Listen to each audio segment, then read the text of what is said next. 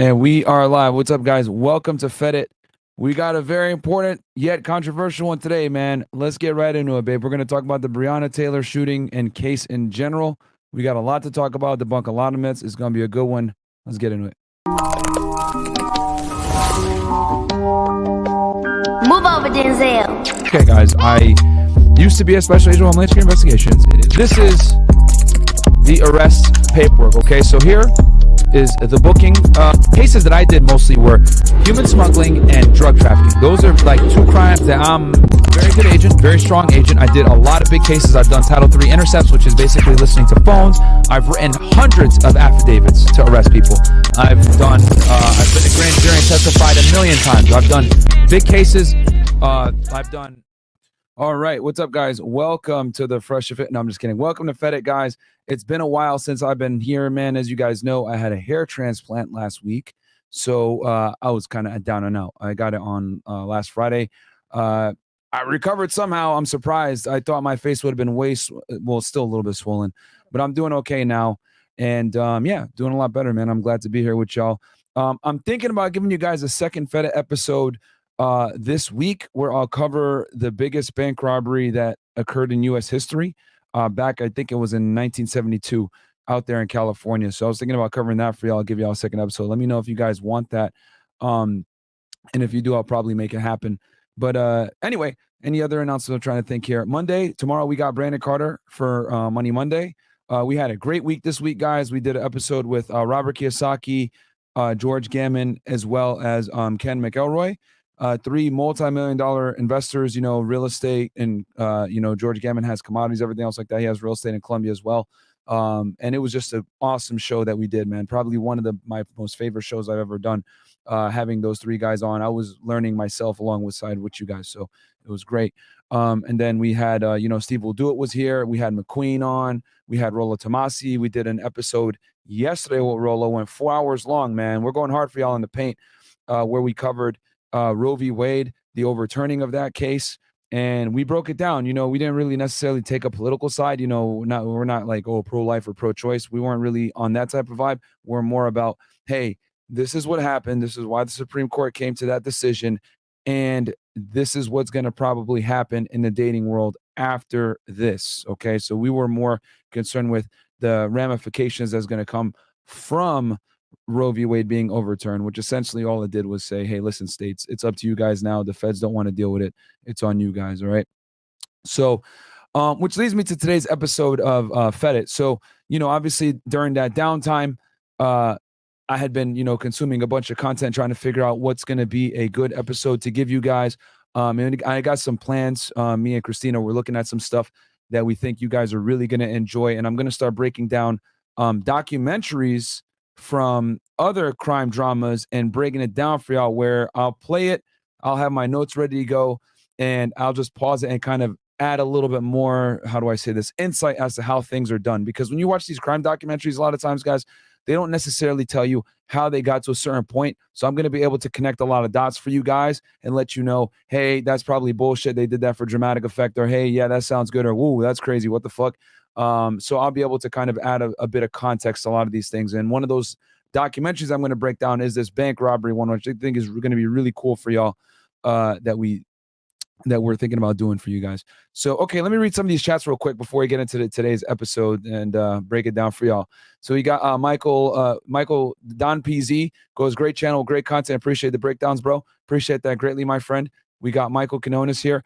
No, you don't like to get into politics, Myron, but what do you think of the FBI feds purging conservatives from their agencies? I haven't heard about that. I don't know if I'm educated enough to speak about that at the moment. I'll have to do some research. And then we got Darnie, 299 super sticker. Thank you so much. And anything else here? Okay, I think we're caught up. And I already know that I'm going to get quite a bit of hate for doing this topic. So let's go real quick. Myron, how did you come up with this topic? Why are you doing Breonna Taylor all of a sudden? What's going on here? So let's go down memory lane real fast. Let's get some of this water. Shout out to my guy, Minster Jap. Minster Jap had made a post on his Instagram. He's always riling people up. He's a little bit more aggressive on things than I am. But he had talked about Breonna Taylor, how she's not as clean as people may say. So I was like, really, what's going on here? And I had heard about her when this shooting happened with her. I was actually still working for the government. So around the time this happened, I actually had a very big case going on, guys, with the feds. I was doing, and I'm gonna give y'all. I'm actually gonna start breaking down my cases as well. I noticed that you guys really like those. Like when I go back and do the cases that I actually did myself firsthand. And I will definitely break down this case for you guys that I'm talking about right now. But back in March of 2020, I had my hands tied up with a fucking international smuggling ring, guys. It was fucking crazy. It had ties to Sri Lanka, to Canada, the United States, Turks and Caicos, fucking Switzerland. It was a huge fucking case. As a matter of fact, I got a director's award. Christina, can you get me that director's award from the closet? I got a director's award for this fucking case, guys. From the director of Immigration and Customs Enforcement, which is, you know, obviously, like I told y'all before, you got Immigration Customs Enforcement, then you got Homeland Security Investigations, then you got ICE deportation and enforcement removal operations. So it was a huge fucking case. And that case, actually, I heard from a former colleague that case is up for an Attorney General's award now, you know, and you know, pretty much I started it, developed it, got it big, arrested a bunch of people. So I had my hands tied in March of 2020. So when this shooting happened, I had known about it, but I didn't know. It's the glass one. It's the glass one. I had known about it, but I didn't know like the details. So when I saw that post, I was like, hey, let me look a little bit into this. And then when I started researching, I was like, holy crap. The mainstream media has been misinforming you guys a lot. So I'm really excited to bring, and this is just so y'all know, this isn't cap or whatever. Here we go from 2019. You know, Immigration Customs Enforcement Director's Award, Excellence in Law Enforcement Award, and then here's my government name right there. Amber Photo. Go ahead, feel free to, you know, dox me. I've already been doxed a million times, so it is what it is. I got nothing to hide. I've done nothing wrong. So, you know, obviously no one's perfect, but I'm out here doing a bunch of bullshit. I just tell the truth, and people don't like that. But anyway, yeah, I'll read the chats real fast. Pull them up. We know you gonna get hate for this, Myron. It's cool. We black people need to know the actual truth. Keep it up, Myron. Thank you, bro. I appreciate that. This isn't about bashing her. Oh, get the likes up. What ye not gaming? Thank you so much. $2. So yeah, man, I got actual receipts, guys. Like I've actually done cases that like do big shit. There's a bunch of agents that have never done shit in their careers, and I'm over here getting directors awards and everything. And if I was still with the agency, I'd have an Attorney General's award, which is the highest prestigious award that you can get as a law enforcement officer. It's just that I left the agency before I can bring that case to full fruition. But anyway, going back to what I was saying, that's why I was tied up in March and I didn't know about this case. So I did some digging into the case and I found out that this investigation is a lot more extensive than what the mainstream media tells you guys. And as a matter of fact, I have an example of it here. I'm going to play you guys a summary from the New York Times. And it is after, you know, if you watch this video, which I'm going to play for you guys right now, and you just take this at face value, you're going to think, holy crap, these police officers are murderers. This is terrible. But if you actually start to look at all the evidence that led to this shooting, and then you look at the evidence after the shooting, and you led to all the events that surrounding the shooting with a critical lens, you know, not a feeling lens, a fact-based lens, you're going to realize that there's much more than meets the eye here. And before I get into this breakdown, I want to make this extremely clear. This isn't about labeling Breonna as a terrible person, or her boyfriend, Kenneth Walker, or her ex, what's his name? Jamarcus Glover. Okay, which we're going to talk a lot about him too, aka El Chapo. But this isn't about bashing her or anything like that. This is about telling the truth and getting it out there and letting you guys come to your own conclusions if you think that the police officers here were guilty. But the state of Kentucky and the Attorney General for the state of Kentucky basically found that all of the officers except for one were not acting unofficially. They were not charged of any criminal charges. Their use of force was authorized. And we're going to go over the facts that led to that finding. And you guys may come to the same conclusion. You may not. But we're going to go over the facts here. We're not going to go over feelings. So if you're going to sit here and cry and say, oh, my God, this is bullshit. Why are you breaking this case down? This is so fucked up. Black Lives Matter. Get the fuck out of here, bro. Because over here, in case you haven't realized, welcome to Fed It. Welcome to Fresh and Fit. We don't fucking cry over here or complain. We tell the truth. It is what it is. Fuck your feelings. All right. So if you don't like the shit, go ahead and click off right now, because I'm probably going to debunk a bunch of things that may hurt your feelings as to what the mainstream media told you about this case. All right? Disclaimer done. Let's read some of these chats. Yep. Shout out to Christina, by the way, helping me in the back. And I got some scarring here, guys. I apologize for that. Oh, right here. What do we got? Oh, you want to read it? Yeah. Oh. No. Pull them up. I can't see them. Okay. Oh, no, wait. Did it Yeah. go up? Yeah, I can't see it. You got to go up and highlight them. I'm going to find it again. Yeah, so shout out to all you guys in here, by the way. We got 785 you guys in here, so please do me a quick favor and like the video. Mr. Brief Snorkel goes $20 with online techniques like OSINT, which I'm loving, and technologies like cell phone and tower pinging. Would you say that crimes become easier to solve later in your career? That award is high-speed stuff, man. Good job. Thank you so much, bro. Yeah, I mean, cases are definitely being easier to solve thanks to the advent of technology, but it's also becoming harder because of the advent of technology, you know? So like, there's a lot of encrypted softwares out there that make it very difficult to be able to, live intercept. So as technology has gotten better and made it easier for law enforcement, it's also made it hard at the same time. What kind of car did you drive in as agent? I had a white Ford Explorer, man, and it was like new. It was a nice one. It was a new one, and they gave it to me because I was a case maker, man. Like that's one thing. Like, there's not many things I'm cocky about, guys, but when it comes to like what I used to do as an agent myself and doing cases and having informants and doing Title III intercepts and really building big fucking conspiracy cases, I am very confident about that shit because not many agents can do it. When I was on the job myself, people used to tell me, yo, Myron, need to slow down. Like, yo, you're making us look bad. And yo, why do we got to work on a Saturday? All this shit. And I'd be like, yo, shut the fuck up and stop crying, bro. If you don't want to be here, you don't have to be here. I'll do this shit myself. So like this, you guys like, oh my God, Myron, you're so hardworking. Where'd you get this from? I got it from being a Fed, man. Like, I really enjoyed what I did. I enjoyed doing the job. I enjoyed, it wasn't necessarily about like putting people in jail. It was about investigating cases, getting to the facts, figuring out what the hell was going on, and building big conspiracy cases, which I will give you guys that case that I was talking about earlier.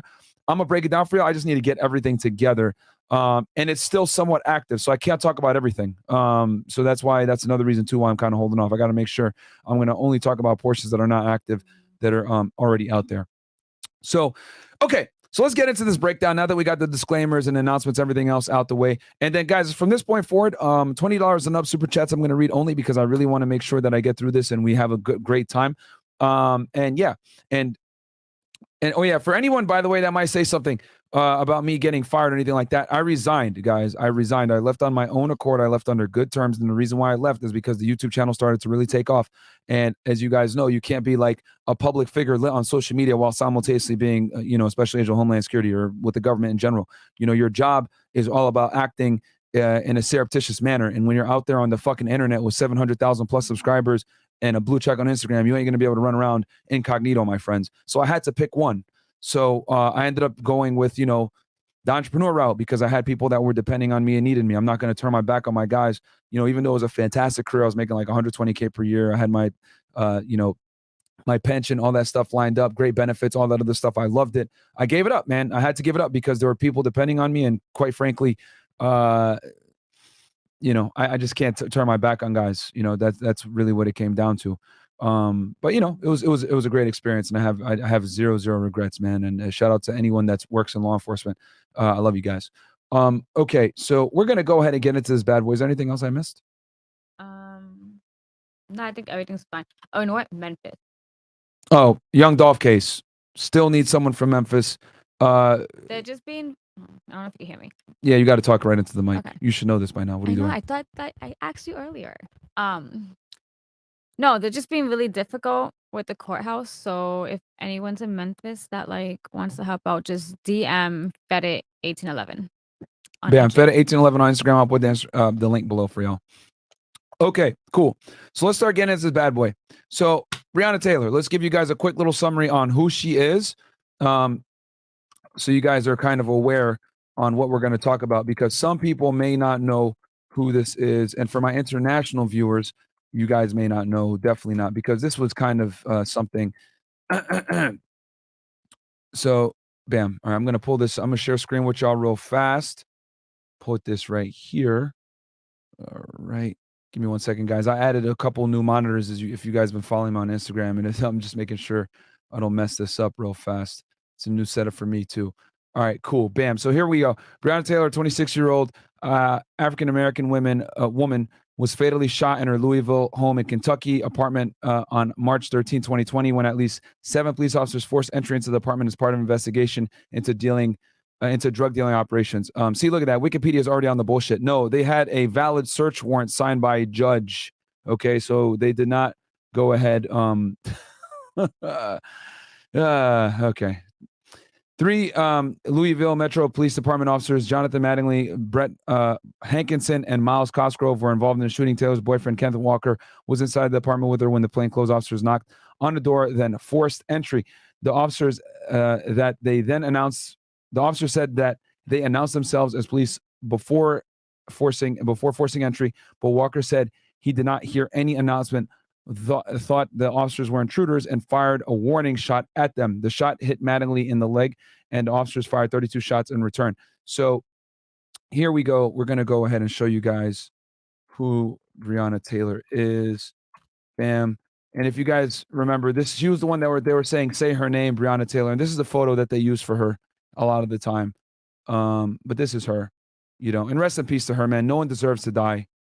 This was a really unfortunate situation, and you guys are going to kind of see that she was, how do I say this, collateral damage for a much bigger situation. And then the officers involved, right? And then Breonna Taylor. Just so you guys kind of get faces to the names. So this is the main officer that got shot. And then this is Henriksen, who ended up getting fired, and then this is the other guy. What was his name? It was, hold on, it was Miles Cosgrove. Okay, and then so Brett Hankinson, right, is the guy on the left. Okay, and then you got Matt. Is it Killingly or Matt? Sorry, Jonathan Mattingly, who's the guy in the middle. Jonathan Mattingly, and then you got Cosgrove here, right here, Miles Cosgrove. All right, so that's who they are. Those are the guys that actually fired their weapons on that fateful night, March 13th, 2020. Okay, and it's a terrible situation, but you guys are going to be able to see things in better perspective here in a second once we actually get into the facts of the investigation that led into this situation. So let's go ahead and pull up this New York Times YouTube video here that I'm going to show you guys. And some parts of the video are correct, so other parts are not. But I'm going to pull this bad boy up for y'all right now. And what we're going to do is we're going to go ahead and play this video, stop it, and show where they are incorrect in some things. All right.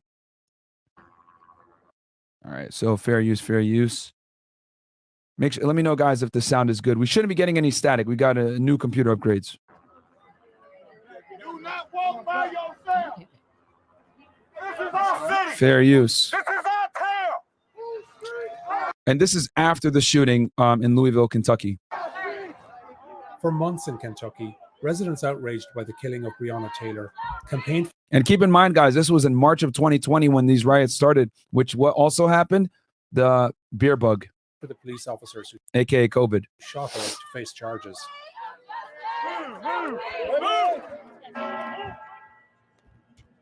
Commonwealth of Kentucky versus Brett Hankinson. Brett Hankinson was one of the officers. He was the one that got charged. He ended up getting charged, guys, for wanton shooting, which essentially means, reckless disregard for human life because he fired some shots that he shouldn't have fired. In September, a grand jury, which definitely, is the correct charge for what he did. And you guys are going to see that here in a second. But he wasn't one of the people that shot and killed Breonna Taylor. Investigation indicted he was one not. officer for shooting into a neighboring apartment and no one for killing Taylor. Yeah, so you see, he said it right there himself. Yeah, he basically shot into an apartment, hit another apartment. He shot into the apartment, but it ended up going through and hitting another apartment. But he was not the one that actually fired the fatal shots. Respect the decision of the grand jury. I will grant the motion and assign bond in the amount of $15,000 full cash and issue a warrant. Is that the only chocolate? It can't be good. It can't be. No one has been held accountable. This is injustice, and this is the start clock for the next level of our protest. All right. A violation of police policy. So we're going to go ahead and get into the actual thing.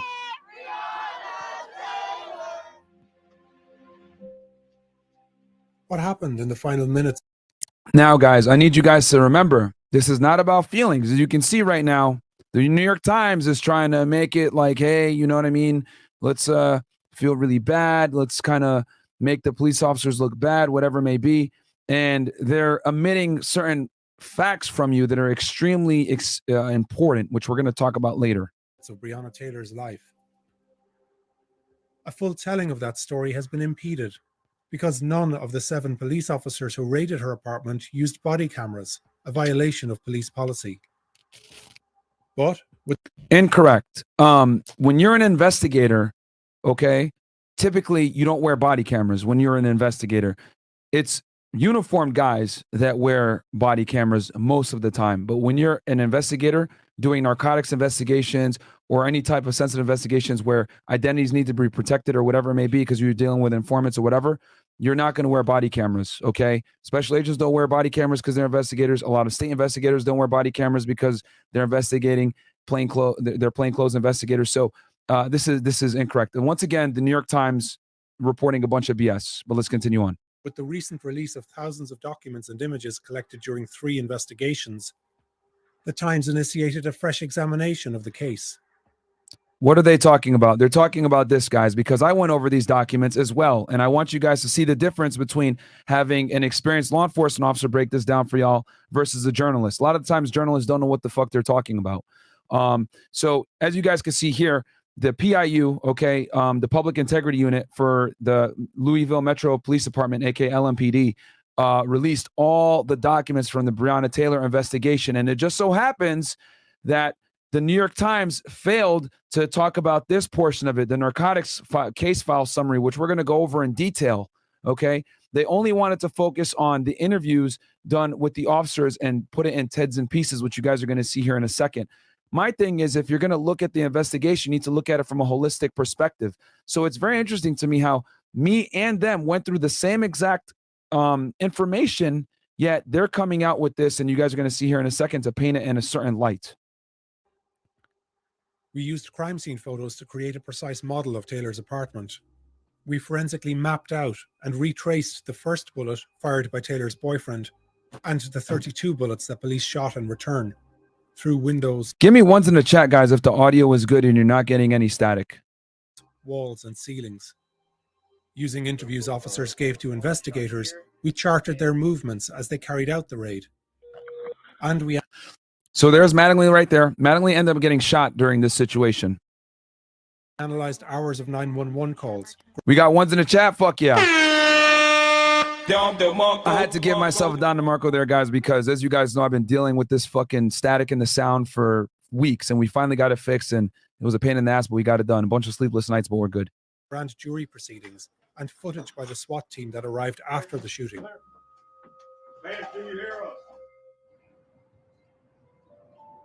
Members of the grand jury have accused Kentucky's Attorney General, Daniel Cameron, of shielding the officers involved from homicide charges. Our investigation found that Mattingly and Cosgrove were justified in their use of force.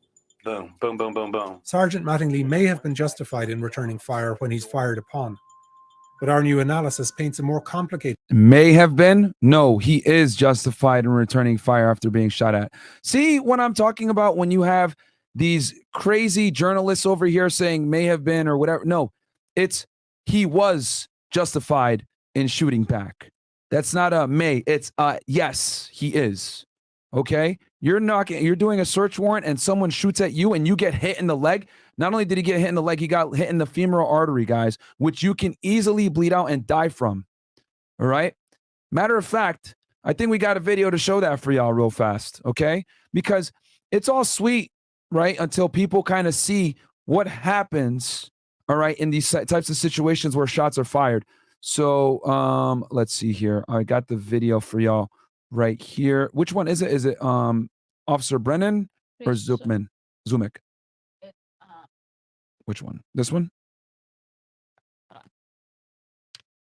Or is it Sergeant Casey?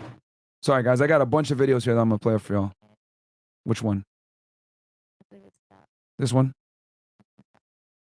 Is this one, right? Go to 115. Yeah, 115. All right. I think we got the video for y'all right here. Wait, don't forget. This one ain't? All right. So this is the body cam right here.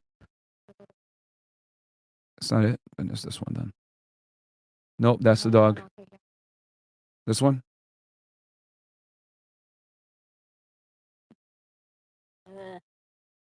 This one? No, it ain't this one. Christina, figure out which one it is. Which one is it? All right, go figure it out. I'm gonna continue on here. Yeah. Fucking up already. All right, so we're gonna continue playing the video. I'll have that for y'all here in a second. Picture about how this raid was compromised from beginning to end. I don't know why I didn't download. We'll outline the flawed intelligence and tactical mistakes of a hodgepodge team of officers, their failure to properly announce their presence at Taylor's, the chaos and excessive use of force that ensued. Okay, there's another hole right below the clock. And we'll explore the damning analysis of an experienced SWAT commander who was called to the scene after the shooting. We just got the feeling that night that something really bad happened. Yeah, I love how they kind of took that out of context, because what they're not saying is that there were a bunch of other search warrants going on, and they're not going to have the manpower to deploy SWAT teams at all different the locations that they hit at the same time.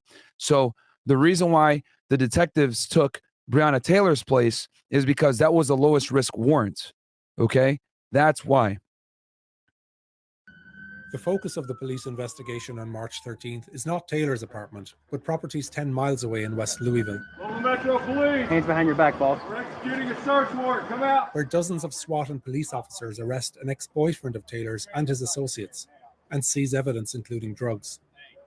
These officers are wearing their body cameras, and they carry out the raid safely and without incident. What the SWAT team doesn't... They're wearing their body cameras because it's SWAT. It's high risk, and they're uniformed. ...know is that at this time, a hastily assembled team of narcotics officers is about to raid Taylor's home across town. So one of the main... so you got 2424 Elliott Ave, which is being raided. They suspect her ex-boyfriend keeps cash or drugs there, but their intel is poor. They don't know she has a new boyfriend, and they think she lives alone. Actually, their intel, which we're going to go over here, guys, is remarkably accurate. But again, this is them not understanding how drug investigations work. When 7 officers begin the raid at 12:40 a.m., they notice the lights are off, except for the flicker of a TV in a bedroom. The light on the bedroom, the TV. I remember seeing it lit up blue when we pulled up. Suggesting they know where Taylor is. In less than 3 minutes, she would be fatally shot. Inside, Taylor had dozed off while watching a movie with her boyfriend, Kenneth Walker. Adjacent is the bedroom of Taylor's sister, but she... And we're going to talk about Kenneth Walker quite a bit here as well, guys. Don't worry. Kenneth Walker is someone who is not the most upstanding of citizen, but we'll get to that. She's not home. A hallway from the bedrooms leads to a living area, and the apartment's entrance is in this breezeway. The only light is this lamp opposite her door, where now the police begin to stack. In this reconstruction, we hear the official testimonies given by the 2 officers nearest the door, Mattingly and Nobles, Cosgrove, who's providing cover, and Hoover and Hankinson beside them. And we'll hear from neighbors and Kenneth Walker, who was interviewed by police right after the shooting. When we all got up in line, I knocked on the door, banged on it. Just as Mattingly begins to knock, a man emerges from the apartment directly above. He doesn't live there, but is picking up his child after finishing work. The door right there, that's why the babysitter live. So I came to pick up my little girl. A squabble with Detective Brett Hankinson ensues, and already the team seems on edge. I remember Brett extending his gun saying, "Get." So just to explain to you guys real quick, because they're saying they're on edge and everything else like that. When you guys are about to head a house, okay, and you're about to do a search warrant, and you're about to do a search warrant for narcotics, all right, and you've been watching a person for a while, you're at the edge of your seat, your adrenaline is high, you're prepared to get into anything, so of course you're going to be uneasy. So when a man comes out, right, late at night and says, "Hey, what are y'all doing?" He doesn't know who the fuck that guy is. He doesn't know if he's a dude that's watching, that's going to call the person downstairs and tell him the police are here. He doesn't know if he has a gun or if he has a weapon. It's dark out, etc. You already know that this house that you're about to hit is involved in narcotics trafficking. So you don't necessarily know what's going on. You need to be prepared for the worst. So when you come in, you're going to stack on the house. Also, I want you guys to notice that right here, right? the way that the property is you can't properly stack. Normally you'd want to stack a couple guys on this side and then a couple guys on this side. But since they can't do that, you got a couple guys in the back watching all the other doors and then also watching behind them to make sure they're not ambushed. Okay. And then you got guys that are about to start doing the knock. All right. And as far as the knock goes, we're going to talk about that here in a second as well. Back in your apartment, get back in your apartment. Brett was a little bit worked up. I remember looking at Brett saying, Brett, relax. Brett, just relax, relax. The man retreats inside. So Mattingly seemed to be the team leader on this operation, by the way. The police are supposed to be And this is the guy that Mattingly, remember, is the guy that got shot, guys. conducting a knock and announce raid, but that's not what Mattingly says happens at first. We didn't announce the first couple because our intent was to give her plenty of time to come to the door. Inside, Taylor wakes up. So it's a loud bang at the door. She pops up at her. And let me make this very clear for y'all right now. They did have a valid warrant, okay, for no knock. And I'm going to show you guys that right now, okay? It's right here. If you guys can see, this is a search warrant to all peace officers in the Commonwealth, search warrant, okay? Kentucky, the affiant was Detective Joshua C. Janes, okay? Louisville Metropolitan Police Department. As you can see, it goes here, a multifamily two-story apartment, and this is the address here, 3003 Springfield Drive, apartment number 4, Louisville, Kentucky, okay? And they got pictures of it, because normally when you do a search warrant of a residence, you have to be able to articulate what you're going to search, pictures, etc., okay? This is a vehicle that they were watching during the course of their investigation, which we're going to talk about that in a little bit. And then also, they talk about what they're intending to seize here, all right? And they said, if you come down here, right, they outline the facts, right, of their search warrant. Again, this is the affidavit for search warrant, same exact thing, all right? So the affidavit is the portion where they actually outline their facts, all right? And as you guys can see here, they're talking about, these are the people that are involved in the investigation. Jamarcus Cordell Glover, who is her boyfriend, a.k.a. Chapo, who's the case was centered around. Then Adrian Orlandez Walker, and then you got Breonna Taylor. Okay, and we're going to talk about how Breonna Taylor was involved with the drug trafficking investigation here soon. But the main thing I want you guys to take away is Affiant is requesting a no-knock entry to the premises due to the nature of how these drug traffickers operate. These drug traffickers have a history of attempting to destroy evidence, have cameras on the location that compromise detectives once an approach to a dwelling is made, and have history of fleeing from law enforcement. And we're going to talk about how they came to these conclusions.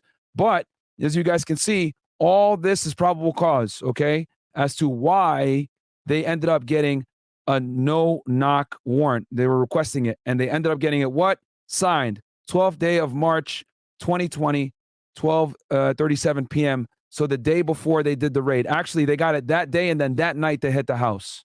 Okay, and you can see the judge signing it right there. So for anyone that's saying, "Oh, they didn't even knock or any of that other stuff," they didn't fucking have to. Here's the court paperwork right here that shows it to y'all. The reason why they knocked, guys, is because they said, "You know what? It's late at night. Let's knock as a courtesy. Let's try to get her to the front of the door and do this peacefully." Now, when you work in law enforcement, guys, you always want to de-escalate things. You always want to have things go as smoothly as possible. You don't want to be involved in shootings. You don't want to be involved in use of force situations. You want to go home at night, okay? So when they got to the scene, they know that this is more of a lower risk warrant, which is why they didn't put the SWAT team on this house and just the detectives went to this house.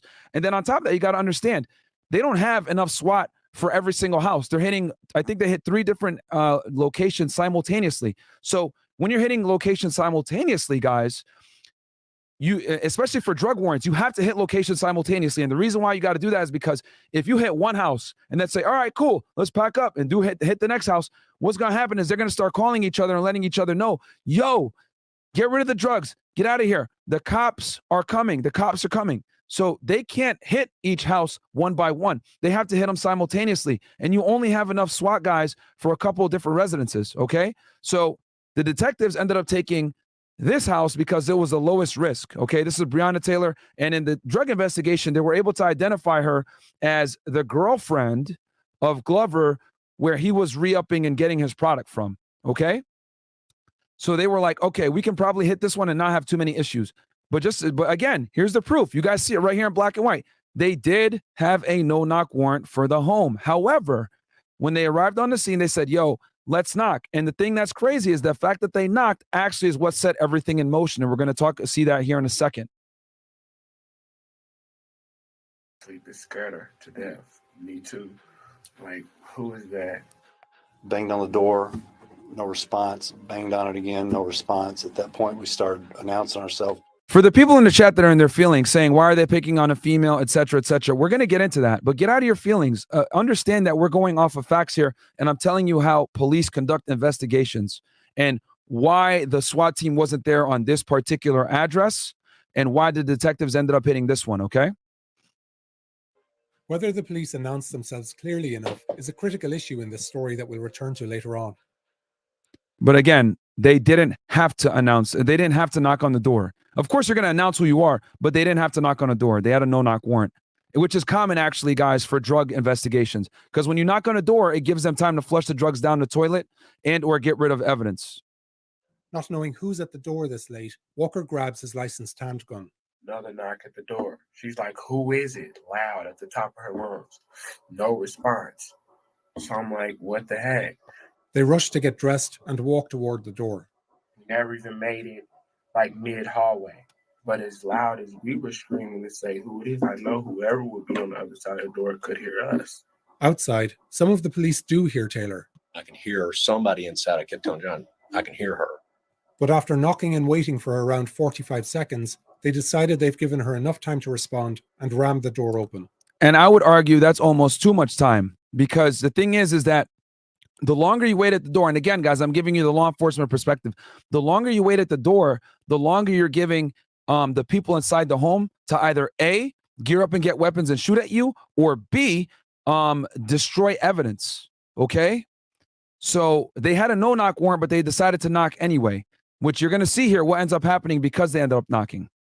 The last time, I just said, let's just hit it. And that's when we did the, police search warrant. We'll show here what the police and Walker described seeing next. And I hit it. After the third hit, it flew open. And that's when it hit the fan. As we're coming to the door like comes off the hinges like an explosion. The officers now make a tactical. Now, Kenneth Walker said that when he said it came off like an explosion. Mistake. Mattingly steps into the doorway and puts himself in what police describe as the fatal funnel, a position vulnerable to gunfire and hard to move from. I could see down the hallway, and there's the male and a female side by side, shoulder to shoulder, almost like they were together. The apartment is lit only by the breezeway light that's coming from behind Mattingly and the faint glare of the TV in Taylor's bedroom. You can't see anybody, though. It was dark. There was no lights. Thinking it's an intruder, Walker aims low, shoots once, and hits Mattingly in the thigh. I feel like I aimed down because I wasn't, of course, I don't need to kill anybody. So I just let off one shot. Mattingly immediately returns fire. Yet you hit him in the femoral artery, which is literally life-threatening. You can bleed out within seconds if you get hit in the femoral artery, which is exactly where he got hit. So that is deadly force, okay? There's a reason why when you're trained in law enforcement, they tell you to shoot center mass to stop the threat, because they know when you shoot center mass, you're going to stop the threat. So saying, hey, I'm going to shoot at the floor, or I'm going to just shoot at a leg because I'm not trying to kill anybody, you can kill somebody down there. So this goes to show Kenneth Walker's gross negligence as to how firearm combat actually works. When you shoot to stop the threat, not to like just, oh, I didn't want to hurt anybody or whatever. That's you can't separate the two. This is how it goes, I got 4 rounds off, and it was like boom, boom, boom, boom, boom. Then all of a sudden, there's a whole lot of shots. Mattingly fires 2 more rounds when he falls and takes cover. Almost at the same time, Cosgrove moves in and fires, stepping on Mattingly in the process. He has now also put himself in the fatal funnel, and although he's shooting, he appears to have no idea what's happening. I see blinding, vivid white light and blackness at the same time. I don't hear any gunfire at all ever, and I did not have any pain sensation or any recollection that I'm firing. He continues shooting blindly until he runs out of ammunition, a total of 16 rounds. If you told me I didn't fire a gun, I'd be like, okay, I believe you. In response to Walker's shot. And here's the thing too, like they're playing this, they're not playing the full interview, guys. They're playing clips of the interview to make us to spin it a certain way. This is why it's so important to get context. When you're involved in a firefight, okay, guys, you literally have seconds to respond, life or death. Let's say you're there in their shoes. You go to you're doing a search warrant of a house. You think it's going to be, you know, hey, it's not going to be this. We have the lowest risk person here. It's still dangerous. We're still amped up or whatever it may be, but let's do this. You knock the door and then bang, you hear a gunshot and your guy gets shot in the leg. Okay. And they train you in the academy. They tell you when you get shot in the leg or a femoral artery and you're bleeding to that degree, then you're, you're going to die within seconds. So your reaction is like, yo, I got to provide cover fire for my guy. I got to protect him. So he steps into the line and he shoots as well. Now, you're returning fire to stop the threat. And this all happens literally within seconds, guys. Within seconds. Okay?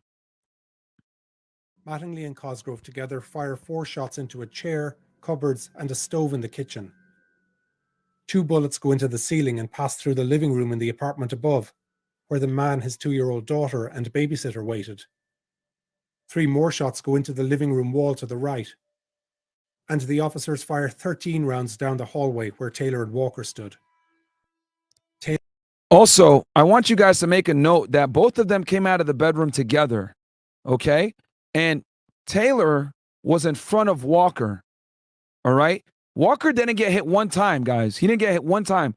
She absorbed all the bullets, and I think she ended up getting shot about 6 times, all right? So I want you to also make a note of that because something is going to come up during the video that I'm going to play for you guys that's extremely revealing.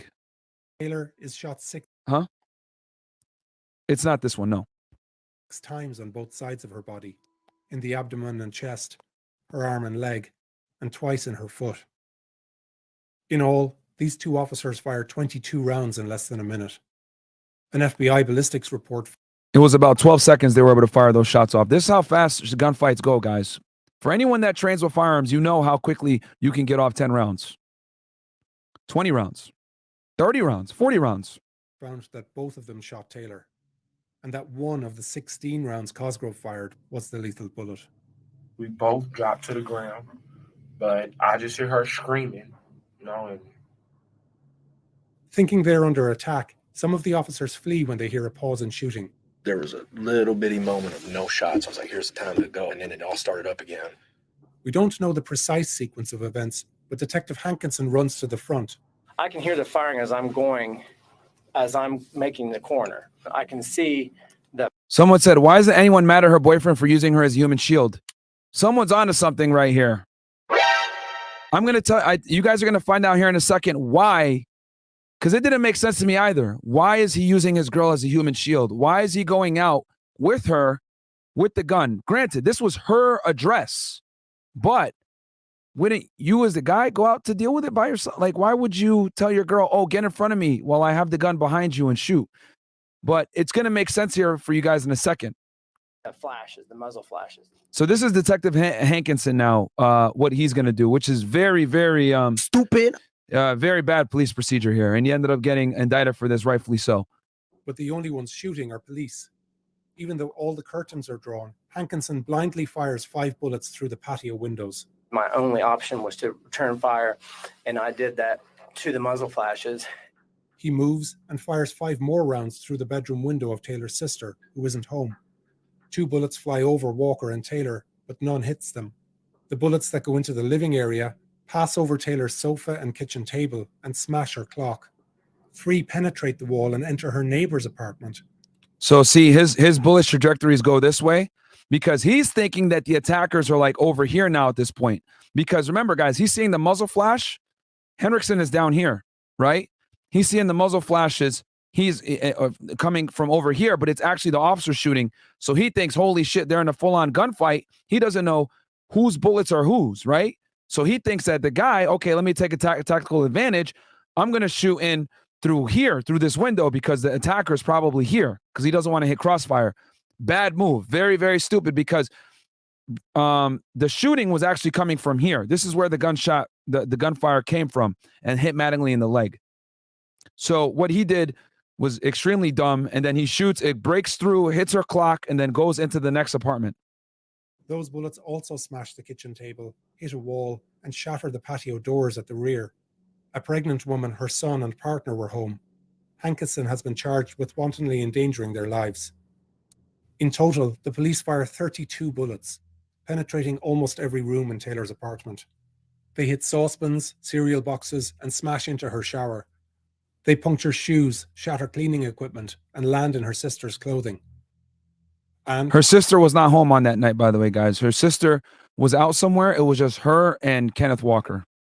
3 minutes after police came to search her home, a fatally wounded Taylor is lying on the ground. I'm just panicking and I'm telling somebody, I'm yelling help because she's right here bleeding and nobody's coming, and I'm just confused and scared, and I feel the same. So here's Kenneth Walker right here. He's being interviewed, guys, by Public Integrity Unit. This is Amanda, I think Sealy, her name is. And I forget his name, but the reason why I know who she is because she was the main investigator on this Breonna Taylor shooting. Anytime there's an officer involved shooting, guys, internal affairs pretty much comes in and takes over the investigation. So that's why the detectives didn't go into the home. And we're going to talk about that here in a second. You guys are going to see what I mean by that. Yeah, and we have this interview as well, which he lies in this video. You guys are I'm gonna play it for you. Honest, this interview, there's a portion in it. That's it. Months later, when Attorney General Daniel Cameron presented the charges against Hankinson and said that Mattingly and Cosgrove's actions were justified, he emphasized that police did properly announce themselves. Evidence shows that officers both knocked and announced their presence. They didn't have to knock, though. Just want to make that extremely clear that they didn't have to knock. And as a matter of fact, the knocking is what caused the problems. Because if you guys realize, the fact that they knocked and waited there so long gave Kenneth and Breonna time to retrieve the firearm, to come to walk towards the door, and then they had a weapon. Had they just broken in and went in and yelled, "Police search warrant, police search warrant, police search warrant," they would have probably heard them. And then on top of that, they wouldn't have had time to go ahead and get their guns. Anytime you wait at the door after knocking a significant amount of time, you're opening yourself up to quite a bit of liability when it comes to the perpetrators either getting weapons to shoot at you or destroying evidence at the apartment. But actually, the evidence is far from clear. In 911 calls immediately after the shooting, Taylor's neighbors don't know police are carrying out a raid. Please get a police out here. They are shooting bad. Something's going on. Again, guys, relax about the using her as a shield. I'm going to explain to you guys why that I don't think that's what happened.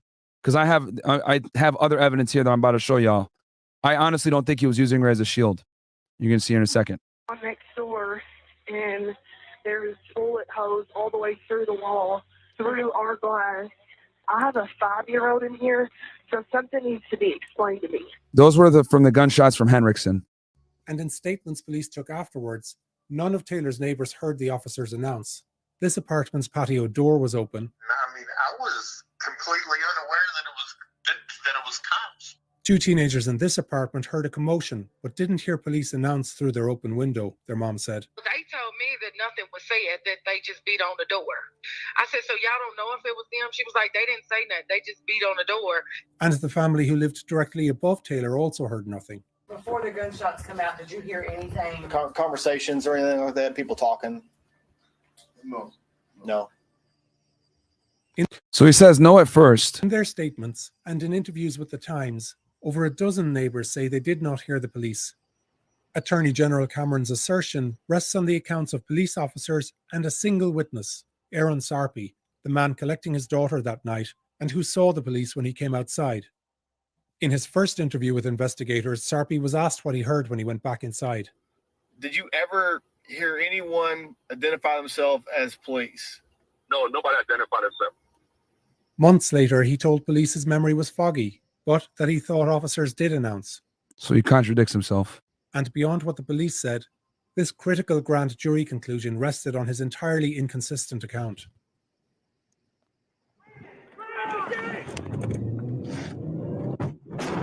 After the raid, the scene outside is... All right, so craziness, right? This is the pandemonium that happens after the shooting. I think that's like that's here. So this police officer right here is arriving on scene after Jonathan Mattingly was shot. We're gonna get in the car. Right, okay, use the Springfield Drive. We have EMS on the way. 1 David on Springfield. Where y'all at? 3007 Springfield Drive. You got EMS on standby.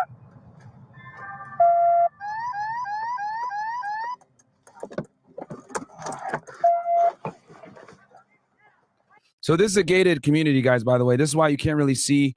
He can't get in, but it's kind of funny what he does here in a second. It's like, fuck it. Because he knows that an officer is down, so he's just going to ram it. Okay, EMS on standby.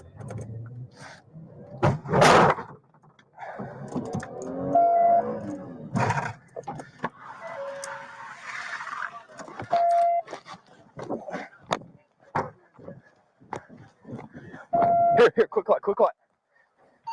See, so he sees there's Jonathan Mattingly down on the floor. That's why he took those measures. You know, when you know someone is down, you're going to, rush because they didn't have a lot of medical equipment with them at the time. We're gonna cut him. Just cut him. Shot in the leg, as you guys can see right there. Remember, guys, viewer discretion is advised. Cut it with my knife. Cut it with my knife. Might have to loosen it to cut it to get the clot in. Here, John. You okay, John? John, you okay? Huh? Yeah. See, it's easy for people to sit there and be like, oh, yo, why'd they shoot so many times or whatever it may be. But let me see you get shot in the fucking leg and now return fire or want your partners to shoot back at whoever shot at you. You know? And this is what I'm talking about when I say a lot of people don't understand, number one, the dangers that police officers put themselves in. Number two, they don't understand basic firearms training that, when you're shot upon, right, you got to take cover to some degree and return fire. You got to stop the threat. So this is real life, guys. Okay, this is real life. If he didn't have all these people with him, he would have probably bled out and died. Who the fuck is EMS? There's 2 minutes away. Somebody give me the radio with SWAT on it. SWAT 1. Here. He's cutting his jeans so that he can get in there and put a tourniquet on his leg. Get this off. This is best off. Pressure bandage. 3004 Springfield. Right here. Don, I'm gonna check. Is it just the one? The one? It's all felt. We got EMS on standby. Where are they? Right here. How's this shit work? Yeah, and the fact, what is that? Okay, we're gonna fast forward that a little bit. They're here. John, you're good, buddy. John, you got this. Talking, John. John, you're all right. Got good. Hey, we got it closed off. We're good. Okay, we're good. We got you closed off. Here, Yep. See, and the fact that he's not screaming right now while going through this is crazy, man. And this is what guys deal with a lot of times when they do these warrants, man. This is what officers deal with, getting shot at and everything else like that. I got it. You're all right. You're okay, man. All right. Cover him. Let's. So I think you guys kind of got the gist of that. So let's continue on with the New York Times. It's chaos. Officers tend to Mattingly, but an ambulance that had been staging nearby is nowhere to be found. Who the fuck is EMS? There's 2 minutes away. Somebody give me the radio with SWAT on it. They radio the SWAT officers across town, EMS on Springfield. who are surprised by the call. Where's Springfield? They're requesting armor down there. We're gonna go ahead and take it. Let's go. Let's go. Let's go. They head for Taylor's address. It's an apartment. I didn't know they were in that yet. I knew it was part of his destination. As SWAT arrives, close to 40 police vehicles are already at the scene. Around this time, Taylor's boyfriend, Kenneth Walker, is being arrested. You've been hit by a bullet. Keep walking backwards. Now, I have the video for this. Let's pull that up here right now as well, because like I said before, guys, I have my speculation on what I think potentially happened here, but I want you guys to kind of get the gist first, and then we'll discuss. So, which one is it that he gets arrested in?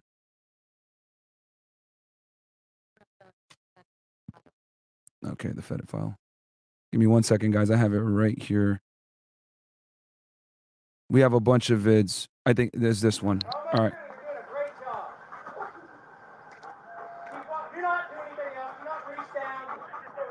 Brett, I bring him back even to you all. Brett, we have a dog. So they're ordering him out right now. Okay, so I'm going to fast forward a little bit just so you guys kind of know what's going on here. But this is a German Shepherd. Okay, and yeah, so we're going to move it. At what point?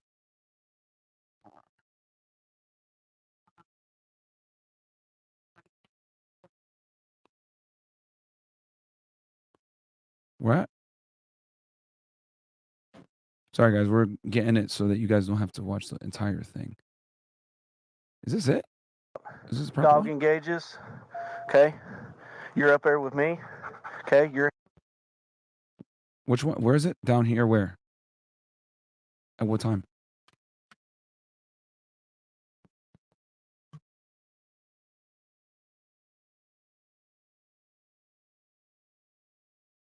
Right here? Okay. Let him go with the dog. All right. So we're going to hit play right here, guys. Let's get behind the car.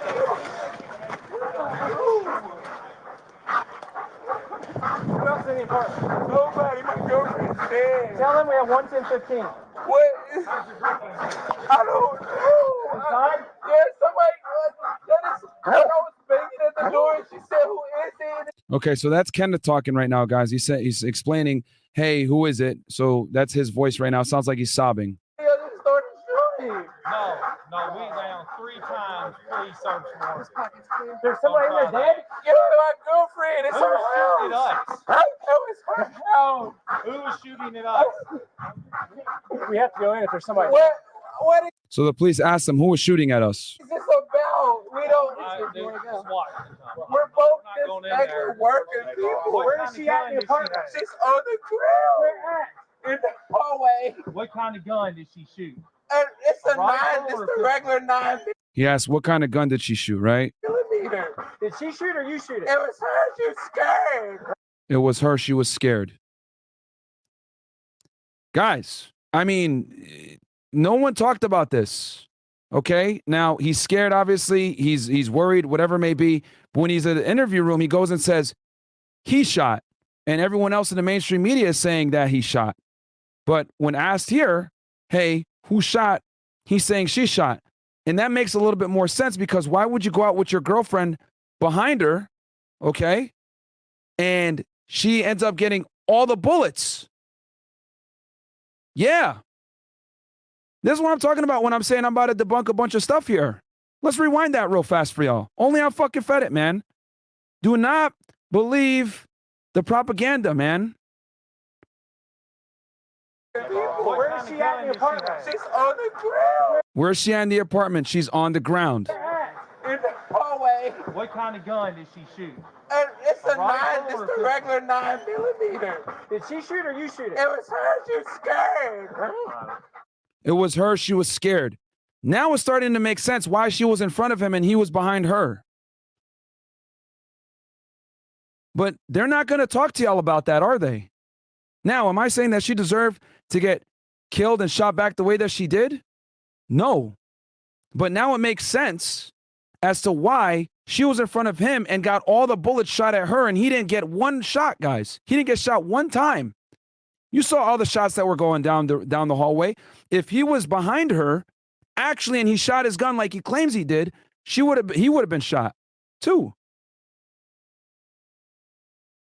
So that's something that I found very interesting. We don't know now. I mean, again, I'm not saying that she shot the gun, but that's very telling that he's saying that she shot the gun when he first gets arrested. And when you're in a high, a high stress moment like this, you're not going to lie a lot of the times. You're going to tell the truth because he wants them to go in there and go get her. Okay? And when I show you guys Breonna's criminal case, you guys are going to see why it was potentially true that she was the one that shot at the police. The gun wasn't registered to her. It was registered to him, Kenny, and he said that we're working people, which is not true either. Kenny, guys, was a drug trafficker that robbed people. Mainstream media is not going to tell you that either, are they? They're not going to show you this part of the video. Okay, I'm spinning out. I just kicked. I'm gonna spin out behind you. Nobody. We're gonna let it fly. Easy. Off. Good boy. Okay. So covered that part right there. Shout out to Christina for helping me find that in the thing. She did all the body cam footage stuff, guys. So she knows better than me as to where the timestamps are for them. Yeah, we could go. Yeah, we can go ahead to his interview. Yeah. So here's the Kenneth Walker interview, guys. I'm going to pull it up right now. What's the timestamp on it, Christina? 104. Okay. Oh, you mean an hour and 4? Well, it looks like he's asleep.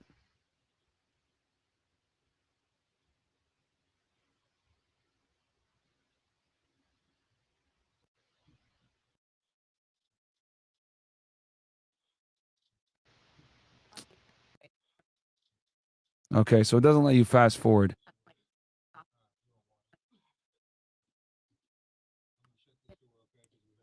Give 1 second, guys. I'm going to try to see if I can fast forward this shit real fast. There we go. Oh, no. We'll go back 10 seconds.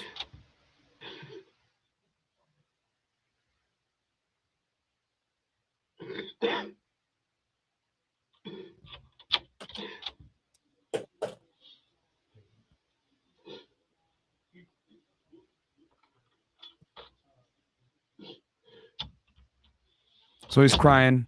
They got him in the interview room now.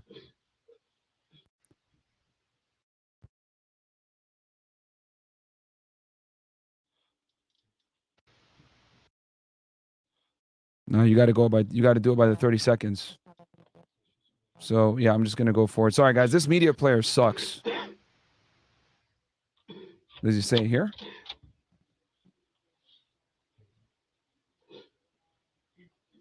No, because the interviewers aren't even there. Okay.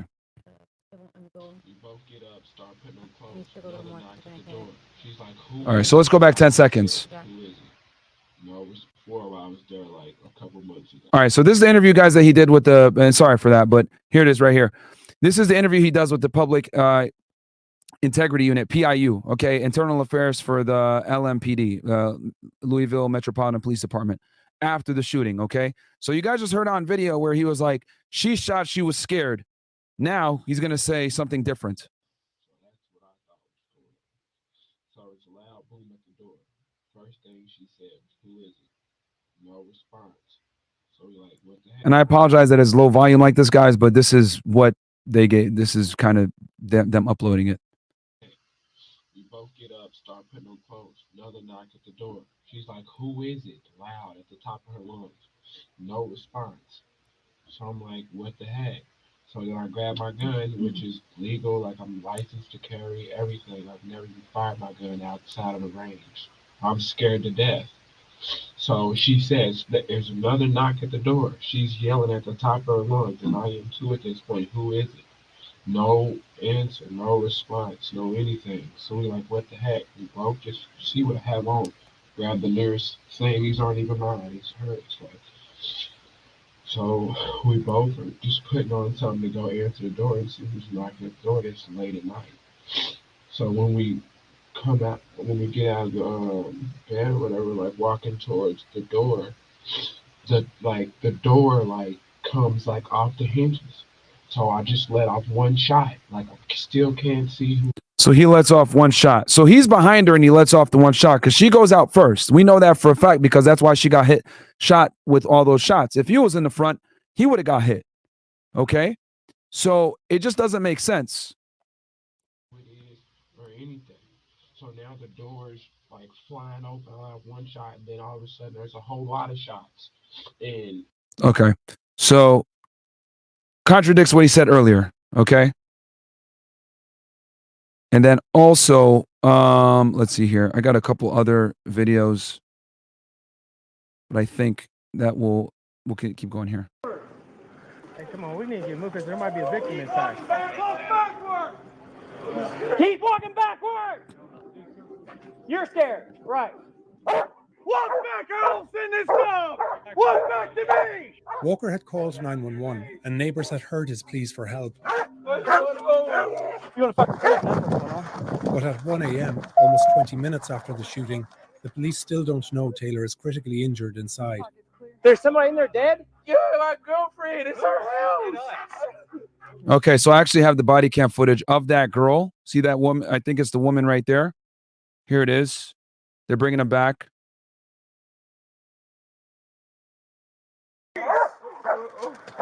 Watch that, man. Get down on your knees.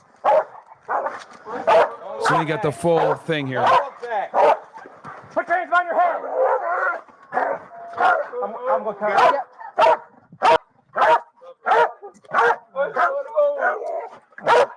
You want to fucking prison? That's what's going on. What did I do? For the rest of your fucking life. What did I do?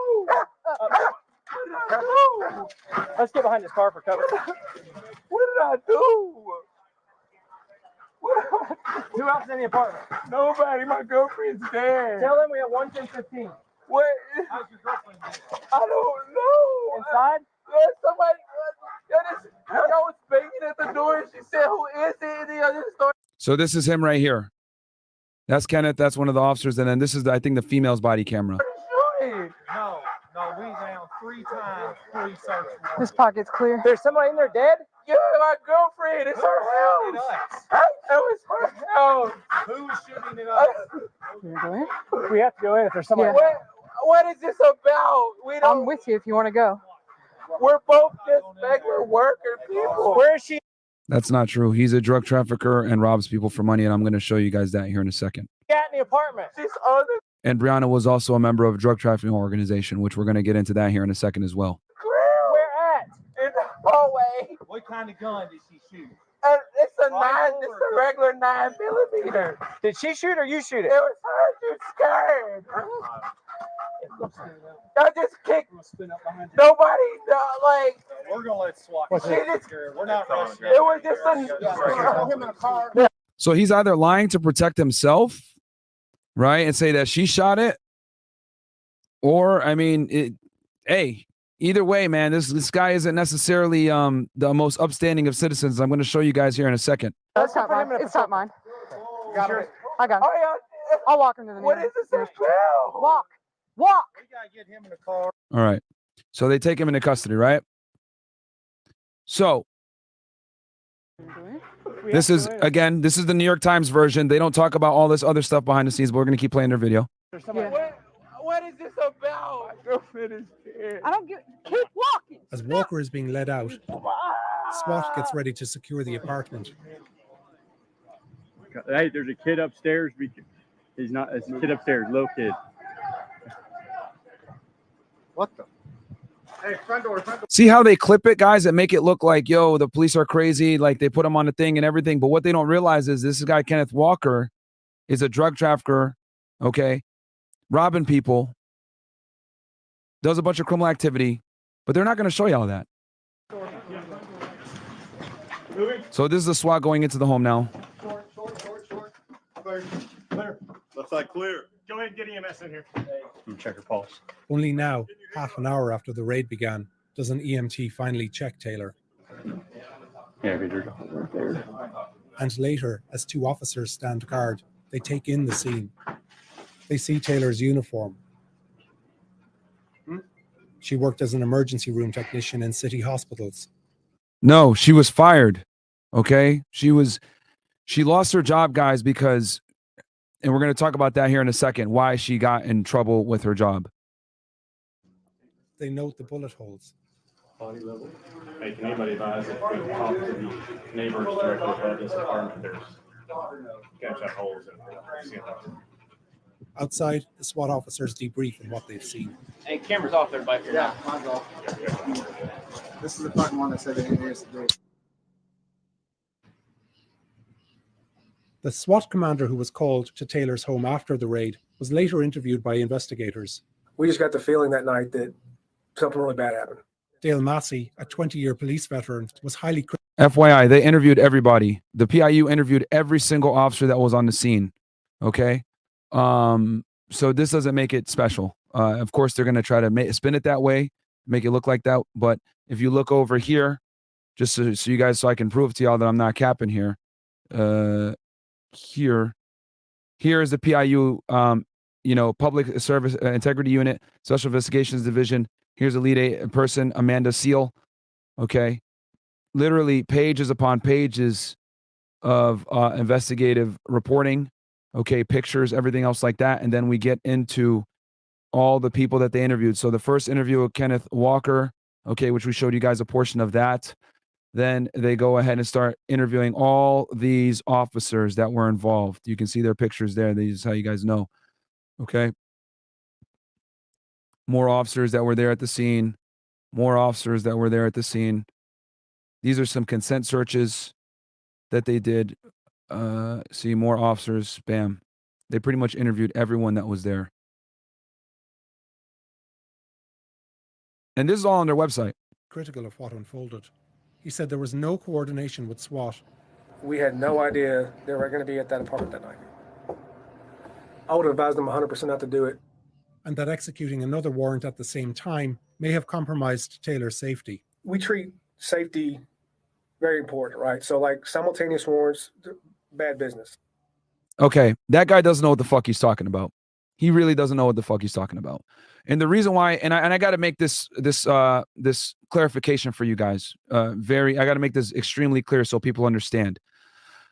When you are, and this I could tell this guy doesn't do cases either. So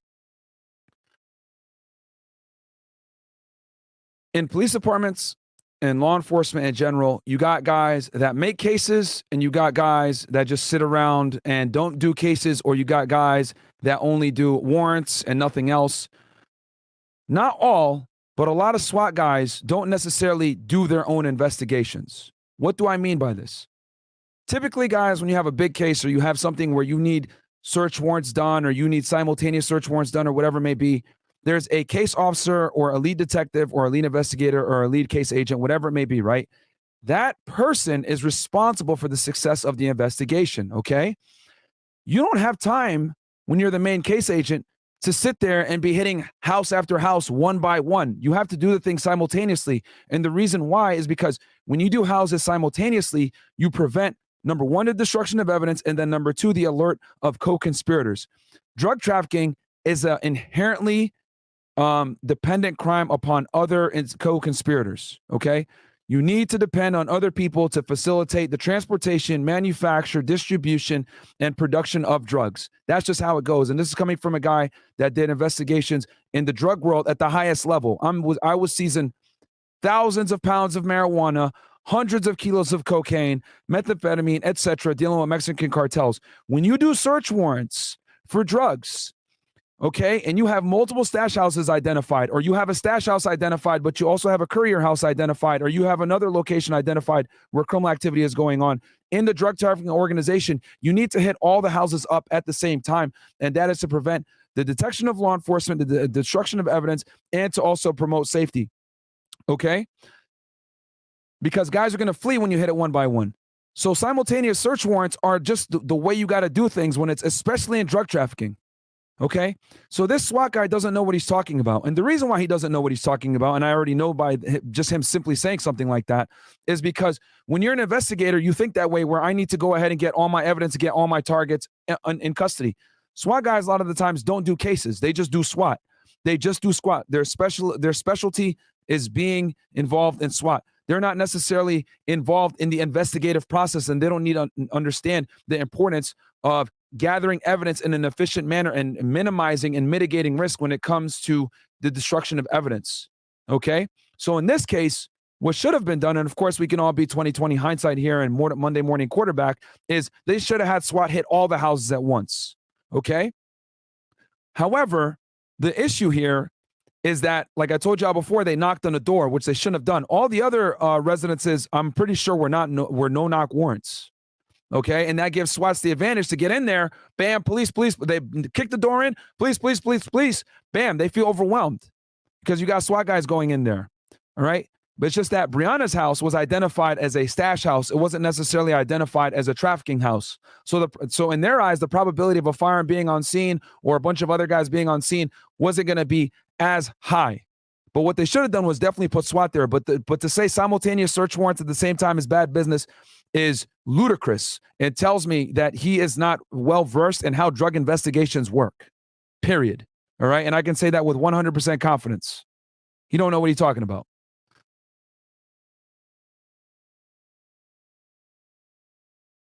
Narcotics officers testified that they didn't know Taylor had a new boyfriend, that her sister lived there, or that her 2-year-old. And again, like I said before, SWAT guys hit houses. They don't do cases. Make that very clear for you guys. They hit houses. They don't do cases. They don't put complex cases together. You call them when you need the houses hit, but they're not the ones investigating the crime, figuring out who's who, identifying targets, identifying where evidence may be, etc.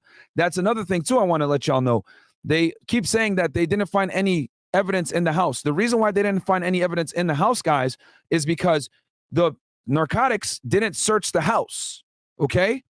The people that ended up searching the house was the PIU, and they did it now because it turned into an internal investigation and a murder investigation. So that is obviously going to take precedence over a drug investigation. All right? When you do a drug search warrant, you're going to have to peel back, floorboards. You're going to have to start knocking shit down because when they hide drugs, they hide it in small compartments or whatever it may be. Now, in this case, okay, Breonna was a contact of a high-level drug trafficker. So they were looking more for money, ledgers, etc. 2-year-old goddaughter regularly stayed. Massey said the department had a history of poor intelligence gathering. Back in the day, we would take a lot of detective information and take it as golden. Not anymore, because so often there's no kids, there's no dogs, we're told, there's kids and dogs. So we have an exhaustive recon process that we go through. He said standing in the doorway, the fatal funnel, as Mattingly and Cosgrove had, was a tactical mistake. Is it practical or is it even common for 3 people to be in what we consider the fatal funnel? Absolutely not. No, you would never put, yourself in that situation. And that there's a right way and a wrong way to conduct a raid. You knock, announce, and give people ample time to leave. We're not going to rush in to get dope. We're not going to treat human life's more important than any amount of dope, right? And just to be clear. And again, he's speaking as a SWAT guy. He's not speaking from an investigator's perspective. No drugs. I want you guys to understand that perspective. Were ever found at Taylor's. Okay, and just to be clear, you don't. Narcotics didn't end up searching the house. The people that searched the house, guys, were the internal affairs, and the internal affairs went there for a murder investigation. And also, guys, do me a quick favor, man. Get us to 1,000 likes. We only got 800 something likes, and there's 1,800 you guys in here watching right now. So do me a favor, get us to at least 1,000 likes at the moment. I know a bunch of people are going to be here hating, but it is what it is. Someone said Cat Myron. No, bro, the narcotics did not search the house. The people that searched the house was PIU. And I know that because I have the search warrant right here that PIU was the ones that searched the house. Once narcotics hit the door and got shot at, okay, done. Investigation, their drug investigation is now done. They have to go ahead and clear the scene and let PIU take over because someone was killed, guys. Now, for all those idiots in the chat that are saying I'm capping about drugs, the narcotics unit not doing the search warrant, here, look. What does this look like, my friends? And this is why so many people are not aware of how investigations really work. We're going to scroll up here, and I'm going to show you guys a search warrant. So this right here are a bunch of search warrants done by Sergeant Amanda Seal. And you guys could all look at this for yourself. Okay, she did a bunch of search warrants on phones. Okay, but she also did one on the residence, which I'm going to find here for you guys here in a second. Give me 1 second. What chat? Pull it up real fast. Shout out to my man with the $100 super chat. Appreciate that, my friend.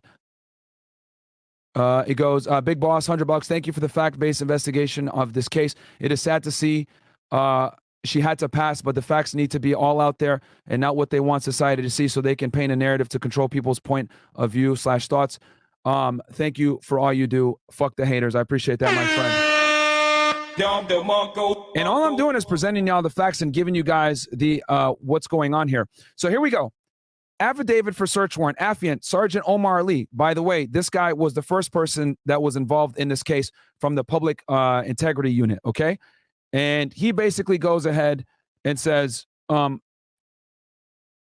and all trace evidence, including but not limited to blood, saliva, physiological fluids and secretions, hair fibers, fingerprints, palm prints, footprints, buccal swabs, shoe prints, photographs, relevant clothing, etc., weapons and or firearms of any other devices that may be capable of discharging projectiles, ammunition, bullet casings, and fragments. What the fuck does that look like to y'all? It's a murder investigation now. So narcotics never went in there and searched drugs. This is what I'm talking about when I say don't believe mainstream media, because they don't know what the fuck they're talking about a lot of the times. The drug unit couldn't search the home because PIU came in and took over. As soon as they got shot, PIU, okay, aka Internal Affairs, takes precedence. And here's the search warrant as fucking proof. For all the low IQ people that are saying I'm capping when I said that narcotics didn't get to do their search. PIU came in and took over. Okay? Look at this. They came in and did it on the 13th of March at 3:28 a.m. Let's do the math. We know that the narcotics unit, okay, went and hit the house right around midnight. Boom, get a shooting. Things are going crazy. There's a standoff. You know, next thing you know, 3 hours later, you know, PIU shows up on the scene. Oh, and not to mention, PIU showed up immediately after, and then they wrote this search warrant. They got this search warrant signed at 3:30 in the morning. You're telling me narcotics would have had time to do their search warrant, then all of a sudden PIU comes in and does theirs? No. Drug investigation, shut down. Officer, shot. Potential defendant, killed. Now PIU has to come in and make sure that the shoot was clean. And it's a murder investigation now. This is what I'm talking about, bro. This is the difference between journalists looking at documents versus a seasoned investigator looking at documents. I know that the narcotics unit couldn't look at the house and find the drugs. Oh, and by the way, y'all want to know what they also found? So look at this. When they searched the house. Now, Breonna was with Kenneth Walker at the time, right? But, and there's a lot of documents here, guys, as you guys can see, a lot of stuff that I went through here. But they were able to find mail in her home from the other guy, Marcus, aka Chapo, okay, the drug trafficker, Glover, all right? So look, she posted bond for him on multiple occasions. All right? I'm going to go from the top here just so you guys know what I'm talking about. Jamarcus Glover, right? Who was the main target of investigation here.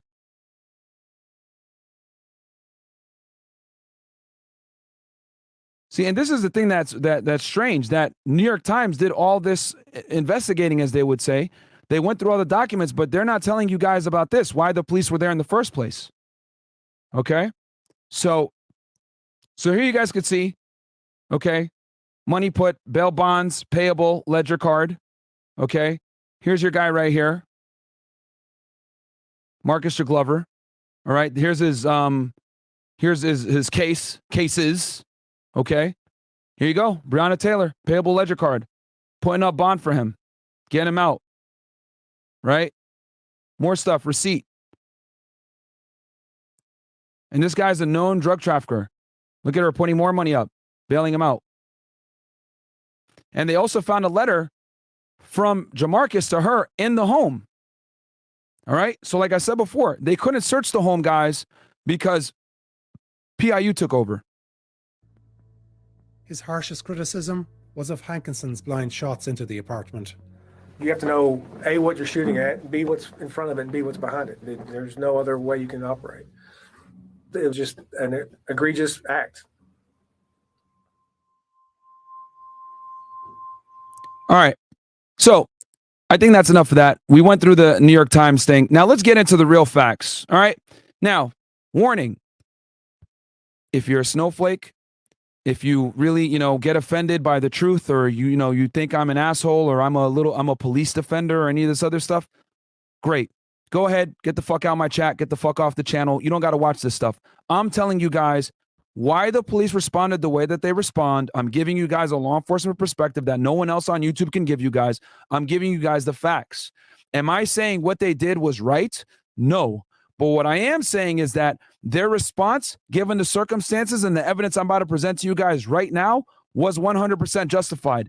And the reason why I know it's justified, besides me reading it off of my own training experience, was the Attorney General for the state of Kentucky did not prosecute the officers. The Public Integrity Unit did not prosecute the officers. Let me give you guys a dirty little secret when it comes to law enforcement that ain't nobody going to tell you. There's nothing better than getting police officers and or corrupt special agents or whatever it may be, feds, indicted. Okay? Let me say that for y'all one more time. There is nothing sexier to get you a promotion faster, to get you up the ranks, to hit the news, to get your name all over the place and get that transferred to your favorite city than taking down a corrupt cop, a corrupt agent, a corrupt law enforcement agent in any type of degree. So my point of that is, I promise you that they were trying to go ahead and get as many of these officers indicted and charged in this investigation as possible. The reason why they didn't do it is because they couldn't, okay? And the reason why they couldn't is because they were returning fire while conducting a lawful search warrant that was a legit no-knock warrant, and you guys saw the affidavit for yourself, okay? I'm showing y'all the actual documents, okay? Now, we're going to get into what led the officers into going to the home to conduct a search warrant, because I had a couple people in the chat right now, low IQ individuals, that are saying, why are they picking on her? She's a woman. This is fucked up. The police were bullying Breonna Taylor. Listen, guys, no one deserves to lose their life. No one deserves to be shot in their own home. But what I am going to say is that what I'm about to show you is probably going to shock and offend you if you were, aligning yourself with the whole movement saying that the police officers were evil and whatever it may be. Breonna Taylor, guys, was involved in criminal activity. She was a significant member of a drug trafficking organization, and we're going to get into it right now. So if you're offended or mad, get the fuck out of here. Seriously, you don't have to watch this stuff. You really don't, because I'm going to just go with facts right now. No feelings. With that said, rest in peace to Breonna. My condolences to her family. But at the end of the day, what I'm going to show you guys right now will show you why the police were at her front door at 12 o'clock in the morning with a no-knock warrant. You need to look at how did we get to this place. I'm about to show y'all right now. So we're going to go over the narcotics file. Let's go back to December 3rd, 2016. LMPD homicide unit learned that the vehicle that their most recent victim, Fernandez Bowman, was found in a rental and had been rented by Breonna Taylor with an address of 3003 Springfield Drive, apartment number 4, Louisville, Kentucky, at approximately 5:30 hours, aka 5:30 in the morning. Detective Whitebaker Whitebaker and Jay Speaks went to Breonna's, probably 5:30 p.m. Went to Miss Taylor's address to conduct an interview regarding any knowledge she may have that would be relevant to the homicide investigation. Upon contact with Miss Taylor, detectives observed a male in the apartment with her identified as Jamarcus Glover, aka Chapo. This guy right here, guys, where I have his, give me 1 second. I'm gonna pull it up for y'all. This dude right here. This is him, Jamarcus Glover. All right. And here he is with Breonna. All right. Now, this guy, it was a higher ranking drug trafficker in the Louisville area. And we're going to get into what he was doing exactly and how the police ended up at Breonna Taylor's front door at 12 in the morning. Okay. But already she's involved in a murder investigation, guys. Back in 2016, they were looking at her. Miss Taylor stated that she did not know the victim and that she found out what had possibly happened from her boyfriend, Jamarcus Glover. Miss Taylor stated that she had been dating Jamarcus Glover for approximately 3 to 4 months and allowed him to drive her rental car. Miss Taylor provided detectives with a contact phone number of such and such. The same phone number Jamarcus Glover provided on February 14, 2020, when he called LMPD's first division to file a complaint for his vehicle being towed, as well as the same phone number that is consistent with the history of jail calls between Jamarcus Glover and Miss Taylor. So she rented a vehicle used to kill a man in Louisville, Kentucky. Okay. So she was already on the eyes of homicide for a while. And I'm going to go ahead and play the video for y'all from the news. But again, the New York Times ain't going to tell you this. Mainstream media not going to tell you all this, are they?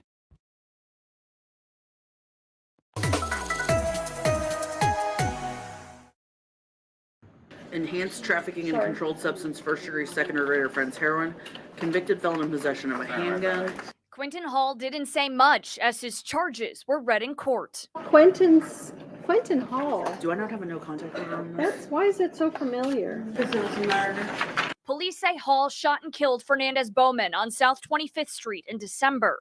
And the car was down the street and smashed up against the gas house down there. Investigators say Bowman was shot multiple times while he was inside his car before hitting a pole and crashing into a house. My car was like smashed up on the side. Jermaine Johnson lives on the street where the shooting happened. He says his car Yeah, man. So crazy stuff, guys. Crazy stuff. got swiped by Bowman's after the man was shot. And this is Fernandez Bowman, by the way, as well. Let me find him for y'all. Hold on. Sorry, guys. I got a lot of tabs open here. Bear with me real fast. Actually, I'll just play it while you guys.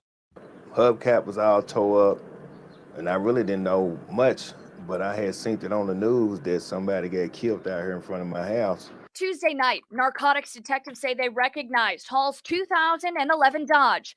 In an arrest report, they say he was, quote, known to carry firearms and wanted for a fresh homicide. After they pulled him over, detectives say they found... And this is the guy right here, Fernandez Bowman. This was a victim that was linked to the murder. Well, the victim of the murder that was in the vehicle that Breonna Taylor had rented. Weed and pills in his pockets. They say a large amount of meth and heroin were also stashed in the center console. Shoved between the driver's seat and console, detectives say they found a loaded 9mm gun. Yeah, it helps a little bit. Deanna Ellis lives down the street from where the December shooting happened. She says the arrest is a step in the right direction. Because then you know that somebody's accountable. So of course, they were doing their investigation. They were finding a guy. Also, Breonna Taylor, she posted bond for Jamarcus Glover on 2 different pending cases, which I showed you guys earlier. Okay. She put the money up for him. So this, guys, is going to be all the evidence that led to the search warrant that they did on her house. Okay. And I want you guys to really pay attention into this. So 2016, they link her to a murder. Okay. Then in 2019, they start gathering evidence of her involved in a drug trafficking organization. And keep in mind, guys, 2016, she was already dealing with this guy, Jamarcus Glover. All right. And you're going to see here that she continues to deal with him later on. Right. And she's also dealing with him pretty much at the same time that she's dealing with Kenneth Walker, who Kenneth Walker also, remember the guy that, allegedly fired the shot at the police officers when he was with her on the day that she died. He's no nice guy either. All right. So, okay. So we're going to start here. December 30th, 2019, First Division executed simultaneous search warrants at 2024 Elliott Avenue, 2426 Elliott Avenue, and 2605 West Muhammad Ali Boulevard. Arrested Adrian Walker, Rashawn Lee, Darrell Forrest, Jamarcus Glover, and then Dominique Crenshaw. All right. And what did they seize? They seized 5 handguns, 1 stolen, 3 long guns, 4.9 grams of crack cocaine, 14.4 grams of marijuana, 2 cell phones, and assorted drug paraphernalia and surveillance systems. Hold on one second. Stop the show. I showed y'all before that they wanted a no-knock warrant. Why did they want a no-knock warrant? Because they had established that this drug trafficking organization utilizes surveillance systems, okay, to protect their drugs. But wait, there's more.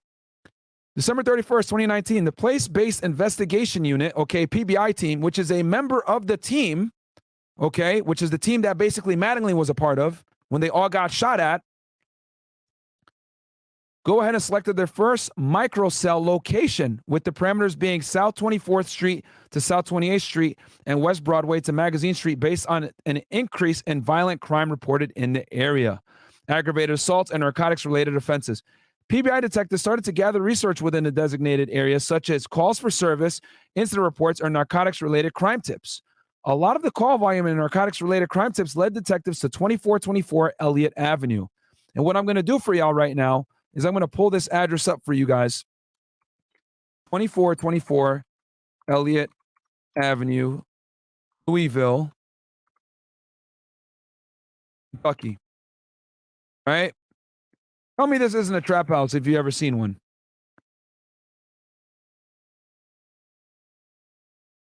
Bam. There it is. What do y'all think? 24-24, which they rated this one. And then I think the other one was 24-26, which is probably this home right here, right next door, because this one is 24-28. So yeah, this one right here, boarded up house, literally right next to each other. All right, let's continue on. And I mean, look at this area. It looks pretty rough, doesn't it? Like, I mean, what do y'all think? Boarded up homes. More boarded up homes. Fucked up fences. Raggedy. Vines growing everywhere. Doesn't look like the best part of town, does it?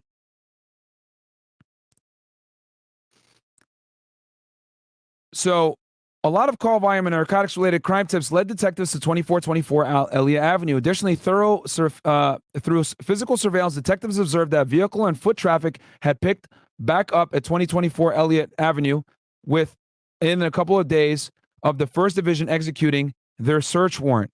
Okay? So basically, they did a search warrant, and then right back up, the trap is back popping again. January 2nd, 2020. PBI team had LMPD's technical unit install a pole camera at the intersection of South 24th Street and Ellington Avenue facing west. Okay, let's go ahead and see where they put this pole camera. More than likely, it was right. So let's go ahead and figure out where they put this pole camera. Now, you guys are probably wondering, yo, Myron, hold on, wait 1 second. What the fuck is a pole camera? A pole camera, guys, is a camera that law enforcement will put up right up on something like this, okay? I've used several of them in my career. And you use it to watch high drug trafficking areas. Why do you use a pole camera? The reason why I use a pole camera, guys, is because you can't sit out on surveillance all day in front of the trap house thinking, oh, I'm going to get these guys as they come in and out. You can't do that. They're not going to, conduct their criminal activity. So you need to be able to watch it from afar, okay? So they set up a pole camera probably right around here so that they can watch what? This trap house right here, 2024. Okay, and I mean, it might not be that pole necessarily, but you guys get the idea. They set up a pole so that they can watch both of these trap houses that they know are run by who? Jamarcus Glover. Who's Jamarcus Glover again? The guy that that is dating Breonna Taylor. Okay, aka his name in the streets was Chapo. Okay. And if that doesn't tell you guys that he's a drug trafficker, here he is right here, just to put a face to name. Jamarcus Glover, a.k.a. Chapo. All right?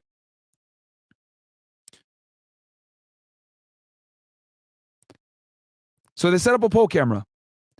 Within an hour of the pole camera being installed, PBI detectives witnessed approximately 15 to 20 vehicles go to and from 2024 Elliott Ave for a short period of time, which is indicative of narcotics trafficking. Okay, at 17:52 hours, PBI detectives observed a white 2016 Chevy Impala pull up in the front of 2024 Elliott Avenue, and Jamarcus Glover exited the passenger side of the vehicle. The vehicle was registered to who? Breonna Taylor.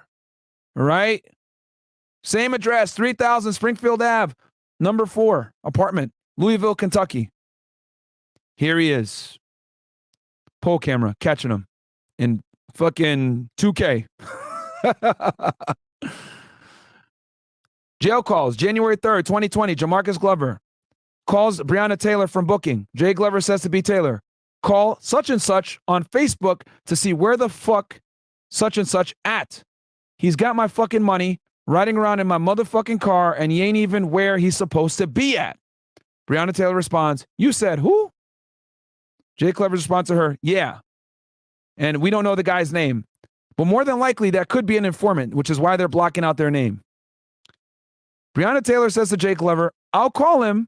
Why can't I find him on Facebook? What's his name on here? Jay Glover says to Breonna Taylor, such and such is his name on Facebook. Jay Glover calls Breonna from booking. Jay Glover says to her, you talked to the guy that he's trying to look for. She goes, yeah, I did. He said he was already back at the trap. Then I talked to him again just a minute ago to see if you had contacted him. They wouldn't post bond till 1. Jay Glover says to Breonna Taylor, just be on standby so you could come get me. Love you. She goes, love you too. Jay Glover calls Breonna Taylor from booking again. I'll come get me some rest in your bed. Jamarcus, Breonna responds. Jay Glover goes, what? You don't want me in your bed? Breonna goes, I didn't say that. I haven't really been sleeping right either. I keep waking up every other hour type shit. Jay Glover says to B. Taylor, checking on me? I want you to know I appreciate it. Taylor goes, when you're around, I stress more because I just always be worried about you. Not like with you and bitches, but just period with the police, like all kind of shit. Jay Glover says, I love you. And she goes, I love you too. I mean, guys, I'm not saying she's a bad person, but you guys can see here that she's clearly involved in the criminal organization. She's over here finding people that owe him money. She knows what he's involved in. You know, she's basically like his jailbird, man. It is important to note that from January 1st, 2016 to January 3rd, 2020, Breonna Taylor's phone number was called 48 times from jail.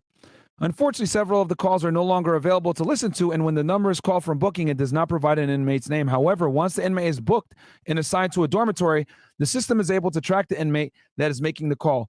In the time frame referenced below, Jamarcus Glover called Breonna Taylor 26 times from his dormitory and made a male by the name of such and such call Breonna Taylor 7 times from his dormitory. Such and such has a conviction for possession of a controlled substance, cocaine, 2016, as well as a history of other felony convictions per CourtNet. So not only is Jamarcus calling her, but he's also having his, drug trafficking buddies call her as well. January 9th, 2020. At this point in the investigation, PBI detectives had conducted physical surveillance and surveillance through the pole camera numerous times on a 2400 block of Elliott Avenue. Just to remind you guys, this trap house right here, okay? This is Jamarcus Glover, a.k.a. Breonna Taylor's boyfriend's, this dude, main trap house. So this guy right here, that's his trap house, okay? And they had been watching this thing for months. And again, keep in mind, guys, Breonna Taylor was already a person of interest in a murder investigation, okay? This is why she got released and or had to resign from her emergency job. She lost her job for being involved in that murder in 2016, guys. She loves criminals. Kenneth Walker, also a criminal, guys. And I'm going to show you guys some proof of that as well. Where are we at here? Okay. Though PBI detectives training experience 24 to 24 Elliott appeared to be a trap house where drugs are sold, and the suppliers of the narcotics for the trap house were Jamarcus Glover and Adrian Walker. PBI detectives observed through their surveillance that when the narcotics being dealt from 2024 Elliott Avenue were low, minimal pedestrian and vehicle traffic, Jamarcus Glover or Adrian Walker would show up operating a red 2017 Dodge Charger with Kentucky plates and appear to re-up the trap house at 2024 Elliott Avenue. Both individuals had been observed either entering or exiting 2024 Elliott Avenue or being suspected dropping suspected narcotics near the sidewalk between the vacant house at 2425 Elliott Avenue and 2427 Elliott Avenue. Once they left the area, pedestrian and vehicle traffic resumed to normal. Okay. Now, keep in mind, guys, everyone in the neighborhood knows that these guys are selling drugs, which is why it was the neighbors. A lot of them would go ahead and call in and say, yo, these dudes are selling drugs at, 2024 Elliott. They're dropping drugs at 2425 Elliott. They're also selling drugs at a 2426 Elliott. This whole neighborhood, guys, is involved in either the drug trafficking or, snitching on these dudes because they're tired of it. Because, guys, let me tell y'all what it's like when you live next to a trap house, okay? Having people drive up to a residence all times of the night, okay? Arguments, fights, shootings, violence, okay? physical altercations. It fucks it up for everybody because anytime drugs are sold, guys, it's extremely dangerous. Robberies occur as well because when you know that the trap house is there, well, what's going to happen? You're going to have crews like what Kenneth Walker does, by the way, the guy that was with Breonna when she got killed. They go ahead and rob drug dealers. Okay?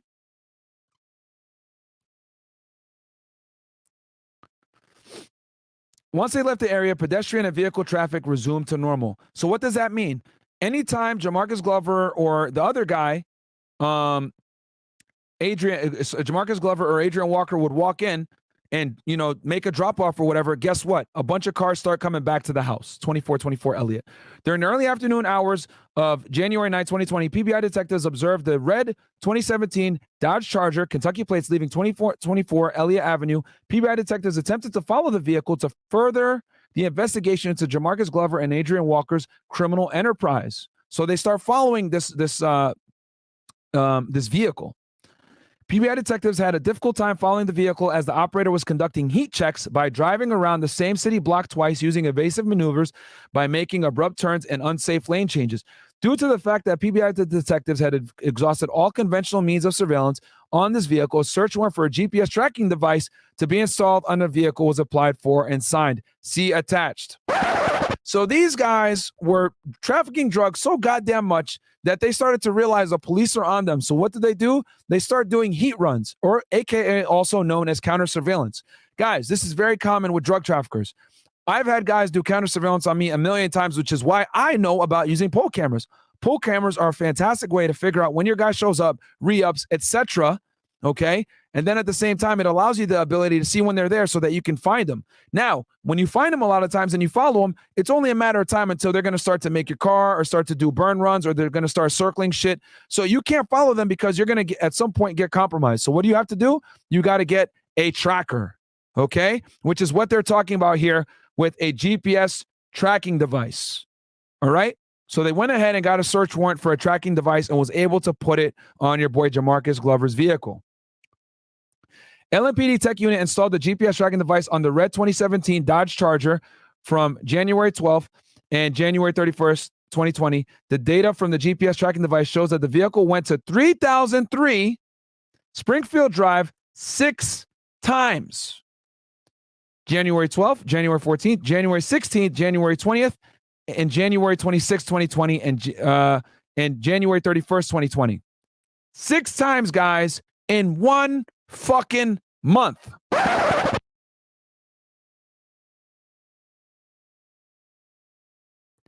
You know what else is located at Springfield?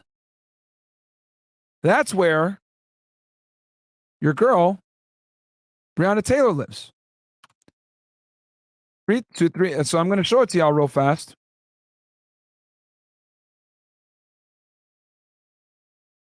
Like the video, guys, because ain't nobody going to be able to give you guys this kind of insight when it comes to law enforcement and how cases actually work.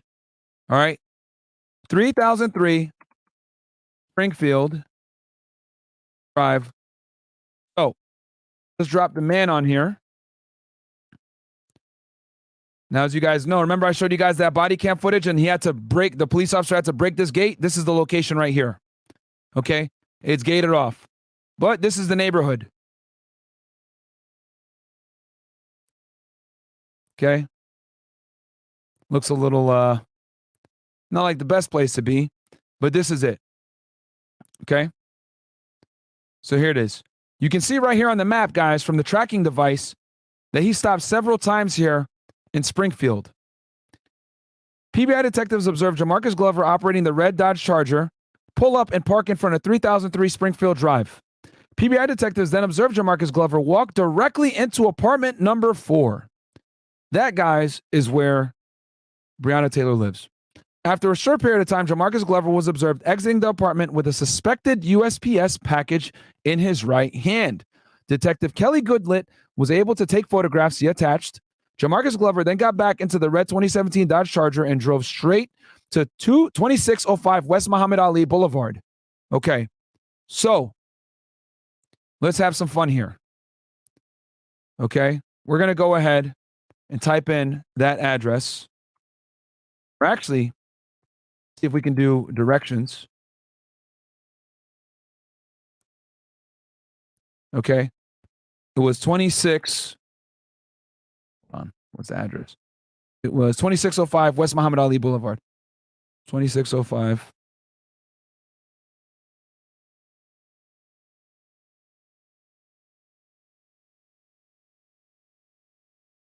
So it's about, well, driving, of course. We ain't walking over there.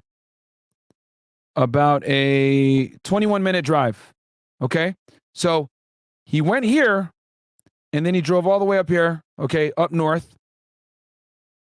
All right. So from Breonna's house up there.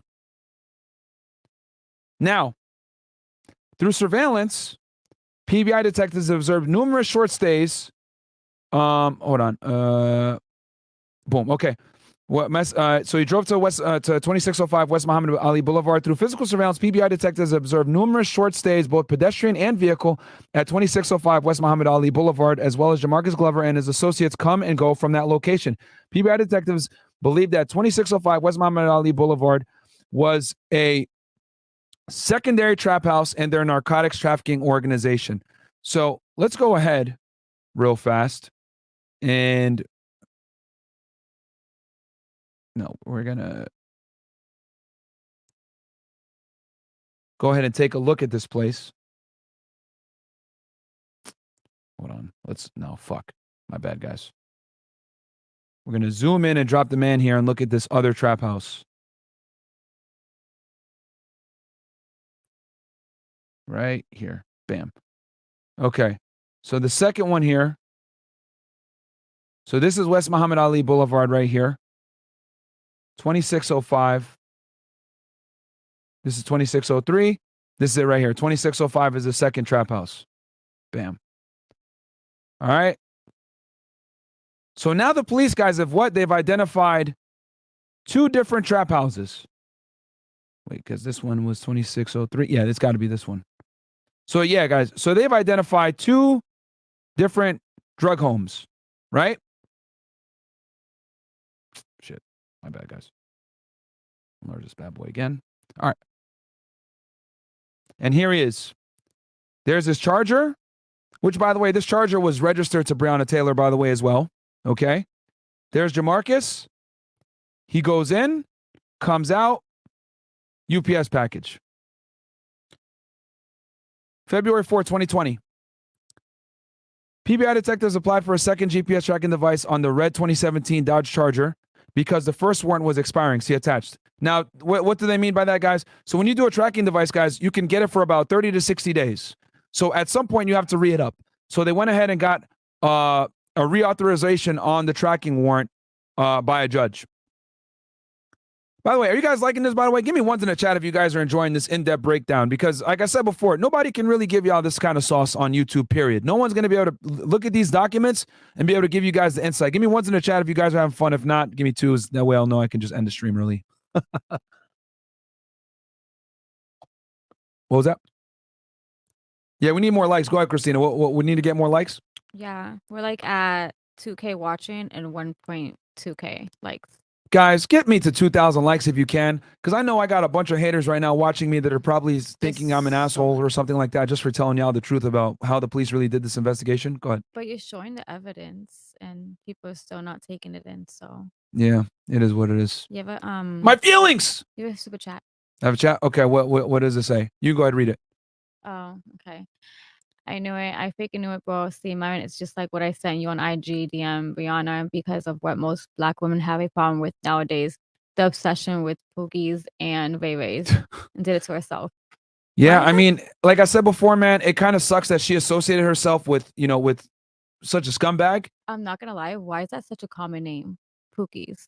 Oh, it's an insider joke, don't worry. No, because I'm dead ass. Like, I lived next to the projects my whole life, and there's like everyone's a Pookie. There's 6 guys they call Pookie. Yeah, that's the way it goes, man. It's just a project, Pookie and Ray Ray, baby. So I can't. Okay, so let's see here. So it goes here. PBI detectives applied for a second GPS tracking device on the red 2017 Dodge Charger because the first warrant was expiring. See attached. At this point in the investigation, PBI detectives learned that via GPS tracker that the red 2017 Dodge Charger had made a trip to Biloxi, Mississippi, where Jamarcus Glover once resided and has ties to narcotics trafficking within Mississippi. Whoop. There, now we know where his re-up gang is. And just so you guys know, Biloxi, Mississippi, guys, big casino town. Okay, some of you guys might say, where the fuck is that? So Biloxi, Mississippi, I'm pulling it up on the map for y'all. It is a 11-hour drive. Hot damn. All right. All the way there. And it's on the coast. And you know why Biloxi has a pretty strong drug trafficking nexus? I'll tell y'all why. It's right off this interstate highway right here, Interstate 10. Now, from my training experience, guys, knowing how drug trafficking really works, okay, from an international level, drugs, most of the drugs that come into the United States, guys, come in through Mexico, all right? And when they come in through Mexico, it's going to be one of these main ports here, Nuevo Laredo, Reynosa, or Matamoros, okay? If it's going to hit the East Coast a lot of the times, all right? If it's going to hit the East Coast, it's probably going to come from this area. If it's going to go west, it's going to come from, Juarez, okay? Chapo pretty much back in the day controlled this area here, and he controlled this whole corridor here, and also Chicago. But if it's going East Coast a lot of the times, it comes from here. Now, does that mean that, Chapo's people don't also move drugs to New York and everything? Of course they do. But I'm going to say there's probably a high likelihood it came from this area here. Now, with that said, once the drugs make it into the United States, guys, and give me a 1 in the chat if y'all want me to break this down. If not, we can go back to the Breonna Taylor situation. Give me a 1 in the chat if you guys want me to break down how drug trafficking works from an international level. If not, then we're just going to keep going with this Breonna Taylor stuff. It's all ones. Oh, give me 2s if you guys want me to just keep going. Give me 2s if you guys want me to keep going. Like with the Breonna Taylor. I don't have to explain this whole thing here. You have to do a show on that anyways. Still ones? It's 1s and 2s. Hold on, just give me a second. One of you guys want me to break this down on how the drugs probably got to Biloxi, Mississippi for your boy Marcus Glover, Jamarcus Glover, or 2 if you guys want me to keep going. I can keep going. It's like both. It's both? All right, we're going to keep going then. Evened out. We're going to keep going. What is it now? The people pick. 1s. I see a lot more 1s. You see a lot more 1s? And I see Cho's doing like 14, 22. All right, then. I'll do it's it. All 1s. Then this is what I'll do. I'll do it quickly. All right. Drugs come into the United States. Once they're safely into the United States, you're going to get on a major highway, okay? In this case, a lot of the time, it's Interstate Highway 35. Maybe here in McAllen, you're going to take one of these little side roads. But let's say you come in through Laredo, for example. This is where I was stationed when I was an agent in Laredo, Texas. Coming through Interstate 35. You get to where? San Antonio, Texas, okay? Once you get to San Antonio, Texas, which is an enormous drug hub, one of the biggest drug hubs in the United States, okay, when it comes to Mexican drug trafficking. Once you get to San Antonio, guess what is in San Antonio? You got Interstate 35 and you also got Interstate 10. 35 takes you all the way north. Interstate 10 takes you all the way from east to west, okay? Interstate 10, guys, goes from Jacksonville all the way to Los Angeles, okay? So San Antonio, once you get there, bam, you start heading east, right? The next stop is Houston, Texas, all right? Houston is also another huge drug hub. Once you get to Houston, those drugs start to get distributed all across the East Coast. And Biloxi, guys, is right off of what? Interstate Highway 10. So a lot of the times, drug trafficking organizations are going to have themselves situated next to major highways because the dope is going to come in through one of these major highways from Mexican drug trafficking organizations, okay? And then guys that are regional, like your boy Jamarcus Glover here, okay? He probably is the biggest drug dealer in his area. What he does is he comes southbound, comes to Biloxi, re-ups, takes it back to Kentucky, okay? Gets a couple keys, whatever it may be, takes it all the way back to Kentucky.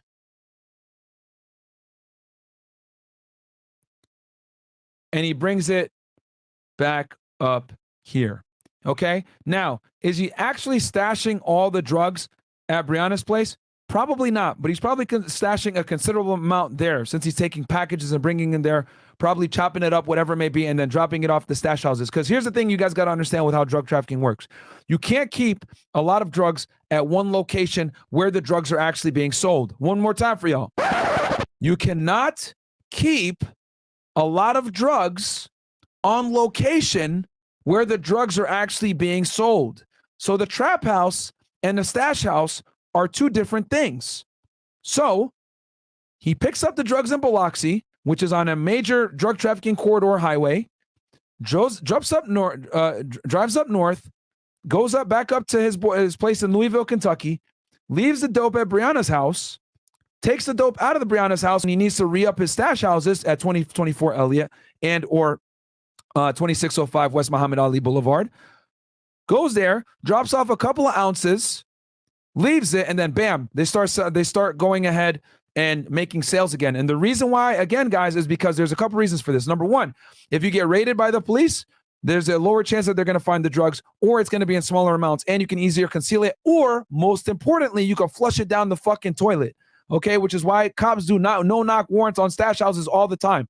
It's not uncommon, guys, for the police to do no-knock warrants on trap houses because they know that they can flush the drugs down the toilet. Write this stuff down because ain't nobody else going to break this down for y'all like this. I've done these types of investigations. I'm speaking for firsthand fucking experience. Okay? And again, I know I sound cocky in this stuff, but when it comes to, investigations and running drug cases or whatever, this is my bread and butter, so I'm going to talk my shit. All right?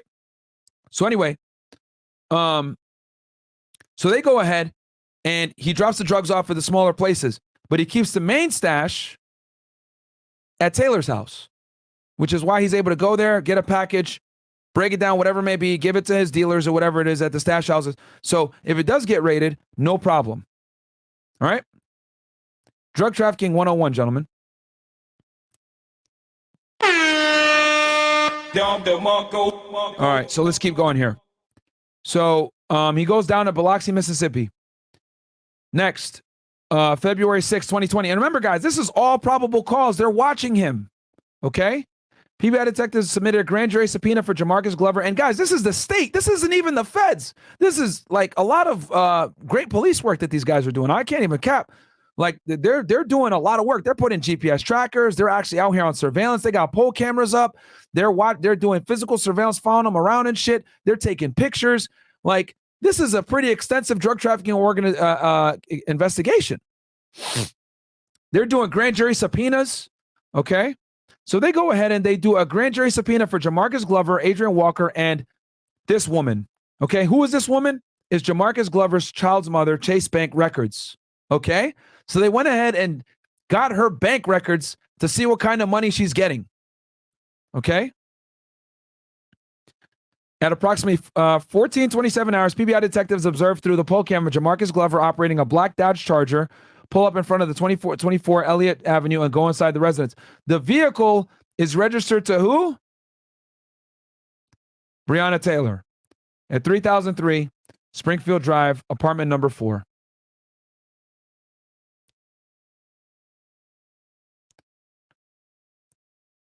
PBI detectives observed Breonna Taylor get out of the passenger side of the vehicle and look around for a few seconds before she got back into the vehicle. At approximately 14:32 hours, PBI detectives observed Jamarcus Glover exit 24 Elliott Avenue and get back into the vehicle, and then the vehicle pulled off eastbound on Elliott Avenue. Here's pictures. So they literally see her getting out, look for a second, gets back in, then he gets in the car. And where are they? They're at their trap house, 2424 Elliott Drive or Elliott Street, whatever the fuck. Did New York Times tell y'all this? Huh? New York Times isn't going to tell you guys this. Again, I want to make this extremely clear. Breonna Taylor did not deserve to die. Definitely not. But we got to look at the facts and see what led to the police being at her house at midnight with a no-knock fucking warrant. It is important to note that PBI detectives observed on the poll camera Breonna Taylor's black Dodge Charger pull up in front of 2424 Elliott Avenue numerous times at varying hours of the day and night. Bam. Look, they got more evidence. February 14, 2020, Valentine's Day. Officer Corey Evans towed the red 2017 Dodge Charger from 2605 West Muhammad Ali Boulevard for a parking violation. Again, guys, this is trap house number 2, 2605 West Muhammad Ali Boulevard, right? So Can you pull that address up? Pull it up just in case. Yeah, give me the right here. 2605 West Muhammad. Oh, actually, no, I have it right here. Yeah. Yeah. So we're gonna go ahead, just as a reminder, guys, because I want this to be visual for y'all. I want you guys to see what the hell's going on here, so that you guys can actually put. Because if I just read documents all day, let's be honest, that's boring as fuck. So I'm trying to keep y'all entertained and edutainment, baby, edutainment. So his car, guys, his red Charger is parked here at the second stash house, which I'm going to show y'all right now, right here. Okay. Here's the second stash house. It's parked somewhere in this area and it gets towed. Okay. So what does he do? Jamarcus Glover gave the phone number to contact him, which is registered to Breonna Taylor. PBI detectives were able to verify through Clear, a law enforcement database that is, and I've used Clear before, fantastic database, by the way, that as of February 20th, 2020, Jamarcus Glover used Breonna Taylor's address, 3003 Springfield Drive, number 4, Louisville, Kentucky, as his residence. Guys, I mean, come on. February 24, 2020, PBI detectives received Jamarcus Glover's bank records from Chase Bank. On these bank statements, Jamarcus Glover used 3003 Springfield Drive as his mailing address. March 13th, 2020, PBI detectives with the assistance of other criminal and interdiction division, CID detectives, and SWAT team executed simultaneous search warrants at 2024 Elliott Avenue, 2425 Elliott Avenue, 2426 Elliott Avenue, and 3003 Springfield Drive. See attached. So basically, guys, they went ahead and did a search warrant. So they didn't even do it on Muhammad Ali Boulevard. They did them all in that little location there that I showed you guys before. 2424 Elliott. We're going to pull it up right here. So they went ahead and did a search warrant on these three. No, that's not what it is. Fuck. My bad, guys. I hate Google Maps sometimes, man.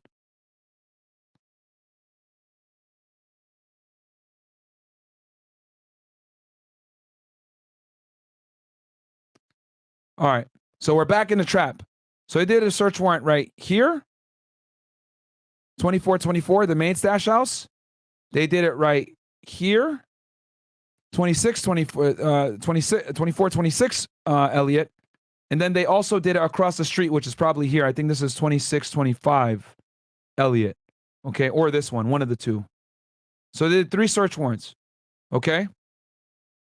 So the SWAT guys was all concentrated right here in these 3 locations. Hit them all at the same time. All right. And the reason why they did that is because, like I told y'all before, if they hit, let's say they awkwardly just hit up 2424. Well, guess what? Jamarcus Glover controls this stash house too. He's just going to be like, yo, what the fuck? Yo, dump the drugs. Okay. And then this house as well.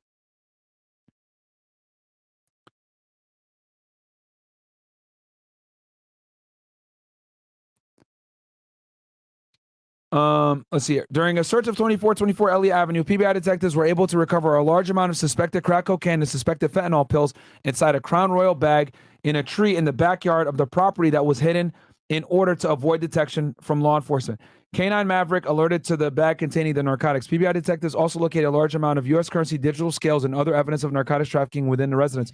Pictures were taken of an attempt to destroy suspected cocaine by placing it inside the toilet tank in the residence. See, guys? This is why the police had no knock warrants, because they knew that these guys are sophisticated drug traffickers to an extent. You know, Jamarcus Glover is not an idiot. He was keeping small amounts of drugs in various locations so that they can easily dispose of the drugs if they're ever raided.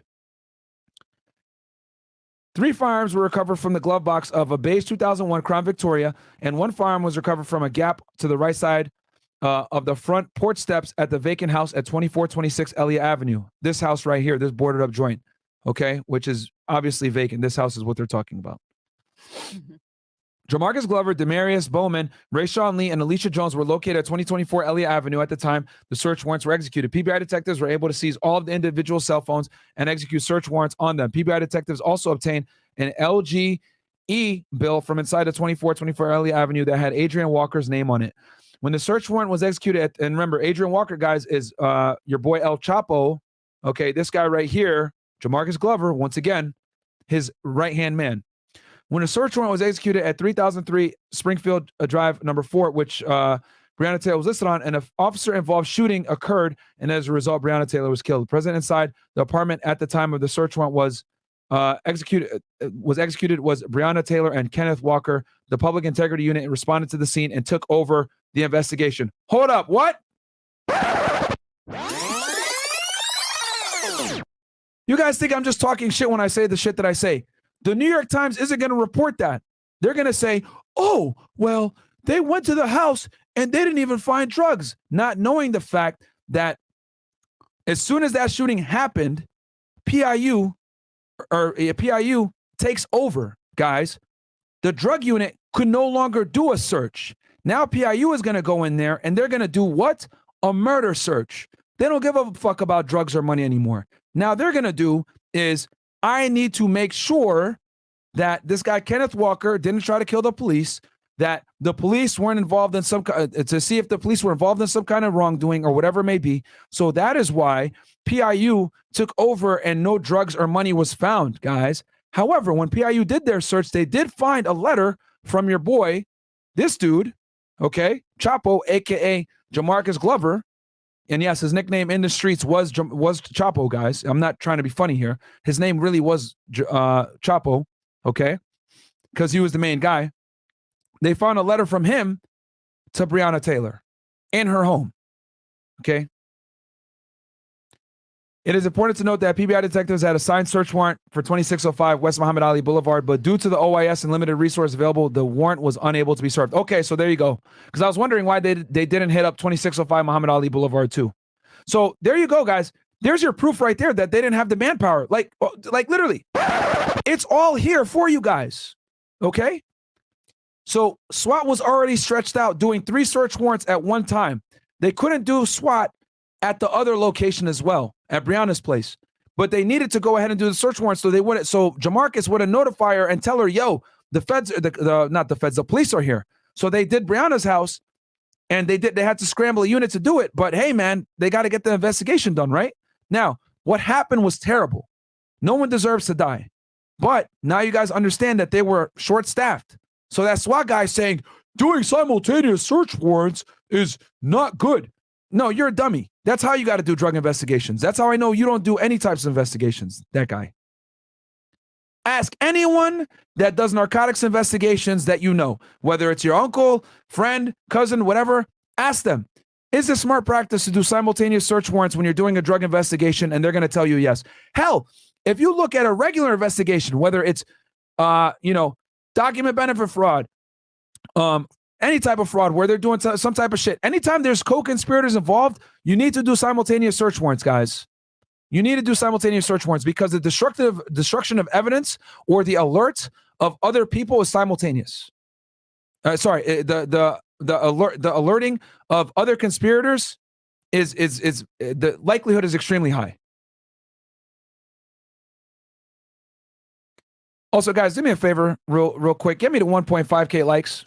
Like the video, subscribe to the channel if I haven't triggered you. If you're if you're a believer in objective truth and, not feelings, subscribe to the channel. If you're one of those people that begin in your feels based on cases that I break down and it makes you feel a certain way when I'm giving y'all objective facts, get the fuck out of here. I don't care. I really don't give a shit, man. I do this channel because I enjoy doing it. I enjoy reporting the facts. If it hurts your feelings, get the fuck out of here. You're a pussy. I don't give a fuck what you think. All right. Jamarcus Glover, jail calls.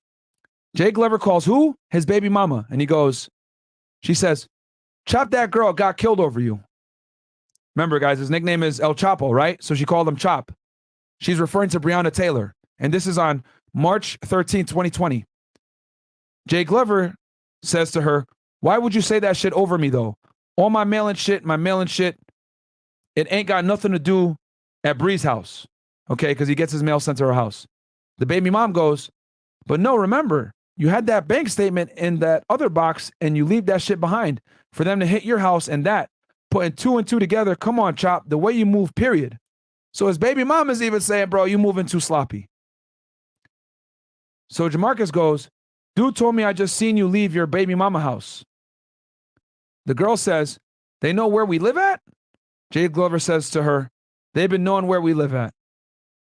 The girl says, the baby mama goes, that's what they find out when they got an investigation on a motherfucker. They're going to find out everything. They definitely did. Jay Glover says to her, at the end of the day, it's all bullshit. It's some sugar for some spaghetti we ate. Nigga.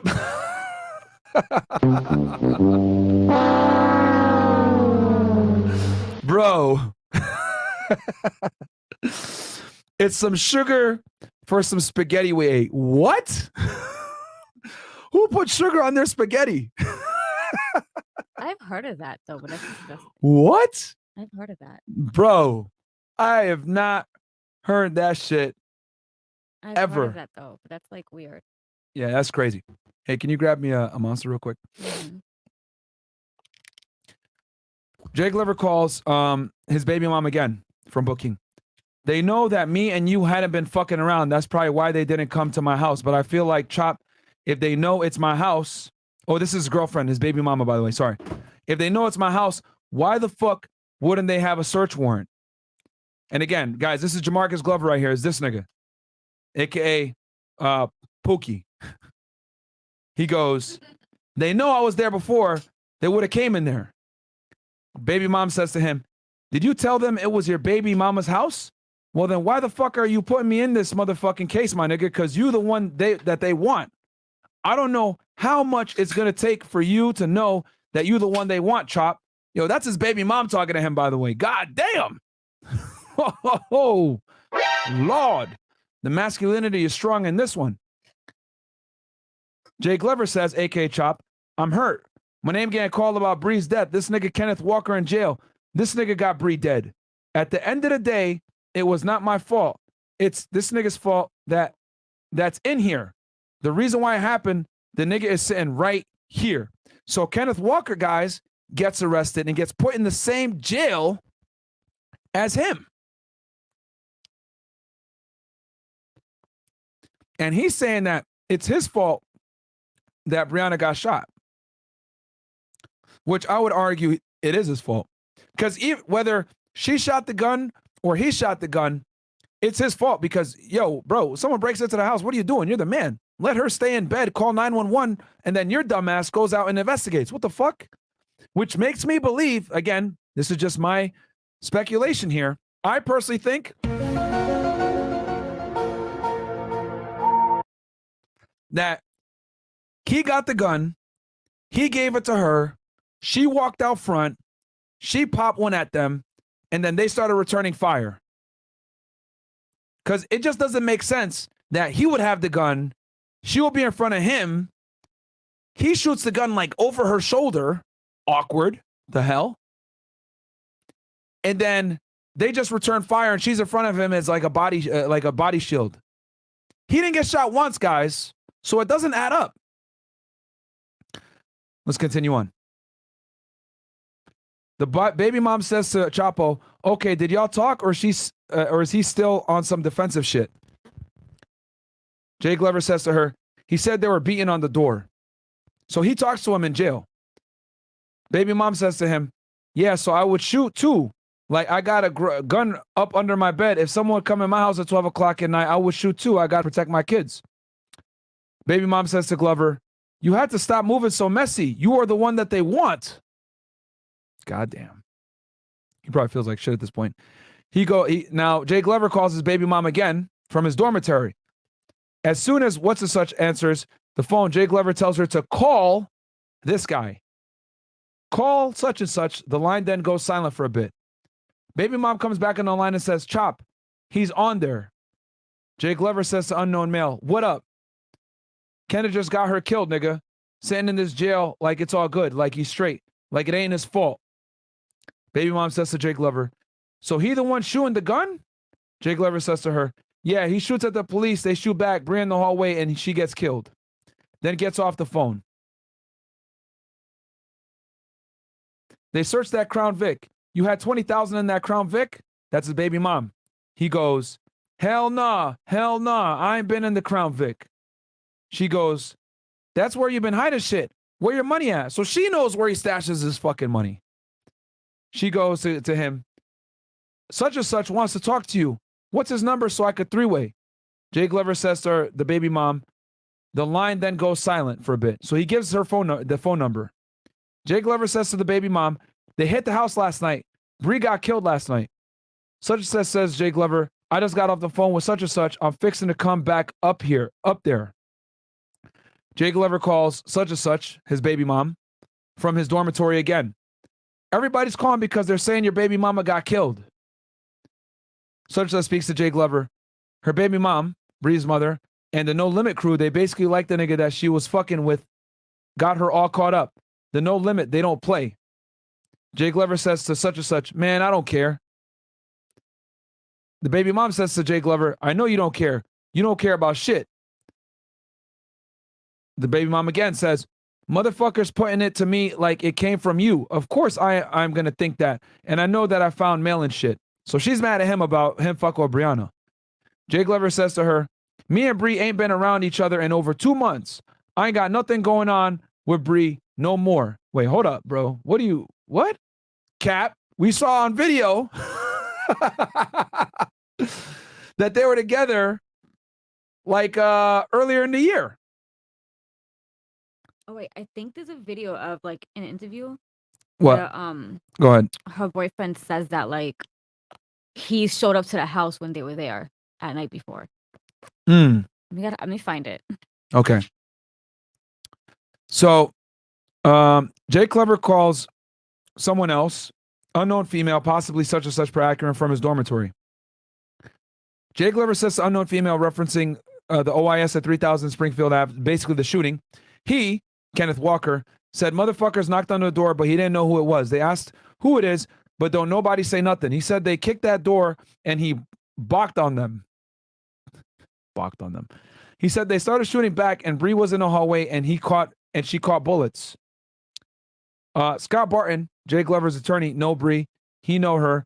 He been dealing with me and Bree the whole time. I've been going through this shit.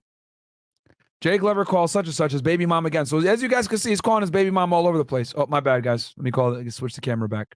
You had it on me? Oh. Yeah, I had it on you for a second. And then let's see here. Do we have any other chats that we got to read here? Oh, we just had one, but okay. Let me just get it. We're caught up. Yeah, go ahead to pull it up real fast. And thank you guys real quick, man. Go ahead, man. We need to get the likes up, guys. As we wait for the likes to come up, I'm going to go ahead and get y'all. Here you go. $20. Do you want to read it? Then you read it because I got to pull this video. thing up real fast. Oh, you're looking. Just read it because I got to. Okay. And then also get the likes up. What do you. Okay. I'm just trying to $20. I googled Pookie's chariot and a Dodge. Trying to find some for you popped guys. up. Do you get that? What was that? I googled Pookie's chariot and a Dodge Charger popped up. I don't know. I don't get it. I googled the Pookie's chariot and a Dodge Charger popped up. it. That's some funny ass shit, man. You guys are fucking hilarious. Oh, this was the gun, by the way, guys, that was used to shoot. This is Kenneth Walker's gun, by the way, just so y'all know. And I'm going to show you guys something else as well that I think is very important and relevant here. Here's the bedroom. Here's Kenneth Walker's jeans. Here's the holster where the gun was. It's a Glock. Okay. Oh, here's the mail. See, look, Jamarcus C. Glover mail matter located in Breonna Taylor's purse. So if you don't, she has his letter in her purse, guys. That clearly means that they were still fucking with each other. All right. These are all the ballistics pieces. And then also I have something that I want to show you guys because Kenneth Walker tried to make himself look like he's an innocent individual when in reality, guys, he might be one of the worst offenders in here. And I'm going to show you guys here that in a second. Attachment A. Oh, okay. Sorry, guys. This, as you guys can see, this is extensive. And I was going through all this earlier. It's a lot of pages, man. A lot of pages. But hey, man, I love to do the work. While I find this thing, can you guys do me a quick favor and like the video, please? Because it really supports. You guys don't have to donate $1. You know, this isn't about the money for me, which is why I'm telling all these fucking haters or crybabies that, can't understand the truth and want to feel what their feelings and all this other shit. Get the fuck out of here then, bro. If you don't want to understand how police procedure works or how use of force works or how the police were actually able to, do their investigation and come to the conclusion that they came to, they get the fuck out of here, bro. I don't know why you're watching Fed 1811. because I'm going to break it down for y'all. I'm going to call a spade a spade. When an officer acts incorrect, I'm going to tell you guys that. If an officer acts correct, I'm going to also tell you that. You know what I'm saying? So I already told y'all that Henriksen, the guy that got indicted for wanton reckless endangerment, I told y'all that he fucked up. You know? But the other officers that returned fire, they were justified in their use of force, 100%. 100%. And I stand 10 toes on that. And if you don't agree, fuck you. Go suck a dick. I don't give a fuck what you guys think. I showed you guys literally graphic footage of what it looks like when you don't return fire. You know, even if you do return fire, what could happen to you? You know what I'm saying? If they had knocked, right? If they had not knocked, excuse me, Breonna Taylor would probably be alive to this day if they did not knock and actually executed the warrant the way it was written, which is my critique. I think they shouldn't have knocked, but you know what? They wanted to knock to give them more time to get out. And they ended up backfiring on them because they ended up getting shot. And I showed you guys, you can see a part of his leg hanging out right there. But again, you know, it's easy to be, Monday morning quarterback it, like, oh yeah, I don't know what you guys are fucking pigs, all this other bullshit, whatever. Hey man, like I will call a spade a spade. If a police officer acts incorrectly, I will call it. If a police officer acts correctly, I'm going to call it too. Might hurt your feelings, but I don't give a fuck what you think. All right, so I found what I'm talking about here. So here we go. Just to show you guys kind of that your boy Kenneth Walker was not the best individual ever. They went ahead and did a search warrant on Kenneth Walker's phone, okay? And here's what they found. On May 21st, 2021, I started reviewing Kenneth Walker's cellular phone data. And I want to let you guys know, by the way, that Mandy Seal, this woman right here, she's not narcotics. She's public integrity unit. These guys' job is to arrest police officers. They want to put police officers in jail. So she has no real incentive to protect these narcotics officers, especially when you got half the country rioting and going crazy for this case. They want to indict these police officers. Trust me. There's nothing sexier and going to get you promoted faster in an internal affairs office than arresting your own. During the review, I found numerous conversations about narcotics trafficking. In addition to narcotics trafficking, I discovered messages regarding firearms as well as photos of Mr. Walker and Miss Taylor posing with firearms. The information was discovered in Mr. Walker's chats and is meant to document his communications. The following is a summary of the chats. For more detail, refer to the cellular phone data in the case file. Chat number 121 between Walker and unknown phone number. Unknown is buying 11 pills from Walker for $6 each. Walker arrives at Hooters at 5:05, 46 p.m. in Black Chrysler and 300 and sells pills. March 6, 2020. So right up until the shooting, Walker contacts Unknown and states he has more of the ones they like. Unknown states they have 8 of the other ones left and wants to know if Walker would exchange, and let me enlarge this for y'all so you can see it better. Where was I?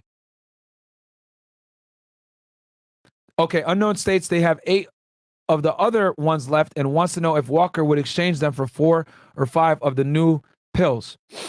Okay.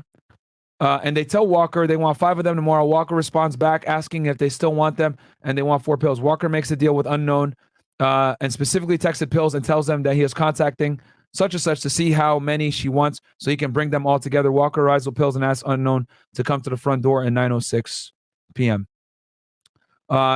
March 1st, 20. Such and such asked Walker if he had weed, but Walker doesn't have any.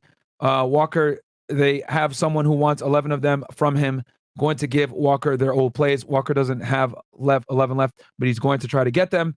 At 3:48 p.m., Walker told he's getting them and wants to know where to meet.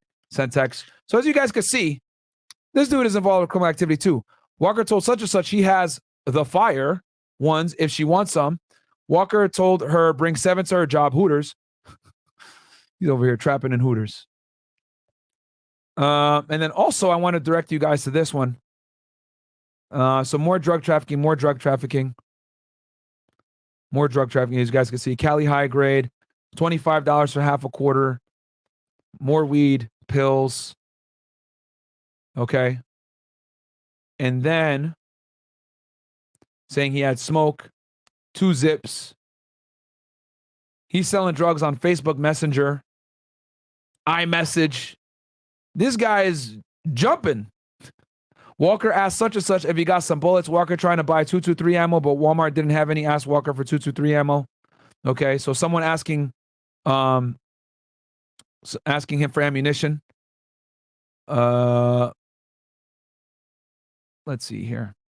Which, by the way, just so y'all know, it is illegal to be a drug user and or possessing firearms while in committing drug trafficking offense. That's what Pushaisi got in trouble for, guys. Okay? It's called 18 U.S.C. 924C. All right? Possessing a firearm while committing a drug trafficking offense, guys, has a mandatory minimum of 5 years fed time. All right? Okay. Let's see here. So he's talking more about weed, quarter pound. All right? Okay.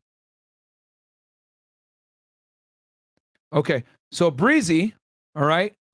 So this is Breonna. This is a conversation between Walker and Breonna. Breonna sent an image of her with an AR-15 strapped across her chest. What is it? What are they talking about? They're talking about this. Here she is with the AR-15 on her chest. This is the gun. Okay. And then here she is with him with that AR-15. Partners in crime.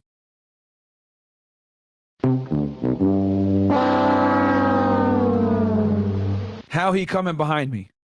As you guys can see, she loves thugs, you know, which isn't a crime, but this dude right here is not innocent. All right. This guy, Kenneth Walker, is a criminal.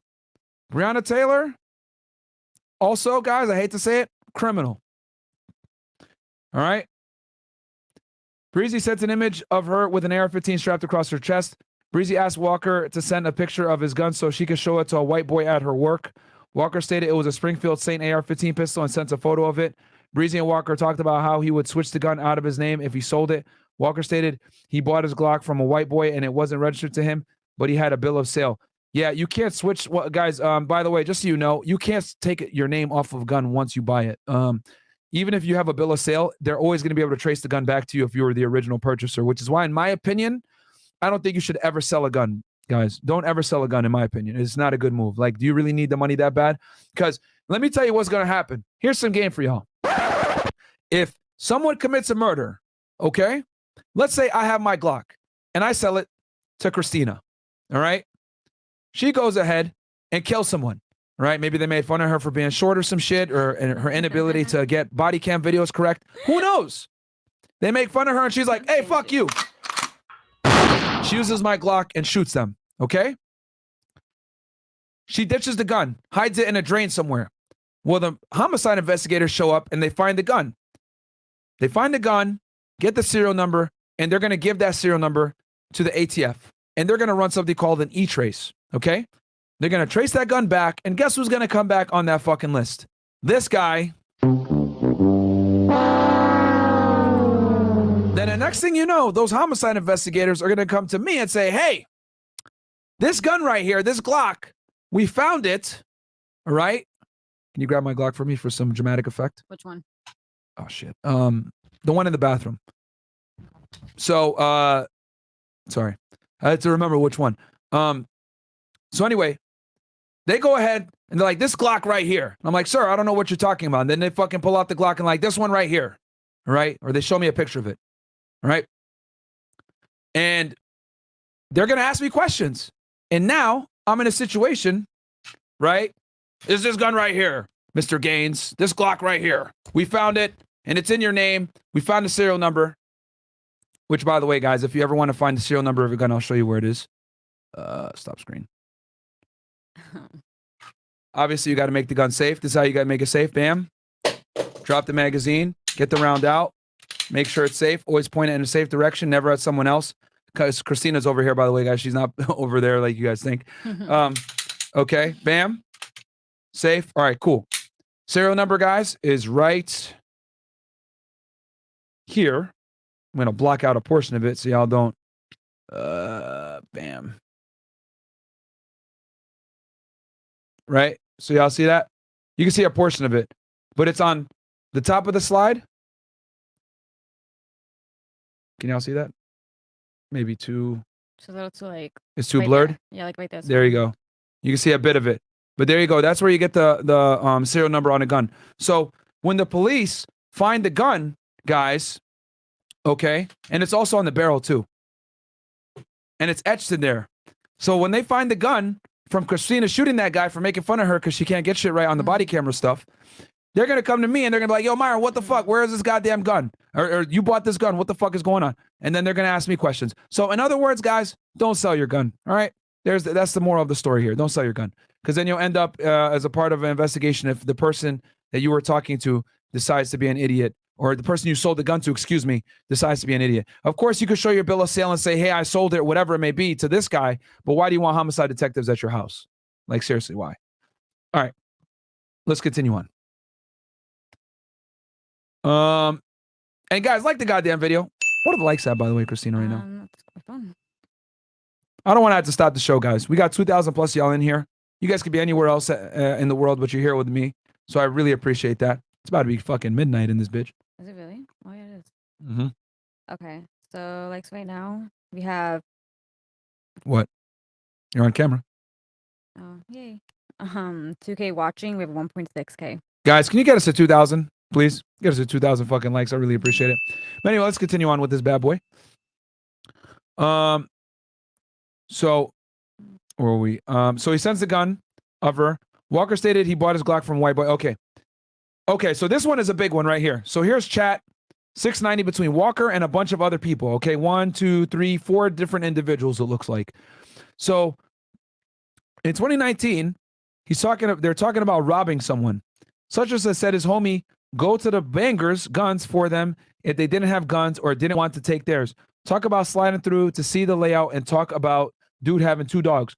Walker asked how much money there's supposed to be. Such as said there's at least 25,000, but he's going to watch the guy to see how much he's getting. Ask if it an easy target or if they need to do homework. Walker said they needed to do homework regardless. Such as said he does homework on every mission. Such as asked if they're talking about this is probably the victim. I also reviewed photos of Walker's phone and found images with Walker and Breonna with firearms, one of which resembles the one found at the crime scene. There were also images of narcotics that were sent to individuals he was in communication with regarding transactions. So these are some of the photos I showed y'all before. Right here they are with the guns together. This is actually the Glock that he shot the police at the police with. Here's the AR. Here's Breonna with that AR. Here's more guns, ammunition. Here's the pills that he was selling. Here's the marijuana he was selling, which, do me a quick favor, Christina, search if marijuana is still illegal in the state of Kentucky. I'm sure it probably is. So, and then Kenneth Walker also makes jail calls as well. But I show you guys this to let you guys know that Kenneth Walker is not a saint either. Okay? He's a drug trafficker and a jack boy. All right? So anyway, let's go back to the narcotics file. So it says marijuana possession sales remains almost entirely legal in Kentucky. Illegal? Yeah, illegal. So while a law has passed, I'm not gonna read the whole thing, but yeah. Okay. Anything else you want to say? No, I'm literally still looking at it. Okay. But no. So it's illegal in Kentucky. All right. So your boy, Jamarcus Glover, again, calls the baby mama and goes, where your money at? Where my money at? Bree had like $8,000. Okay. So Jay Glover says to the baby, is he talking a bit? Yeah, he's talking about his baby mom. Wait, hold on. Where are we at? Oh, for 2 months. Okay. Jay Glover says to unknown female referencing, he kicked the door and he balked at them. Okay, never mind. Yeah. So now we're here. Okay. We're at 1307. He calls the baby mom. They're probably going to argue again. Here we go. Jay Glover says to her, yeah. Well, the baby mom says to him, Bree had $8,000 of your money? Jay Glover says, yeah. Jay Glover says to an unknown male that joined the call, tell cuz Bree got down like $15,000. She had $8,000. I gave her the other day and she picked up another $6,000. What? Such or such and Jay Glover are arguing over him not being honest and him having money at other people's house. Jay Glover says to Kay, why are you doing this?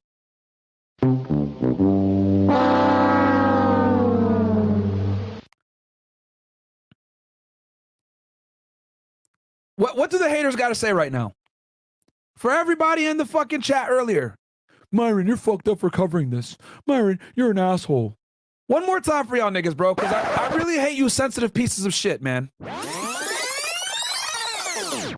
So Jay Glover, Jamarcus Glover, a.k.a. known on the streets as Chapo, goes, the baby mom goes, so where your money at?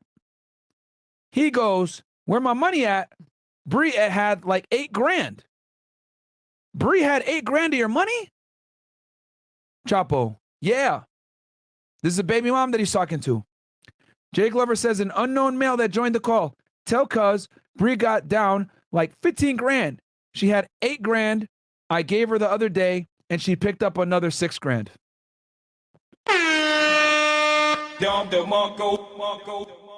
I fucking hate you snowflake motherfuckers, bro, that come in here and go off of your feels over the reels. Once again, did Breonna deserve to die? No. However, was Breonna a criminal? Yes. Was Jay Glover a criminal? Yes. Was Kenneth Walker a criminal? Yes. These are the cold, hard facts.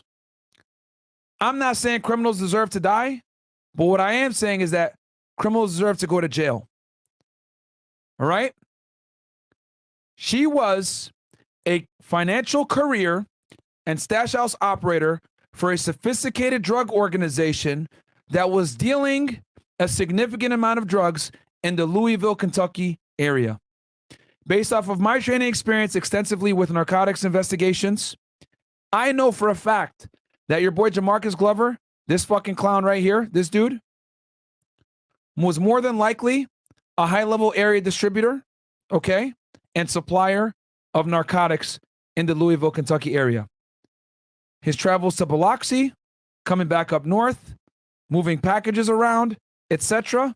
It's very obvious that he used Breonna's name because she had a clean record to do his criminal activities, okay, to conceal his criminal activities, having vehicles registered under her name, having phones under her name, having her bail him out, etc., stashing the drugs at her house, okay, the large quantities, of course, with a trusted individual, taking the drugs, dropping it off at stash houses in smaller amounts, going back and forth and re-upping from Breonna's house to the other stash houses, then taking the proceeds of said drugs and having her act as one of his financial careers.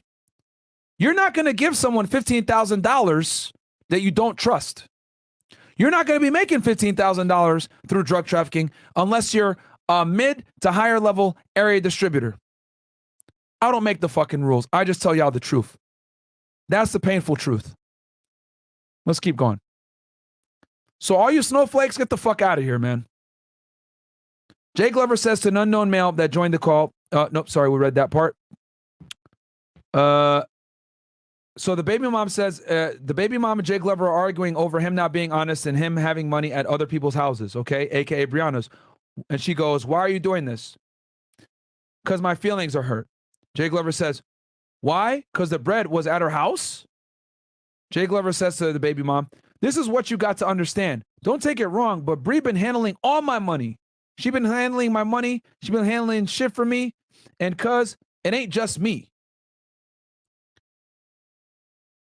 Baby mom says, but I mean, she should at least tell you where your money is, Chop. Short for Chapo. Chapo responds, I can't talk to you on this phone, but I will tell you exactly the reason why. Well, you said a bunch of other shit, man, you stupid. And the reason why he doesn't want to say this stuff on the phone is because he doesn't want to implicate Breonna, all right, about all the other criminal activity that she's talking about. But here's the thing. Did the New York Times cover this in our video that we played? No.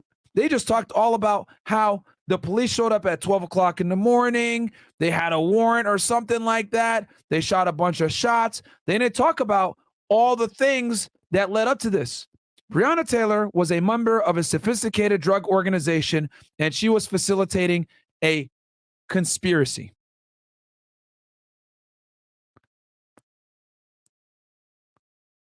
Such and such says to Jay Glover, a.k.a. Chapo, She should tell you where your money is when you got money at the house. I tell you exactly where it is. So she also holds money for him, which is why she's so offended. Jay Glover says to the baby mama, it's no problem. I could walk in that house, Breeze, and go directly to whatever it is. No problem with it. Which is exactly why he showed up and was getting packages from her house. Baby mama and Jay Glover are arguing again. And she goes, motherfuckers are posting videos of you and all that. Well, I guess she's right. Who posts videos of me? This guy. And she goes, this bitch Bree, where's she been with you? Since you ain't been over at my house the same day you post a picture, I guess she posted a video. You knew it was because she said, what's up? She was in bed with you. You kissing all over her. This shit is embarrassing. So obviously the baby mom is jealous as hell. Pookie's in jail, mad as hell, arguing back and forth with her. Baby mom says, she already got your money, but she picking up money for such and such though. Oh shit. Jay Glover says to the baby mama, how much is it for? She goes to him, 1,000. Chapo says, everybody shit 1,000. Question mark? She goes, nope. 5,000. I don't know what this is. And then 10,000. Jay Glover says to her, for real? We'll get them 10% in the morning. We'll get them 10% in the morning. We just got to make sure their lawyers show up. Call such and such on three-way. The line then goes silent for a bit. Comes back on the line and says to Jay Glover, a.k.a. Chapo, it's going straight to voicemail. Jay Glover calls such and such, his baby mom, again. And he says, or she says, it ain't even really about Bree because I already know. Motherfuckers done already gave me the blueprint on everything. I know she was fucking with you. You bounce back and forth between these bitches, and I'm not doing none of that. It's messy. That could have been me, bro. That's his girl talking to him. Jay Glover says to her, could have been you because you around a nigga? She goes, no, because I'm around you. You bring mess on yourself. You're bringing mess on yourself. You think a motherfucker trying to criticize you? You bring shit on yourself like the messiness. It's how you move, how you're so flamboyant, how you putting shit out. I don't even know what I got myself into. You want me to text your side bitch? She got gas to get up there to you? You act like a motherfucker can't be mad. I got your daughter and you tell me you got money somewhere else when you're out here risking your life and your freedom every motherfucking day. Like I could tell Bree and ask Bree to do anything for my daughter. Damn, she's fucking mad. Oh shit! Oh shit! Oh shit! Jake, what was that, Christina? No, just wow, like she wilding, right? Just I guess that's the hood for you. Yeah. This baby mama on some shit. But she mad too because she's involved in, you know why she's so mad, right? I mean, I get it. You gotta talk to Mike though. Why is she so mad? Do you know why? I mean, the whole it's in her name kind of in a way. And I get it, but it's like, why are you guys on the phone talking about this? On a jail phone too. That's the funny part. All things, like you're trying to implicate yourself. Just yeah. It just makes no sense. The real reason I think she's mad is because she commits criminal activity with him too. Yeah. And she's mad that he has another chick doing that type of shit because not only is he cheating on her, but she's his baby mom, and on top of that, bringing someone else into the fray that can implicate all of you guys if they get caught is a huge risk. I think she's also mad about the money. Yeah, she hella mad about the money too. Like, because she's not holding on to it. This Yeah. chick is. I'll be pissed off too. Like, what the fuck is this bitch holding this money for when I'm here longer? Yeah. So, yeah, I mean, yeah. And let me break some down for y'all real quick as far as like drug organizations goes, because you guys are probably saying, why is this nigga giving bitches money? The reason why drug traffickers give girls money, guys, is because women are far less likely to be searched if they're stopped by police. Simple as that.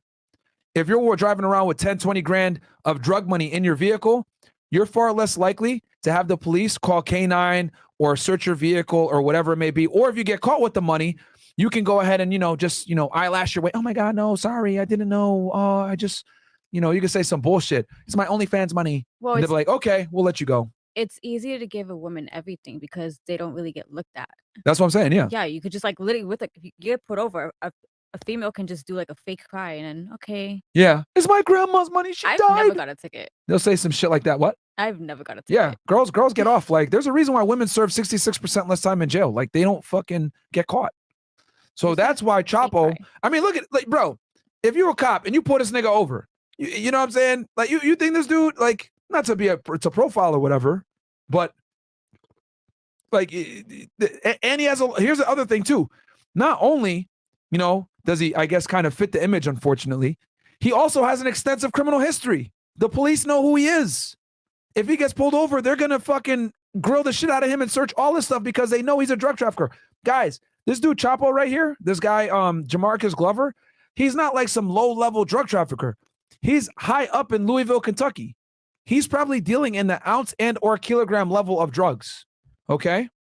And when I say ounce, I'm talking about like multiple ounces of like cocaine, crack, all that shit, which is a lot, right? For a guy that's not on the Mexican border. I just find this funny. Yeah, it is funny. Like, you're just having them. mad. All right, yo, give me a 1 in the chat if you guys are enjoying me reading these jail calls. If you guys aren't, I'll start skipping through. But here's the thing, like, If you guys give me real quick, give me 1s in the chat if you guys want me to keep reading these jail calls. Give me a 2 if you guys want me to just move on from the jail calls. 1 if you want me to keep reading these jail calls. 2 if you guys want me to stop. I think she's stupid. Yeah, she is. 'Cause she's mad because there's another bitch helping. You have his baby. You're solid no matter what. Just she's solid no matter what. Think Yeah, about it. Like, she's solid no matter, even though he's a no matter pookie what. eye. But might as well put all that heat on that other bitch so you're safe. Mm-hmm. Fair enough. Like, I just don't. All right, it looks like everyone. Well, Agent Fit is just spamming 1. Agent Fit, okay, we get it. You want 1, but I got to see what everyone else is saying, bro. No, there's a lot of ones from people. Okay. I've seen ones. I don't see no 2s. I see like a little bit of 2s, but it's a lot of 1s. Okay. Yeah, guys, this is all public information, baby. It's literally out there. It's out there. Guys, they put all this out there, which is why I'm laughing at the New York Times. This is what I'm trying to tell y'all about these fucking mainstream media people, man. Look, let me show y'all how easy this is. Let me show y'all. Okay. Google, bam, right? We're going to go ahead. I'm going to enlarge this.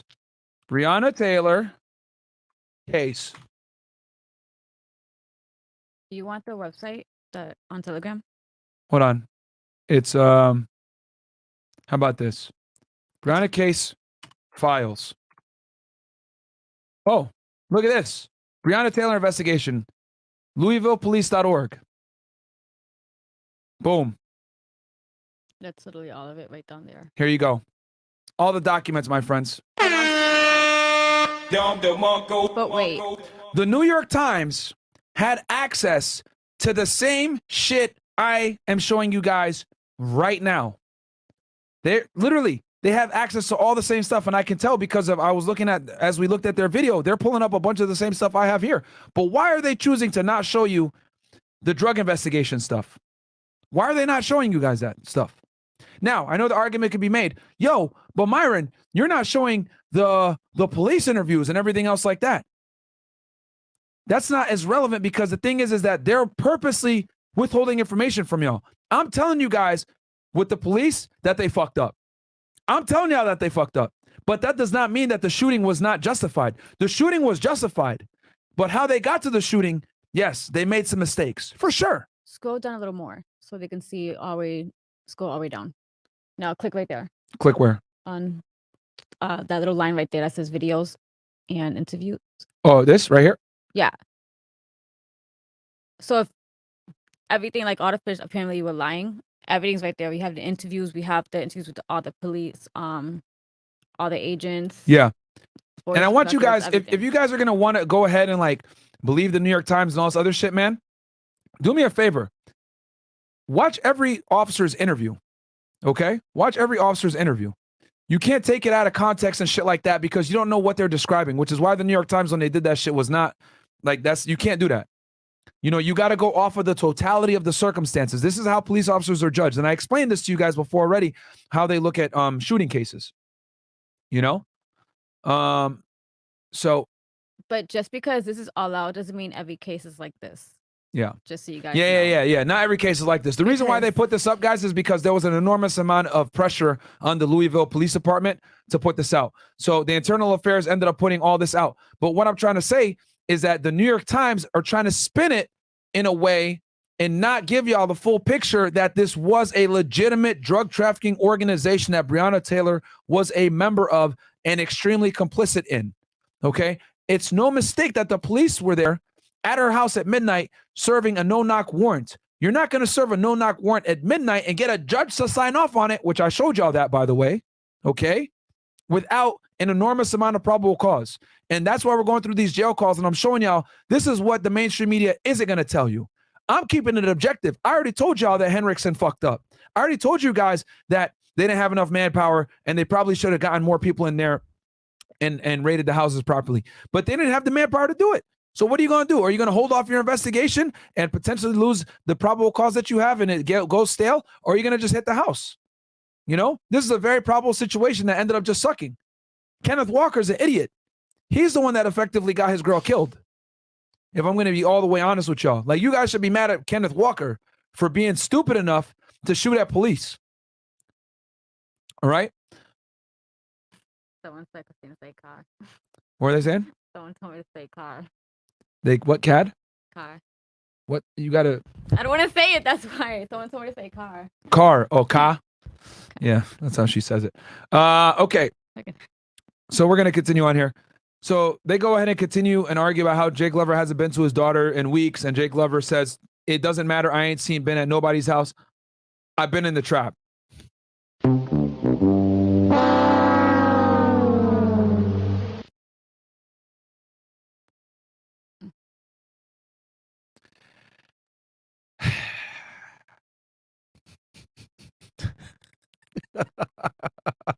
I just.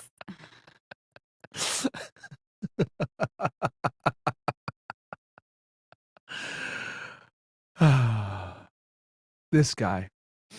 All right. We're just gonna move on. So Jake Glover calls an unknown female. So now he has a third girl that he's talking to as well. Jake Glover says to unknown female, "How much money at your house?" She goes, "Whatever you put there." "I didn't count all of that money."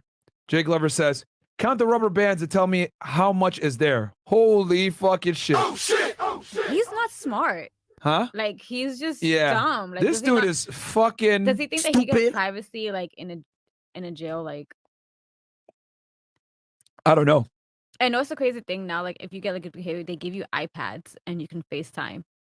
In jail? Yeah. Oh yeah, they do. They do. Yeah, but you get like you're monitored. Yeah, of course. But it's just like, it's Th- so stupid. Yeah, this guy is fucking crazy, bro. This nigga crazy. He's like putting himself in. Oh man. All right, so he goes, count the rubber bands and let me know how much is there. So he probably has his money denominated by rubber bands. Unknown female says, "Okay, I'll call you when I get home. It's gonna be a minute." And Jake Glover says to the unknown female, "Love you." She goes, "Love you too." So my man got 3 girls working for him as his money couriers. I hope he trusts them because he's locked up and they got all his money. Oh my God. So Jake Glover calls a guy and says, "Where you at?" The dude says, "You know the spot, E." He goes, "I just watched the news, nigga. They trying to act like they had a search warrant for Bree's house too." Well, sir, they actually did. Let's see here. I think they definitely did. And here it is right here, my friends. Here is a search warrant right here. Here's that Mustang that I told y'all about. Okay. Oh, was registered in Mississippi. Okay. So my bad, guys. It was only the Charger that was registered to Breonna. This Mustang was registered in Mississippi, which is where he's from. My mistake there. Here's a search warrant right here, guys. They did have a search warrant for his house. So I don't know what you're talking about, bro. They're trying to act like they had a search warrant for Bree's house. Sir, here it is right here. And on top of that, it was also, like I showed y'all, a no-knock warrant. Okay? No-knock entry on the premises. Okay? And they had a valid reason because they know these drug traffickers have a history of attempting to destroy evidence. We read that already. They have cameras on a location that compromise detectives. We read that already. They see surveillance evidence, and they got evidence that they were trying to destroy drugs. Also, they have cameras on the location that compromise detectives once an approach to the dwelling is made and have a history of fleeing from law enforcement. Guys, What the fuck do I need to show y'all that they had all the evidence that they needed for a no-knock warrant? It was a no-knock warrant. This is indisputable. Look, here's a judge's fucking signature. March 12th, 2020, 12:37 p.m. They hit the house at midnight on March 13th, 12 a.m. Come on, man. They did have a search warrant. And here's the other thing, too. A lot of these crazy-ass people were saying that the police didn't have a search warrant. They had the wrong address. They had a knock warrant, but they didn't knock. Then they changed it back and said that they did knock. People made allegations that the police just went there and shot into the house and Breonna was asleep. None of that is true. It was all a fucking lie. All a lie. The New York Times had access to all this information too, but they conveniently did not tell you guys about it. They had access to it, but they withheld it. Why? To paint a certain narrative. Listen, man, I report the facts, no matter how ugly they are.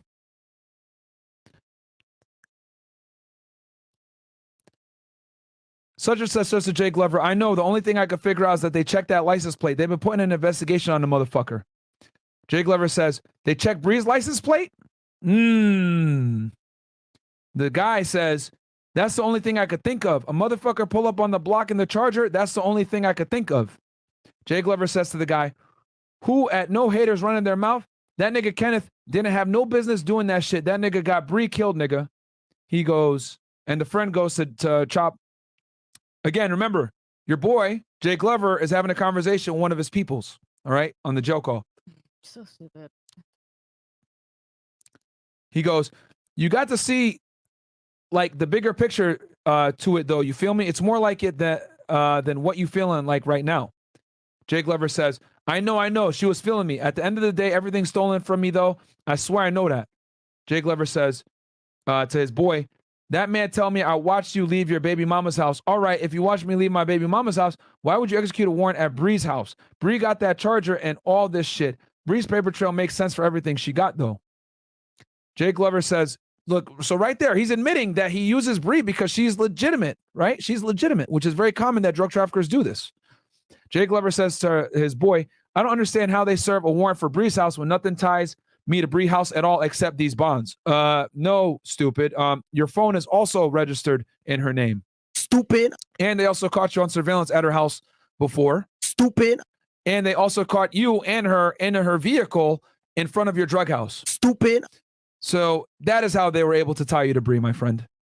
Oh, not to mention also that you were at her house when homicide investigators went to her house back in 2016. Stupid. Anyway, let's continue on.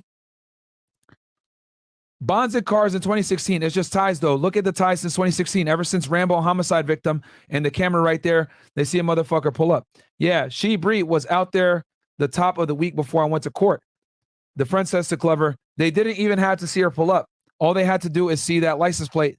They done put 2 and 2 together. Then on top of that, they go over there and find money. No, Bree don't. Bro, you know how Bree do. They didn't find nothing in her house, and that's from Jay Glover. Again, they didn't find anything in her house because homicide detectives had taken it over. Well, PIU had taken it over. His boy says to him, I thought you said they found some money over there. Jay Glover says, if it was there, it was there. It was there. Okay. They didn't do nothing, though. That's the problem, Kenneth said. Ain't none of that go on. What the hell? So they're obviously worried. So the friend says to Jay Glover, so they didn't take none of the money? Jay Glover says, Kenneth said that none of that go on. He said homicide came straight to the scene and they went to packaging Bree and they left. Look at that. So Kenneth and Chapo are in jail talking about, yo, what's going on? Right? So stupid. Such and such as Jay Glover. He said they didn't announce themselves or something. Jay Glover says to her, he's saying they wasn't. He's saying they were just beaten so hard. She was in the hallway? Jay Glover says, in the hallway, nigga. Friend goes, that's just so sad, bruh. Jay Glover says to his boy, you think I ain't hurt, nigga? You know I don't give a fuck about nothing but them. Nothing but Bree. Nothing but, I think that's the baby mom. Nothing but Inaudible. Them my only 3. I don't do shit for nobody else out here, bruh. His boy goes, I told Inaudible, from what I understand, they wasn't fucking with each other. When y'all get her Bree phone, when y'all get Bree phone, y'all need to go on her phone and get that number and see that chop. Your number was blocked. Oh shit. Jay Glover says to his boy, yeah, him and Bree, had text that day. Though, big dog, that's the thing. We text that day, nigga, on my life. She texted me and asked me when this stuff coming in for my car. I'm sending everything to her. We on good terms to where she makes sure she gets her shit.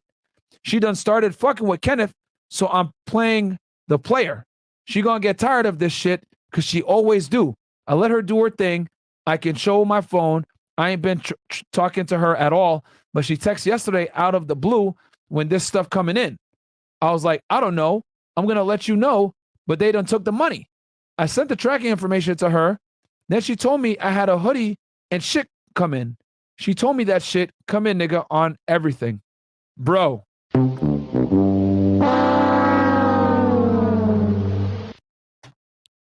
What did we discover earlier, guys? We discovered that your boy, okay, this guy right here, Jay Glover, here's the conspiracy. This is what they do. So this guy right here, Jay Glover, aka Chapo, this is what he does. We're gonna go ahead and do the drug trafficking conspiracy right now with y'all. Okay? This is how it works. We got Springfield Drive, right? We got Breonna's house. Then we got, we'll say 2024 Elliott. So this is how the conspiracy goes. The drugs are mailed to Breonna. Okay? Here. Then he shows up, picks up the drugs, right? As seen on surveillance footage. Up here.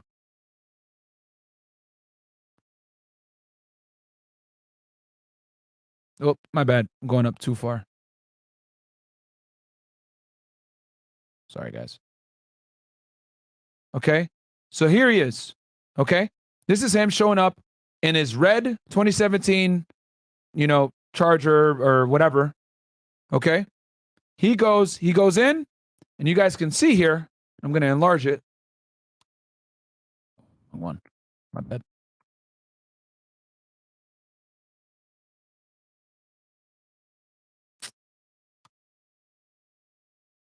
Right here.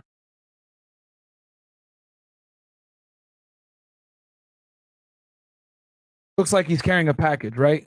This little area I'm highlighting right here for y'all. Right? So he goes in. This is Breonna's house. Back here, this apartment 4. Comes out, has a package. So he grabs a package and then drives it up to 24. Takes the 20-minute drive and drives it right here. So 2424 Elliott, the trap house that we talked about before, right? This area. Once he drops the drugs off, the police literally witness and see more cars coming to the location because the house has been re-upped. Now that the house is re-upped, all right, he goes and re-ups the other houses as well. 2626, 2526, all these places. Or 2425 and then 2426. This house right next door. All right, here's the main trap house again. Here's the other one. These 2 homes right here. And then this one across the street. He drops the dope off, right? So the drugs get mailed to Breonna. He picks it up, drives it to his trap house, and does this periodically, which is why she lets him just show up whenever he wants. So she goes ahead, right? Because she's getting paid during all of this, of course. It's not like she's doing this shit for free. She asks him, when's another shipment coming in? And we can see that in this jail call right here. All right.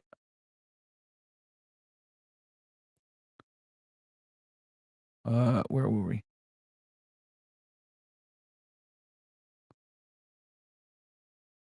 Someone said Right here. And she asks him. I think some people are shocked that you can mail drugs. You can. It's like Absolutely you can mail drugs. it's insane. Yeah. Absolutely you can mail drugs. And I'm gonna break that. If you guys want me to break down how drugs are mailed, give me a 1 in the chat. If you guys don't want me to explain it, give me a 2 in the chat. Give me a 1 in the chat if you guys want me to explain how drugs are mailed. Give me a 2 in the chat if you guys don't want me to. I'd be happy to break it down for y'all. But it's crazy too how they do it. Also, guys, do me a quick favor, like the goddamn video.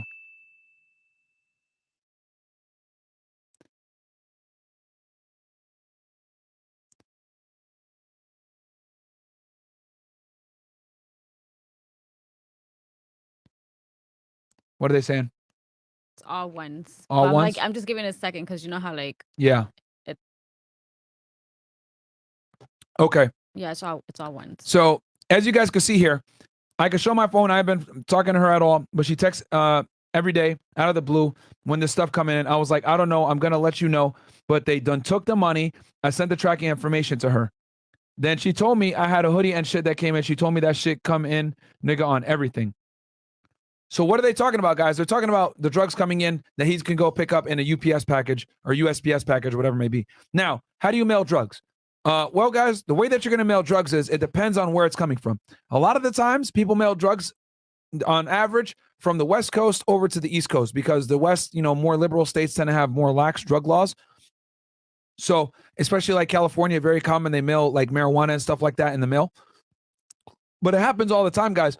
And you got to understand that before the digital age, everything used to get mailed, whether it was child pornography, contraband, drugs, everything else like that, it will get mailed.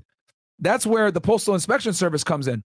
The Postal Inspection Service guys are basically postal inspectors that are, they're technically on paper, they're 1811. So they have the same duties as a special agent, okay? And these are the guys that investigate that stuff through the U.S. mail. And I'll show y'all real fast, give you a quick little lesson on postal inspectors. Okay. Here they are. I might subtract this a bit. And postal inspectors, they're not as big as they used to be, guys. They used to be much bigger, but now they've shrunk quite a bit because postal inspection, and they actually have their own police academy in Maryland. But this is them right here, guys. But people don't use the mail as much anymore. But they used to be really big back in the 90s when everyone was shipping stuff. But yeah, man, it's very common to ship drugs through the mail. Here you go. This is their badge. This is what they look like. They're criminal investigators themselves. They have their own academy in Baltimore. In 2008, the U.S. Postal Inspection had 2,288 full-time personnel with the authority to make arrests and carry firearms on duty. This represented a 23.1% drop over the previous years. I would argue nowadays, bro, I remember a couple years back, they had about 1,000 postal inspectors. So they have even less now because, like I said, people aren't like using the mail as much to do shit. What's going on? You're teaching everybody how to be a criminal. Oh, am I? After you just said like there's less postal workers now, like really? And I said, I mean, that's common information though. Like you can look that shit honestly, up. but like a lot of people, I've never seen it. I've done Yeah. it. Just want to say this. And they a lot of the times they wrap the drugs in the mail with and also drugs also come in a lot of times through the mail, guys, from China. That's another thing. And they're typically drubbed in like some kind of scent masking agent, so narcotics dogs can't catch them. Well, go ahead, Christina. Anyways, is they like say it's weed, right? You get a vacuum sealed.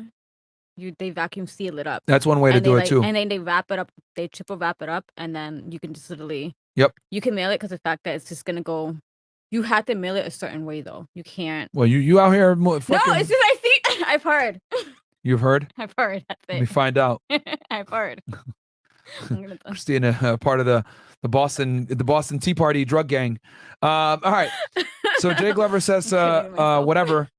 She Bree gonna turn her back on me because she loved that nigga Kenneth Walker. That nigga did this shit. At the end of the day, if I would have been at that house, Bree would be alive, bro. I don't shoot at no police. So he is smart enough to know that you don't do that shit.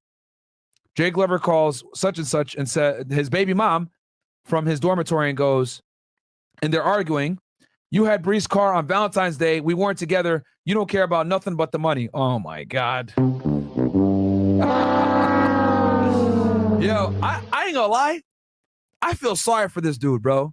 I legitimately feel sorry for Chapo, man. He's fucking his one of his girls is is deceased now. His baby mama is calling him bitching about dumb shit. His man is like over here like suspecting that there might be some issues going on. He can't find his money. His other girl doesn't know how much money's at her house. He's got to tell her count the bands. Yo, he's going through a lot of stress right now. But here's the thing. Yeah. That's his fault though, because the fact that course. he left money at this girl's house, you didn't count the money. You didn't write it on your phone. No, how much money he you had. counted it by the bands. Yeah, but that's like, but now he's asking her like, how he doesn't even know how much. It's like he forgot. You didn't write it down. She could be taking half the bands. It's like, oh, you only have this much, but technically he had like a way more. Yeah, that could happen. But now he's locked up, so he's not coming out. So what's gonna happen? She's gonna delete her number, change her address, delete everything, take the money, be out. That's definitely possible. Definitely possible. I mean, yo, but he's going through it, man. This dude, my man, got crazy stress right now. So she's arguing with him. But again, this proves, though, what does this prove, guys? This coincides with what PBI detectives observed on the poll camera on February 13th, 2020.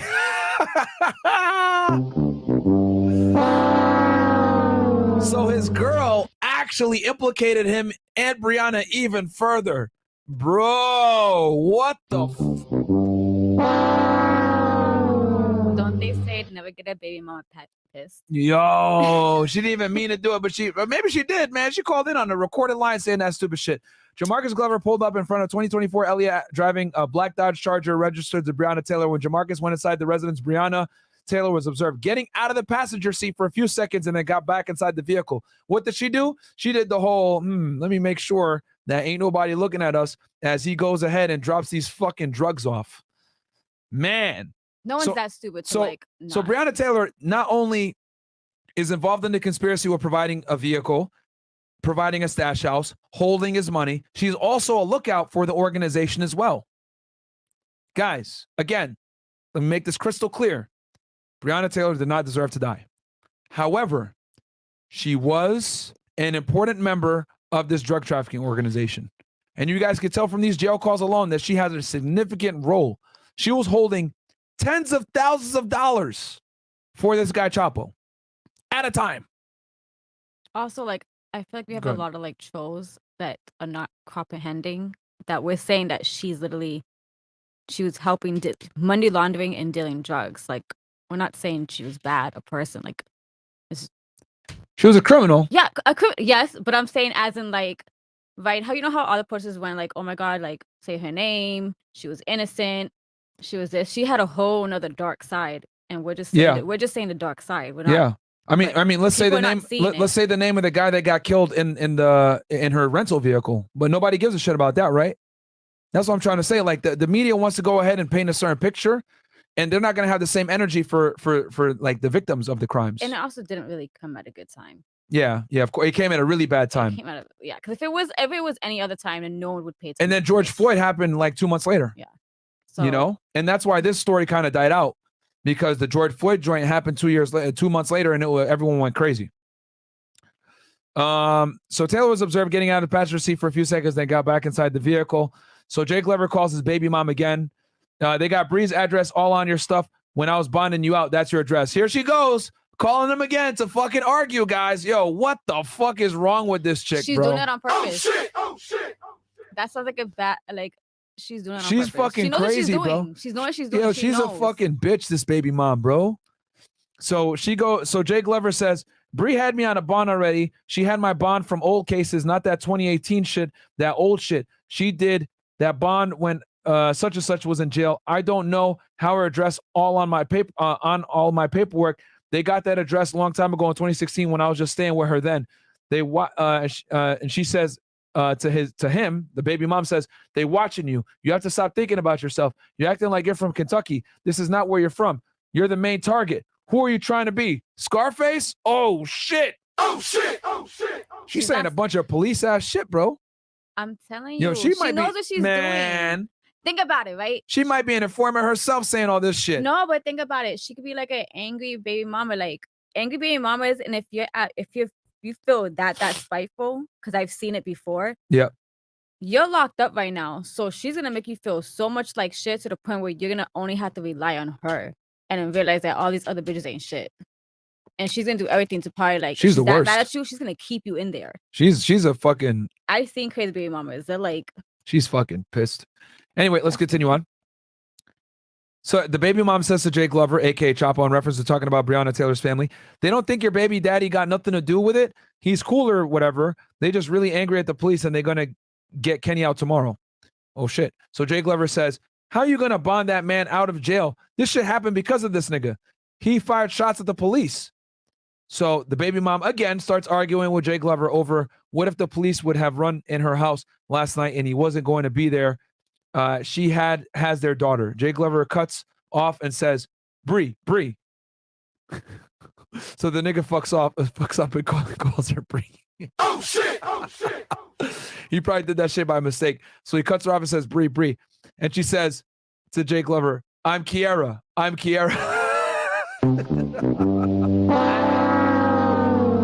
They're just both stupid at this point.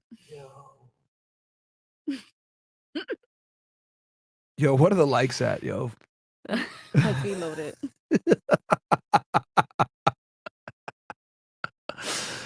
Jay Glover says to the baby mama, this is why I keep all this shit away from my house. I don't bring no police to my house. So we're at 2K likes. We're at 2K views. So we're gonna skip these other guys, but now we got Glover's phone calls, bro, which is hilarious. Fucking comedy. All right. So these are his co-conspirators, by the way, guys. These conversations are funny though. Yeah. No, these conversations are funny, guys. And I think you guys should definitely check them out. You know, because they implicate Breonna more in the drug trafficking organization. She knew who these people were. So on April 2nd, guys, PBI detectives executed a search warrant on Jamarcus Glover, Rayshawn Lee, Alicia Jones, and DeMarcus Bowman's cell phones that were seized on March 13th, 2020. So that's the day that Breonna was killed. Remember, guys, they were all caught at the first stash house, 2424 Elliott. Okay? Jamarcus Glover's cell phone and evidence of narcotics trafficking, as well as an association with Breonna Taylor. Okay? Screenshot of an AT&T bill paid with her name on it. Rayshawn Lee's cell phone had evidence of narcotics trafficking from 2424 Elliott Avenue text messages. On April 4th, 2022, 22nd, 2020, PBI detective executed a search warrant and an order to vacate at 2424 Elliott Avenue. See attached. Shortly before the warrant was executed, Jamarcus Glover, Rayshawn Lee, and Demarius Bowman were all seen leaving the residence in their respective vehicles. So this is after they got arrested. When the warrant was executed, Anthony Taylor, too, was inside in the residence and attempted to flee out the back of the residence. Mr. Taylor was apprehended in an alley behind the residence. Search of the residence yielded another significant amount of suspected crack cocaine, a large bag of MDMA, marijuana, and assorted drug paraphernalia indicative of narcotics trafficking.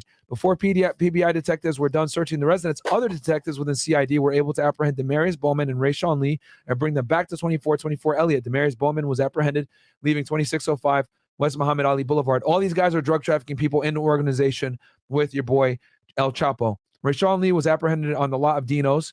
Anthony Taylor II, Demarius Brown, and Rayshawn Lee were all arrested and charged accordingly. Jamarcus Glover, a.k.a. Chapo, this is Breonna Taylor's boyfriend, was arrested the following day on April 23rd, 2020, in the same vehicle that was seen leaving 2424 Elliott in and charged accordingly. PBI detectives were able to seize all the individual cell phones and execute search warrants on all of them with the assistance of Louisville Metro codes and regulations.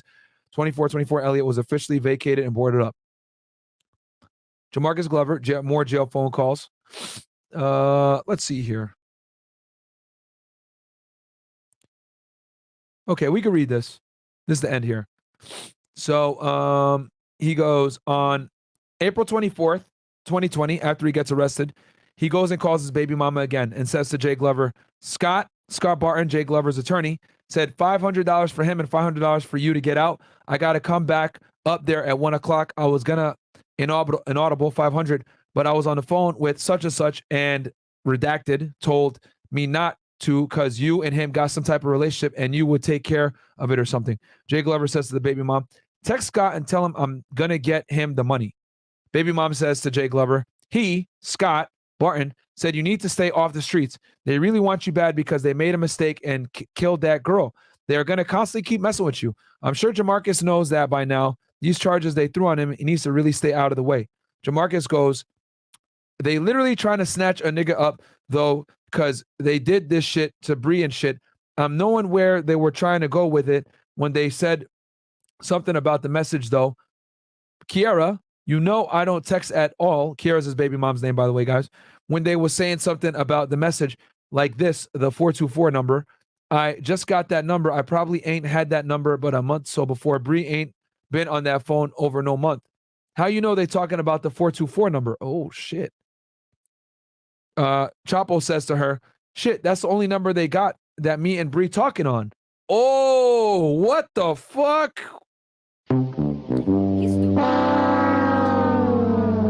This guy's fucking stupid.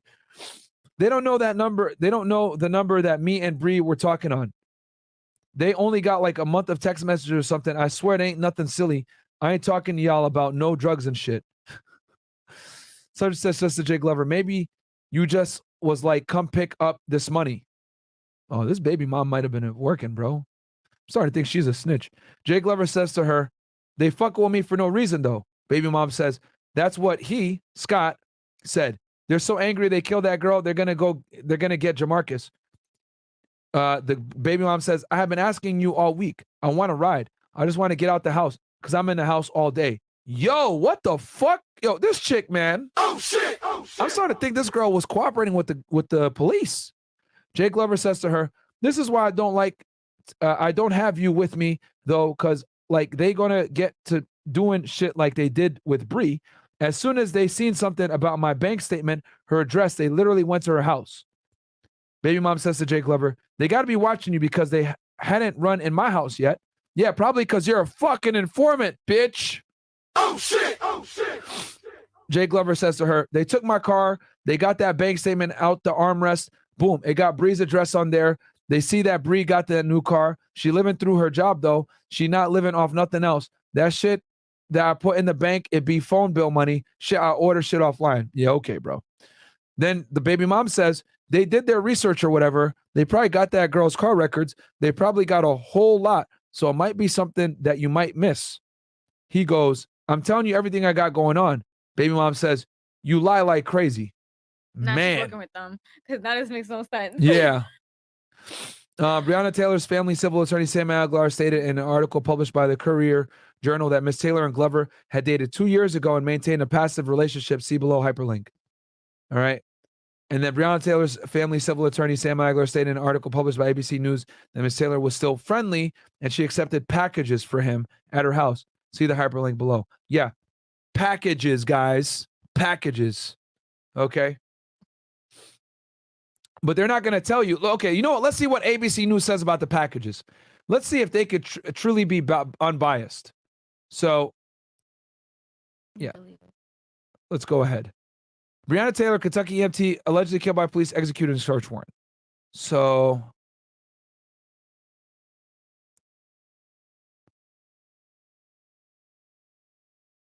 okay. So what we're going to do here is we're going to go ahead and do a Control F for package. Taylor was accused of accepting USPS packages for an ex-boyfriend who police were investigating as an alleged drug trafficker and used their address according to the warrant. The lawsuit filed in Jefferson District Court on April 27th by attorneys Sam Aguilar and Lenita Baker seek damages for battery, wrongful death, excessive force, negligence, and gross negligence. Cosgrove, Hankinson, and Mattingly are as defendants. Remember, this is Mattingly right here on the left. This is Hankinson. This is the guy that actually got charged, and this is Cosgrove. So these two were cleared. He was not cleared. He ended up getting indicted. So are you telling me that they only have packages? Okay. Aguilar said Taylor was still friendly and she accepted packages for him at her house. Sam Aguilar is the attorney for Taylor. So see how they're kind of glossing over it, guys, and not really going into detail and all the proof that the police had that she actually was accepting drug packages, as proved by the affidavit that we read, as well as all the evidence. Because he goes to her house, he picks up a package, he goes to the trap house, drops off said package, and then next thing you know, trap house, cars start coming in immediately.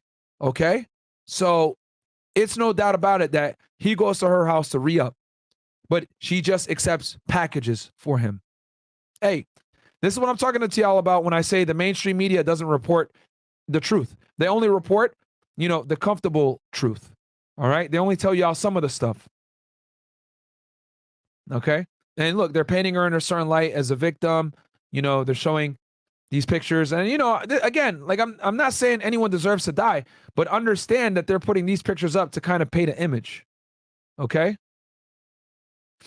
They're not showing you all the surveillance footage of her looking out for your boy Chapo when he's in the house dealing drugs. Okay. Look, let's see what she has to say here. This reporting. Lines fighting the coronavirus at the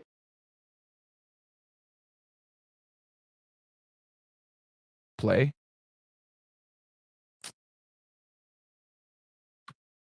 Kentucky woman shot and killed by police is demanding answers, filing a wrongful death lawsuit against 3 officers.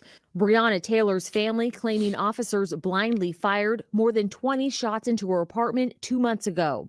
On March 13th, 3 officers entered Taylor's apartment while she and her boyfriend, Kenneth Walker, I would say 1 officer shot blindly into the house. The other 2 knew what they were shooting at, which is why they hit target. were sleeping. The officers were executing a search warrant as part of a drug investigation. Police claim Taylor's ex-boyfriend was shipping drugs to her apartment to avoid detection. This is not a woman who... That is a fact. She was accepting drug packages for him. would sacrifice her As shown in the investigation I just showed you guys. life and her family morals and values to sell drugs on the street. Louisville police. That's a lie. We proved that already, that she was heavily involved in the drug trafficking organization, being a lookout, accepting money, stashing drugs for him, okay, receiving drugs for him so that he can go ahead and drop the dope off at the trap houses, and they go ahead and they start picking up again. At this point, guys, there's an enormous amount of proof that she was involved in the organization to a significant level. She was holding tens of thousands of dollars for this guy. No one is going to hold that kind of money in an organization unless they're trusted. Period. Say the night of Taylor's death, the officers knocked several times and announced their presence before entering. And when they did, they were met by gunfire from Walker, a licensed gun owner. Defense attorneys for Walker say he fired in. All right, let me address this real quick. Michael Buck goes, do bad, evil people involved in the wrong things deserve to be killed, meaning with no knock warrants? Ellie has the right to kill the occupants because they are marked as bad, right? Bro, are you fucking stupid? What the?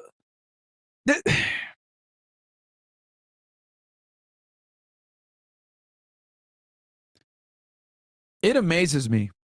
And here's the thing. I made sure to highlight this thing because these are the type of people that are just low IQ individuals. Nowhere did we say she deserved to die. Nowhere did we say a no-knock warrant means you can go ahead and shoot someone.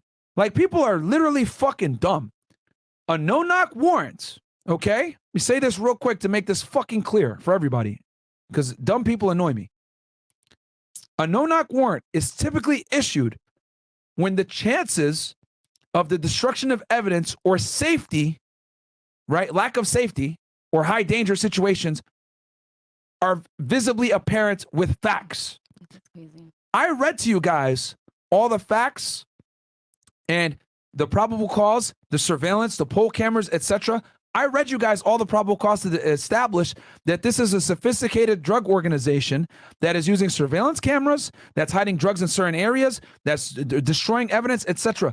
So, and they have guns in the house in a lot of the raids. Did you not see in when I was reading what I was reading earlier with the probable cause that when they hit these stash houses, there were drugs on the residences?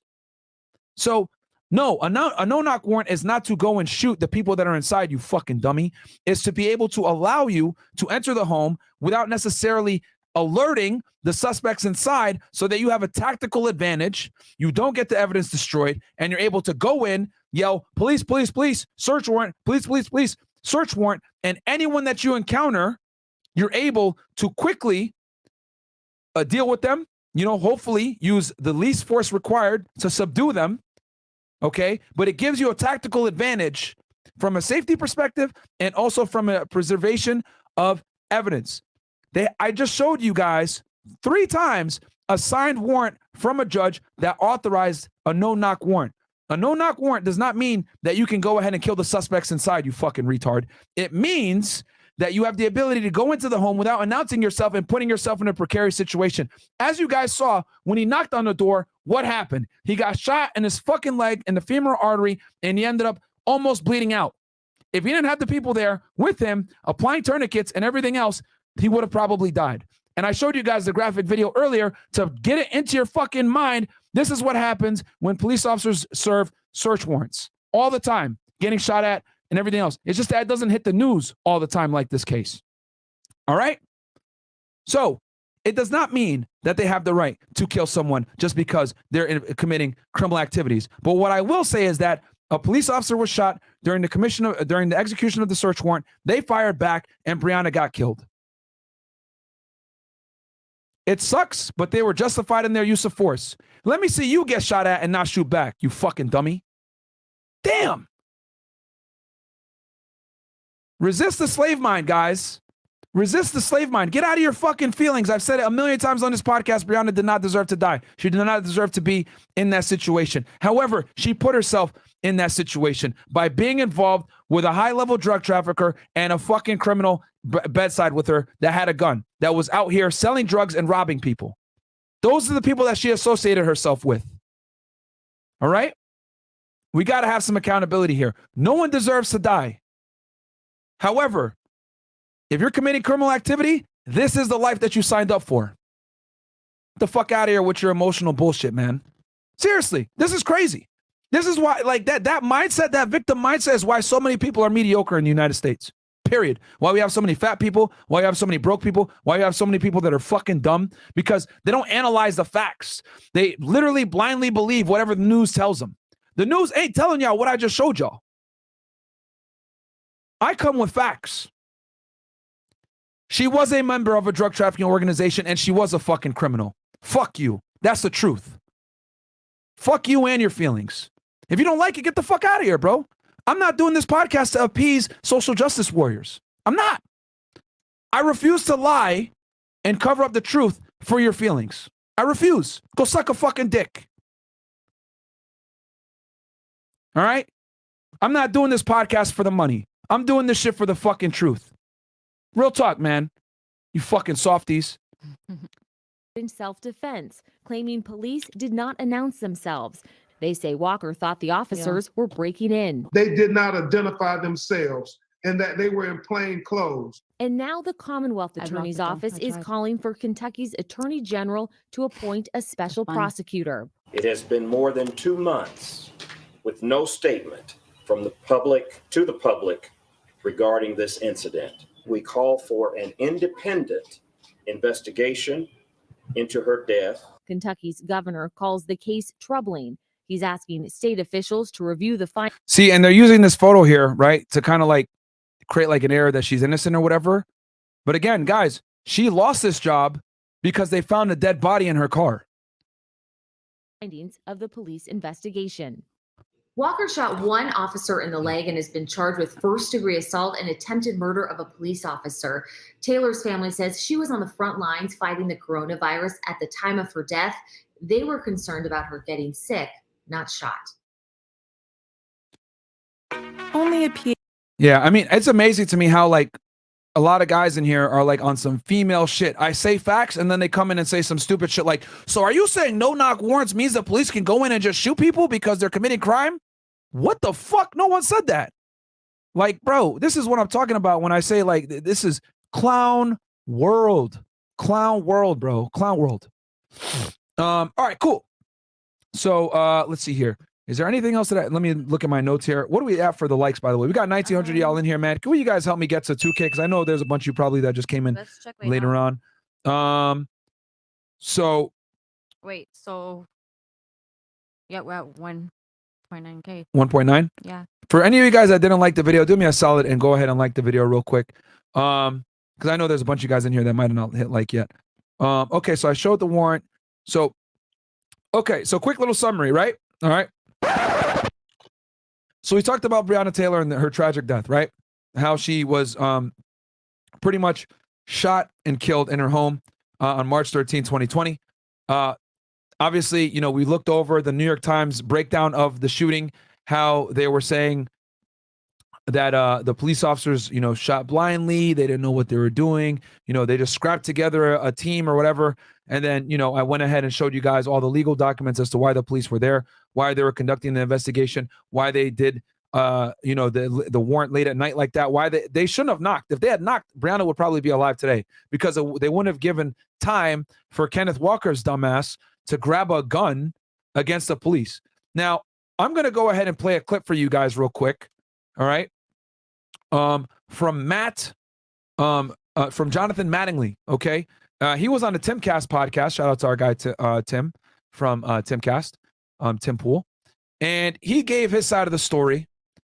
And I want you guys to just check it out and let me know what y'all think.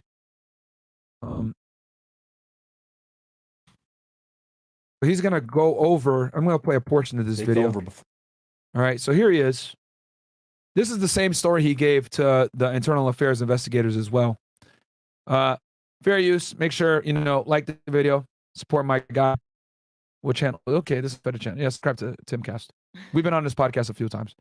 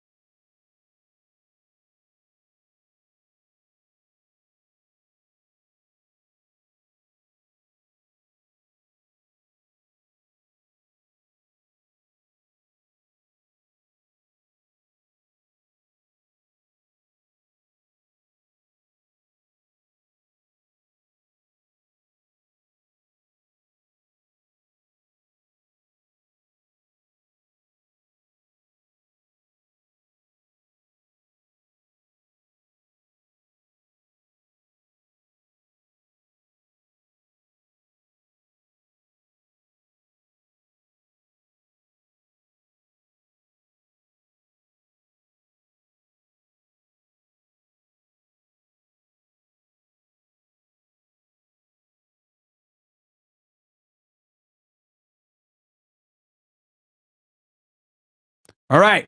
We fucking back, baby. They can't stop us, man. They cannot stop us. All right. We had the your phone. Or is that my phone? My bad. My bad, guys. Yeah, guys, we're back. Sorry about that, guys. I really apologize. I don't know what the fuck happened. Router just crapped out. Maybe it's because we're going late at night and they typically do resets at the end of the month like this. But anyway, let's go ahead and listen to Jonathan Mattingly, who was there and he got shot. For you guys that missed it, we broke down the Breonna Taylor case. We went over a bunch of stuff that the New York Times did not go over, and ABC News and all these mainstream media outlets trying to make it look like that Breonna Taylor was, innocent and not involved in any type of criminal activity, and that the police picked the wrong person and they were picking on her and they did all this other stuff. Yeah, that's not the truth. Like I said before, no one deserves to die. However, we have to acknowledge the uncomfortable truth with all the proof that I just showed y'all guys over the past 3 hours plus that Breonna Taylor was in fact involved in a drug trafficking organization to a significant amount, to include facilitating murder, being involved with a rental vehicle that was used in a murder in 2016, hanging out with a guy named Jamarcus Glover, aka Chapo, who was a high-level drug distributor in the Louisville, Kentucky area, holding significant amounts of U.S. currency for him, holding drugs for him, doing lookouts with him, helping him facilitate his drug organization, putting out bond for him. So there's no way around it. She was a significant contributor to the organization. So let's go ahead and play this video here. We'll play just the story, like his experience. So I'm gonna go ahead and share screen with y'all real fast. Hey guys, like the goddamn video, because it took me a while to prepare for this goddamn thing. I'm over here with half my head cut open after the transplant, getting this stuff ready. Shout out to my guy Timcast. This is the video that I'm talking about.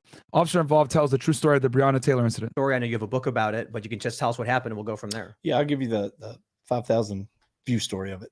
So that night, we were asked to help. What do you know the date specifically? Yeah, so March 12th is when the briefing was. We didn't breach the door until March 13th, which is Friday night, full moon.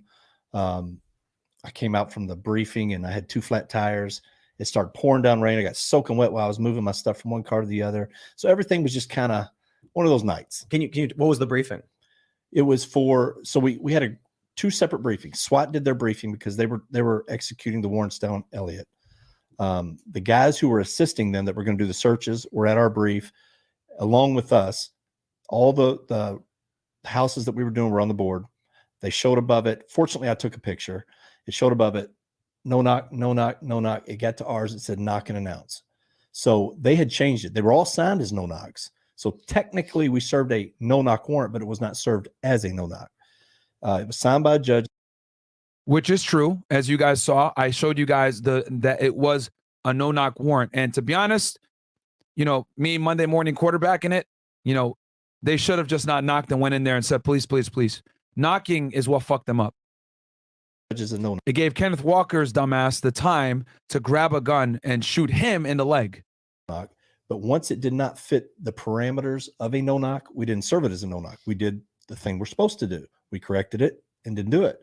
So the only reason it was written as a no knock is because Jamarcus Glover's history. He had 5 felony pending cases for guns and drugs. He had ran from the police. And these were active cases, not including the ones he'd already been charged with and pled guilty to previously for Mississippi and Louisville. And so once they realized they had a ping on his phone and a tracker on his car, they knew he would not be on Springfield. So they said, we're not doing that one as a no knock because it didn't justify being a no knock. He wasn't there. Springfield is where Breonna lived, by the way, guys. Because remember, when he said a ping on him, they were tracking his phone. Okay, a ping is law enforcement jargon for tracking his phone, so they knew where he was. All right. And they said, we think it's only Breonna Taylor at the house. We don't think there's any kids, no dogs, nobody else there with her. Okay, cool. They've been watching this house for a while, so I had assumed that their intelligence was good on the house, that it was just going to be Breonna Taylor. They said she's a heavy-set black female. Give her time to come to the door. Give her more time than usual, because normally it's about 10 seconds. You're banging on the door, police search warrant. If you don't hear anything, then you go ahead and hit it. So this one, when we showed up and we gave it 45 seconds to a minute. it was, I think, 6 different cadences of knocking on the door and yelling police search warrant. The first 2 were just regular knocks, hoping she would just come to the door, be quiet, the neighbors wouldn't know. After she didn't come, started banging an open hand really loud, yelling police search warrant. The neighbor upstairs heard us, came out, argued with our guys. They kept telling him to go inside. He didn't want to go back inside. So finally he did. We hit the door. Once the door opened, I could see from right to left in the living room. So he's standing in the doorway. And remember, guys, I showed y'all how the doorway was set up before with the floor plan, which okay, hold on real fast, just so you guys kind of get an idea of what he's talking about here. Okay, we can put a visual to it. Okay, sorry, did I put YouTube? Okay, it's Breonna. Go ahead and take the only thing the New York Times did well on this thing was they were able to put a pretty good diagram there so y'all know what the house looked like. God damn it.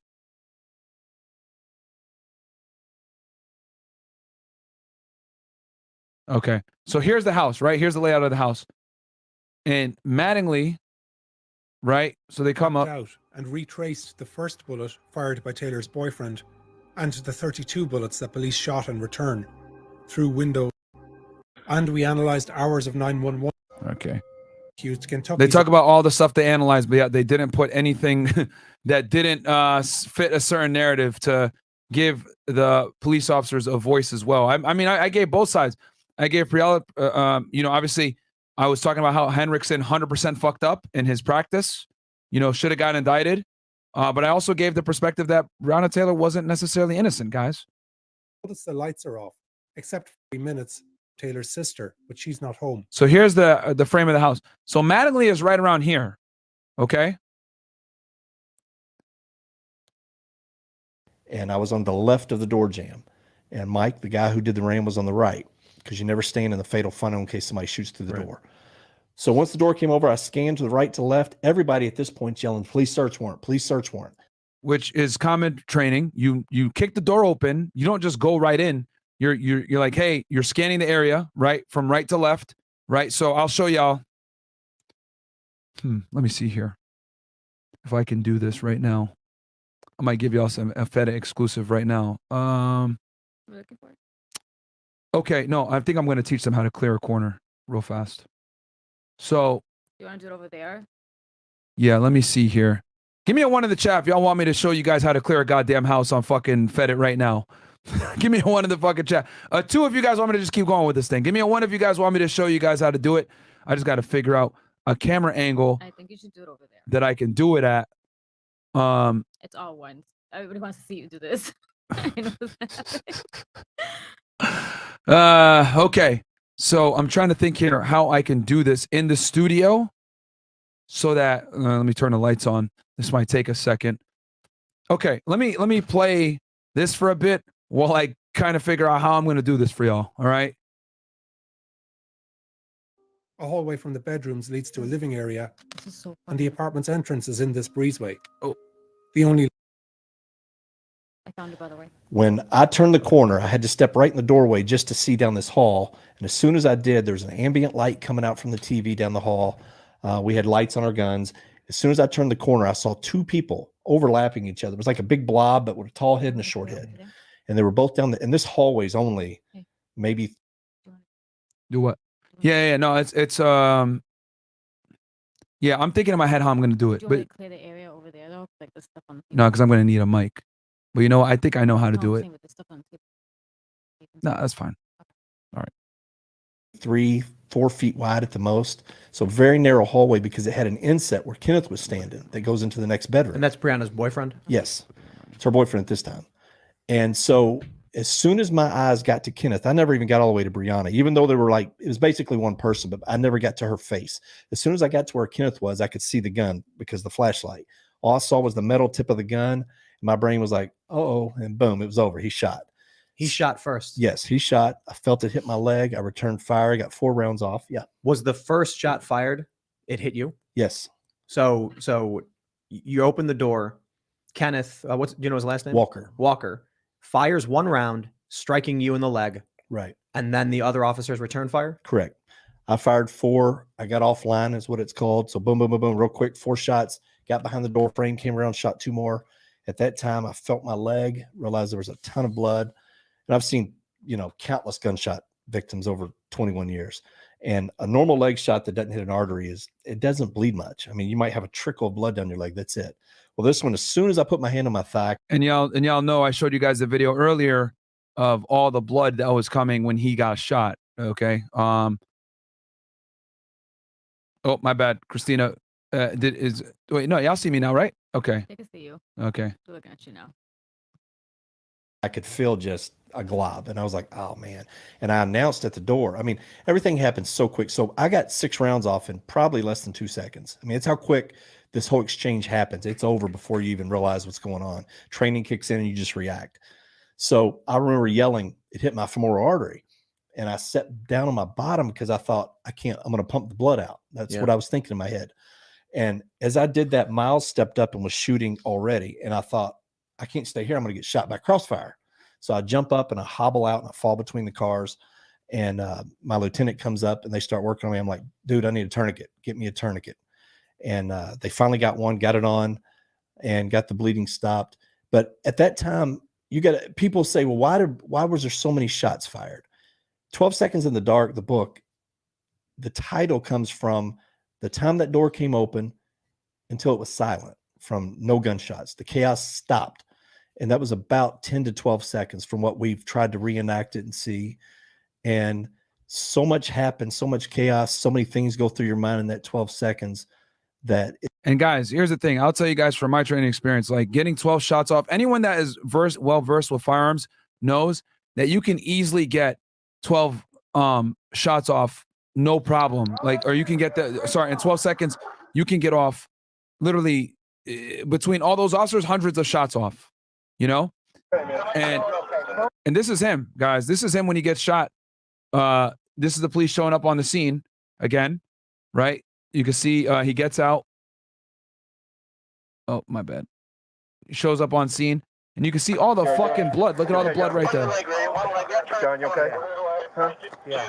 Take my fucking leg. Here, take this. John, I'll call. Look at that. You know what I'm saying? This is the dark side of law enforcement, guys. And I want y'all to see this again. I'm trying to make sure he don't have it. For all the clowns out there that think, oh yeah, no man, it's just sugar. Yo, you could just get shot and not shoot back, bro. It's cool, man. You know what I'm saying? But you find it funny how a lot of the people say the pigs. Monday morning quarterbacks, huh? I find it funny like a lot of people call cops pigs. Yeah. But then around like right now is a time where the police, like everybody's applying to become in the police academy. And you literally see like everyone that they'll always talk trash.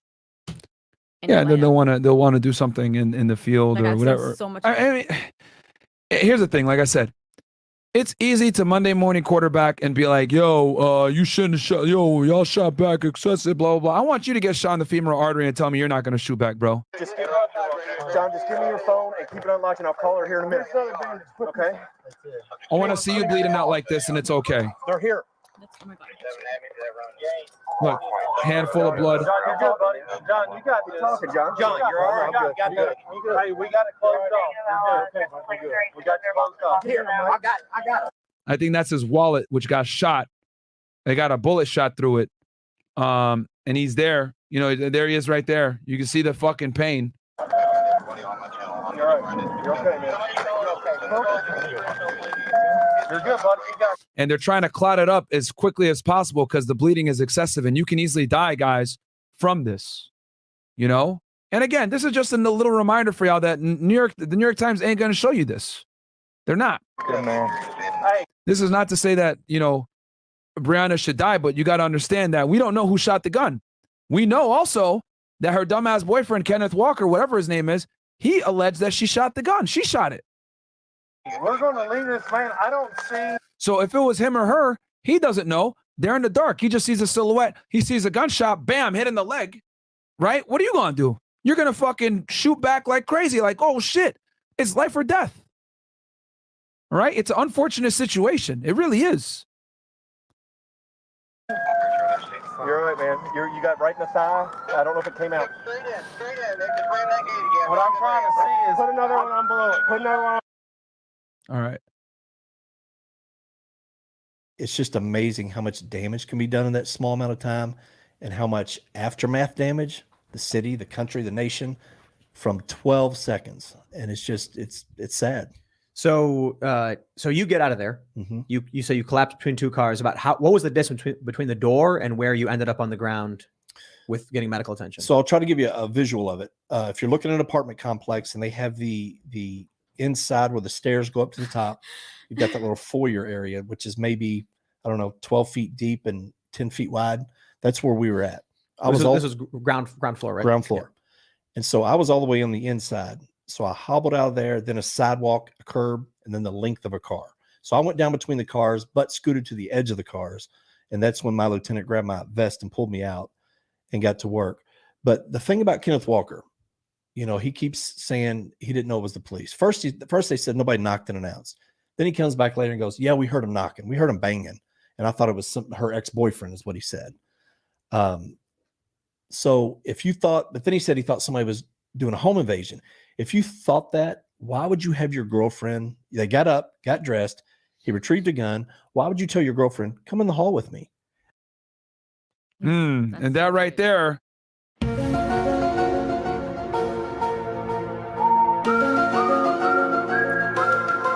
And I think I know why. But let's keep going. I'd imagine if he thought it was her boyfriend. You know what I mean? Like they genuinely But thought if you're that scared or for her your life ex-boyfriend or that you're whatever. willing to shoot, wouldn't you have her call 911? Stay in here and call 911. Get him over here. I mean, you know, it's a tough question about whether or not somebody wants to call the police to a situation that's about to get hot, whether they're even thinking about it, how someone reacts. I mean, you know, you're talking about 12 seconds. They hear a big bang. It's about 45 seconds. I can't assume these people would react the same way I would. I can't assume they trust cops, you know, to come and resolve the problem. Right. But more importantly, I mean, it's even fair to say, but why would you go out with your girl out in there, which is strange, right? And she's in front of you and you're behind her. Oh, who's shooting at us? We have to go in if there's somebody. What is this about? We don't. You want to go? Who was shooting at us? And he goes, what is this about? And this is him right here in the corner, by the way, guys. He's propped up against the car. That's Kenneth Walker talking. We're both just regular working people. Where is she? We're both working people. I just proved to you guys that he ain't no working person. He is a criminal that robs people and sells drugs. She's on the ground. In the hallway. So they asked her, where's she at? He's like, yo, she's in the hallway. What kind of gun did she shoot? It's a it's the regular 9mm. Did she So we asked her, what kind of gun did she shoot? He goes, it's a 9. It's a regular 9mm. shoot or you shoot it? It was her. She was scared. All right. So he clarifies who shoots. He says, who was shooting? You or her? And he goes, it was her. She was scared. I'm spinning out. I just kicked. I'm gonna spin out. You shoot it. It was her. Where is she at in the apartment? She's on the ground. Where at? In the hallway. What kind of gun did she shoot?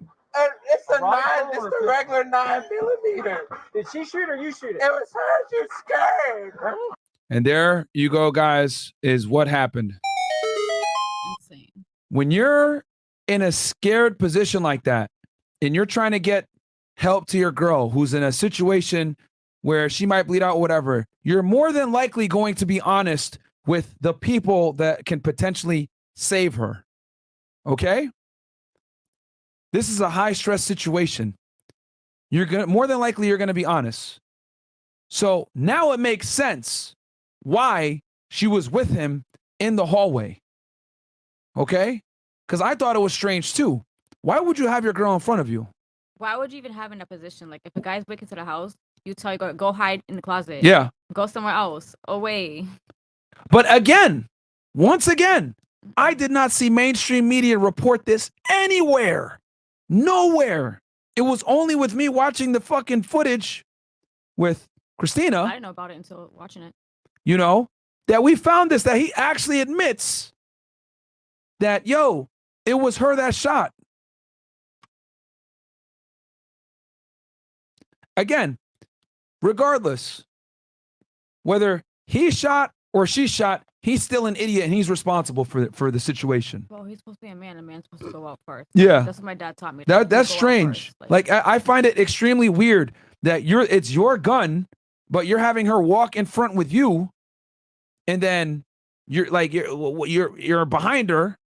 Like, what the hell? Like, it would make more sense, probably more than likely, that she took the gun and she shot. Yeah. Because why would she be there? Why the fuck would she be there? Strange. Especially if they were scared. Why would you put your girl in a dangerous situation like that? She has cojones, like she has a man's mentality.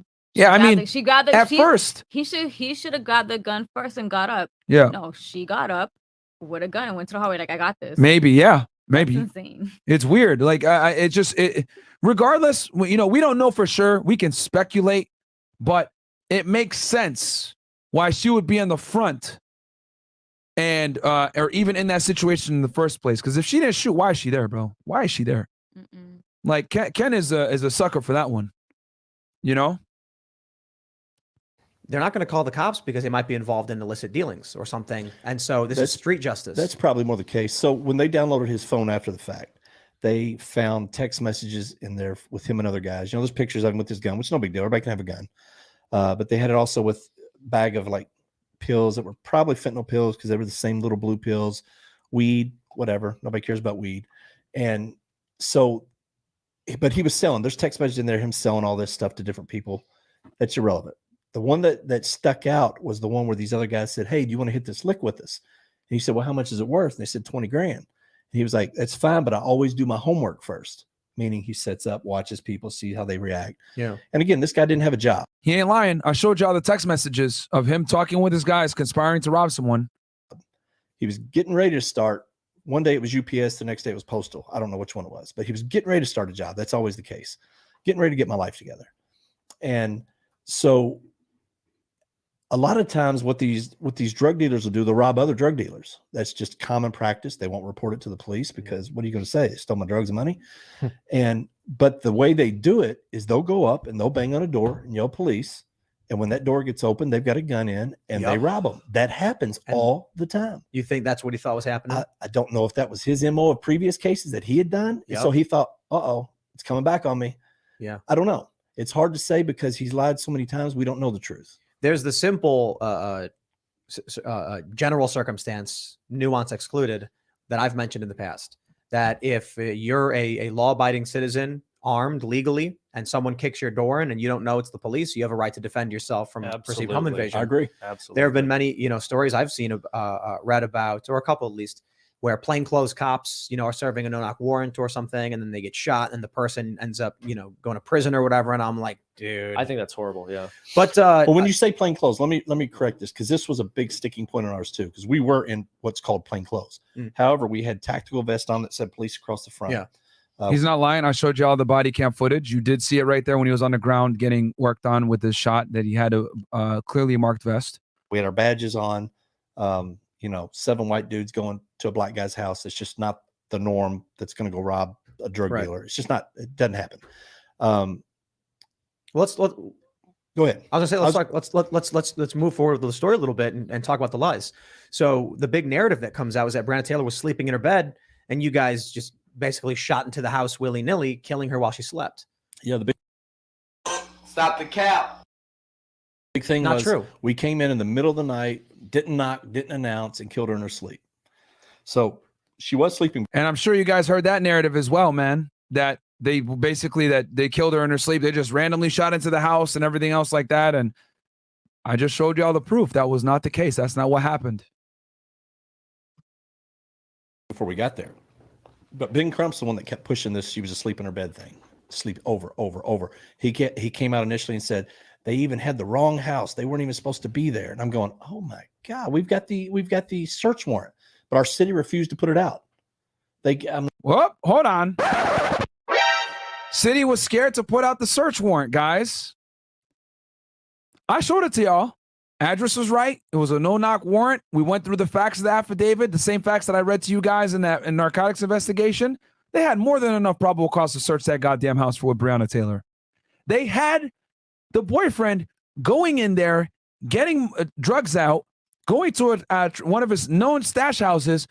After leaving the stash house, a bunch of people start coming in there. Come on, man. I'm like, Just show them the address and name on it. It's all you got to do. You know, this doesn't hurt the investigation one bit. You mentioned before that, but they didn't want to do that, and you know why they didn't want to do that? Because they were scared of getting publicly hated on even more. Guys, anytime a police department gets involved in a shooting, especially of an African-American individual, and there's this presumption that the person was innocent, they did nothing wrong, the police department is going to withhold everything until they finish their investigation. Also, they didn't want to put that search warrant out because it would have validified what the police officers were saying. And for you to put anything out that validifies what police officers are saying in the middle of a shooting will make you look very bad, and it's not good press. Okay? So that's why they didn't release it, even though it proved that the mainstream media was lying, saying that they shot into the house, that they didn't have a warrant, that they didn't, that they hit the wrong address. They didn't put it out. Okay? That website I showed y'all with all those files, it was recently put out, guys. This shooting happened in 2020. They didn't put all this stuff out until years later. they were gentrifying the area. Yes. Something was going on with that. What was that about? So down on Elliott, which is where Glover was at, where SWAT did the no-knocks, for years they have been buying up these properties. What they would do, and I told y'all about Elliott, where this Jap house was, is they would go in and they would condemn them, buy them from the homeowners for $1 a piece. And so the city had taken the majority of that block. In 2000, I believe it was 18, they had the University of Kentucky's engineering department or architectural department draw up plans for this new vitalized area. And it looked nice. And you do want areas like that to be revitalized, but you've got to do it the right way. You can't just go in and bully people out of their houses and basically steal it as the government. I don't agree with that. So what they did was they sent a map out through their email, and it had the houses they already had marked off, and it showed the houses they needed to still get. So in January, they started this new unit up called PBI, Place-Based Investigations. They got it from Cincinnati. And what this was supposed to do is go after your most violent or your most troublesome areas to clean up those neighborhoods. Because even in these poor neighborhoods, 80% of the people are great people. They really are. Yeah. And you guys saw that they had a bunch of complaints about these houses. Okay. And the area that he's talking about, guys, just as a quick little reminder for y'all so you don't get confused. This area is what he's talking about, where they serve these search warrants. Okay. These areas, this area is what they're trying to gentrify. As you guys can see, there's a bunch of boarded homes. Now, me as a real estate investor as well, I can tell y'all, because I wear many hats, not just the law enforcement one, this area is ripe for gentrification because look at all these homes.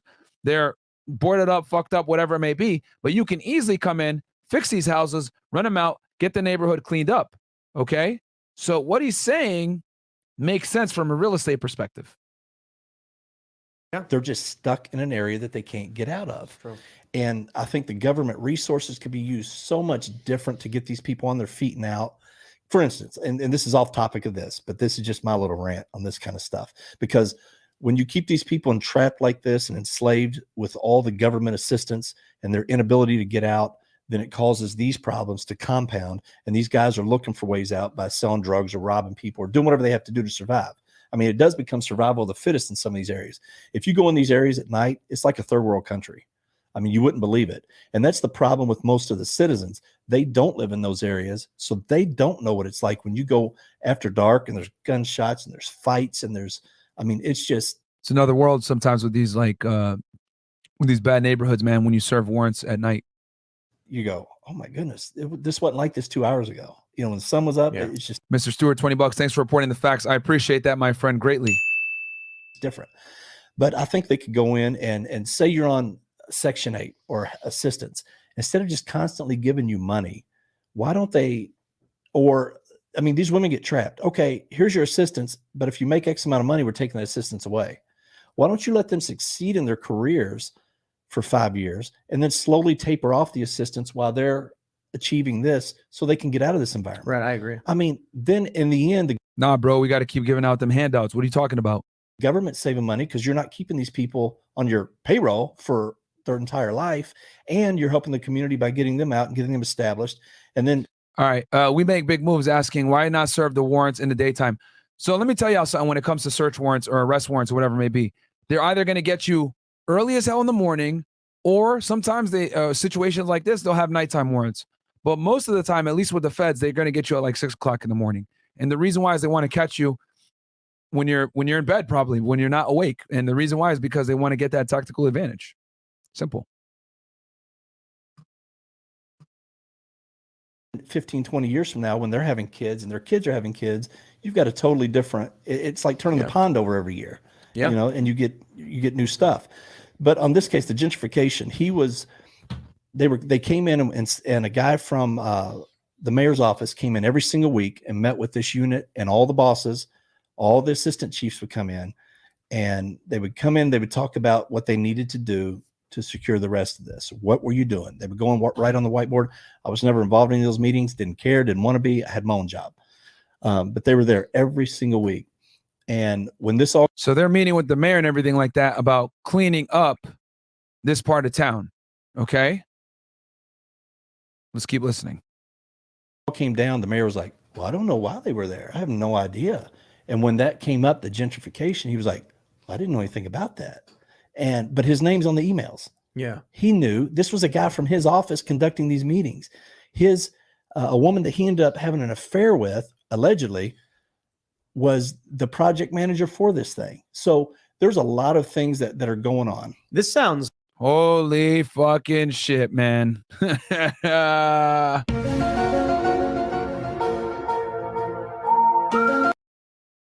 So, quick summary of what he just said. Essentially, they're trying to gentrify this area right here, which is why they were trying to clean up the streets, okay?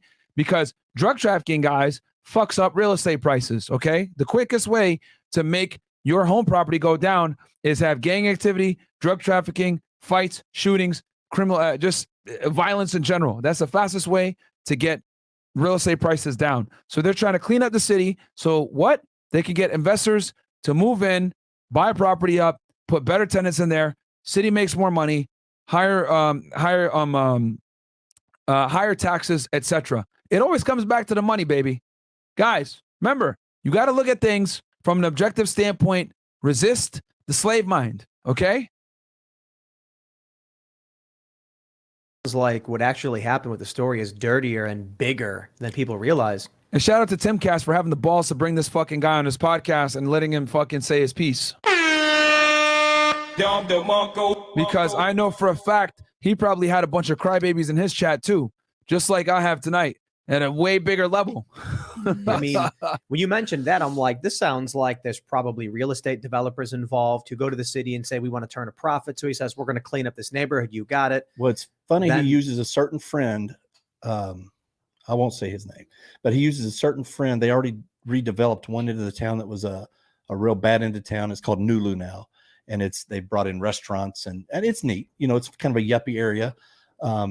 But the same developer got all those bids, all those contracts, and he was the one that was going to get these. So there's a lot of under the table deals going on. And unfortunately, the police are always used as the pawns, like we were talking about earlier with the vaccine stuff, mandates enforcing that. Yep. If I can use the police who have the authority as my pawns to go do it, then I can look back and go, man, it wasn't me, it was the cops. But these cops just need to say, I'm not going to. 100% they do. Yes, they do. Well, and that's what kind of sucks with working for the locals, guys. And this is something that I really enjoyed about working for the feds. When you work for a local police department, you work for a sheriff, you work for even sometimes the state police, it becomes annoying. And the reason why it becomes annoying is because there's a lot of political agendas a lot of the times with you doing your job. Okay. So if you work for the sheriff's office, for example, well, the sheriff is the ultimate law enforcement authority in that county and you work for him. That's why they call it a sheriff's deputy. When you're a sheriff's deputy, you enforce the law under the sheriff, right? Under the power given to you through the sheriff. So, and a lot of sheriff's departments in the United States, the sheriff has ultimate authority, so he could fire you for anything. Like there's, he could fire you for almost anything, get you in trouble.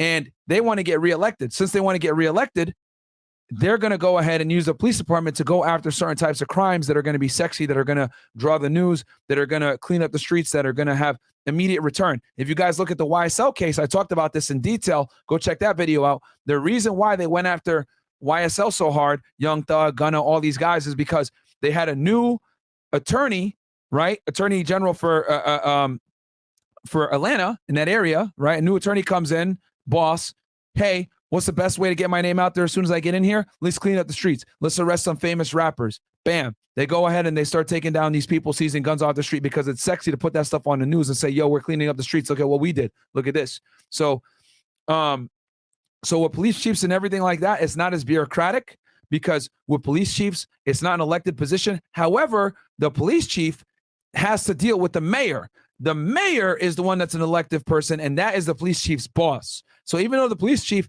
has a secure job a lot of the time, sometimes it's elected, sometimes it's not. But a lot of the time, it's kind of a secure lifetime gig. He still works for the fucking mayor. So the mayor is going to, how do I say this? The mayor is still going to acknowledge and or want the police department to focus on certain types of things based on what their agenda is on getting elected and or creating more revenue for the city. Money makes the world go around, guys. It's one of the dirty sides of politics and law enforcement in general. The beauty is that with the feds, I didn't have to deal with as much bureaucracy on that end as far as like, we need to get elected and all this other bullshit. With the feds, it's less pronounced. Okay. But when you're at the state and local level, this is the bullshit that you deal with. Well, I want to carry on the story though. So here you are now. You wake up in the hospital. Mm-hmm. Breonna Taylor has died. Did Kenneth get injured in any way? No. So you're what happens? You pass out on. Kenneth Walker didn't get hit with one gunshot with all those gunshots going in.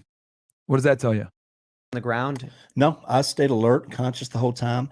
And I told people, and I've told people, because I've went around and talked to some people about critical incidents, and you're not required by law to give a statement right away, because in critical incidents, a lot of people, if you wait a few days, some things, you start remembering stuff that you've, for your own protection, you blocked out. But for some reason, when I woke up, it was like it was burned into my brain. And I say, I wish I would have at least, if I didn't give my official statement, I wish I would have recorded it that day, because it hadn't changed one bit. I mean, everything I said then, I said now. The only things I forgot I had put a ball cap on that night because I got rained on, and I'm real conscious about my hair. So I threw a hat on because it was all messed up. So I forgot about that. But other than that, it was like, it was burned in me. So yeah, and his ball cap they had as evidence. It was in the crime scene photos. So, but I waited 12 days to give a statement because I was in the hospital and recovering on pain meds and all that. And so that became an issue because they were like, "Oh, it's a cover up. Why do you wait so long to give a statement?" I'm like, "Oh my gosh, this is my statement. It hadn't changed. Every interview is the same." But so what did you ask me on that particularly? No, just what happens next. So you're injured. You stay up all night. You're in the hospital. I'm wondering, what happens when you realize this was turning into a national story? There were was it riots are starting up or the news is picking it up? So one of the first things I asked my wife, I was like, man, was anybody hurt? Because I didn't know. I didn't know if anybody had been shot in the apartment because, I was busy trying to tend to myself and stay alive. And they told me, yeah, it was a female. And I was like, crap. Because I knew when I came there, the taller one was probably a guy. I couldn't pick him out. But you kind of knew, you could kind of tell body types. And I was like, man, because every cop's biggest fear is, or at least mine, I can't speak for everybody. My biggest fear in this career has always been, I don't want to accidentally shoot or kill the wrong person. I mean, that's just a thought that you're constantly playing because there's. For some of you guys that are wondering, this is Kenneth Walker right here. This is him. This is him right here. So it was actually him in this picture. See, he looked just like the other dude, gold teeth, of course. Kenneth Walker. And then the other guy, like I told y'all before, was Jamarcus.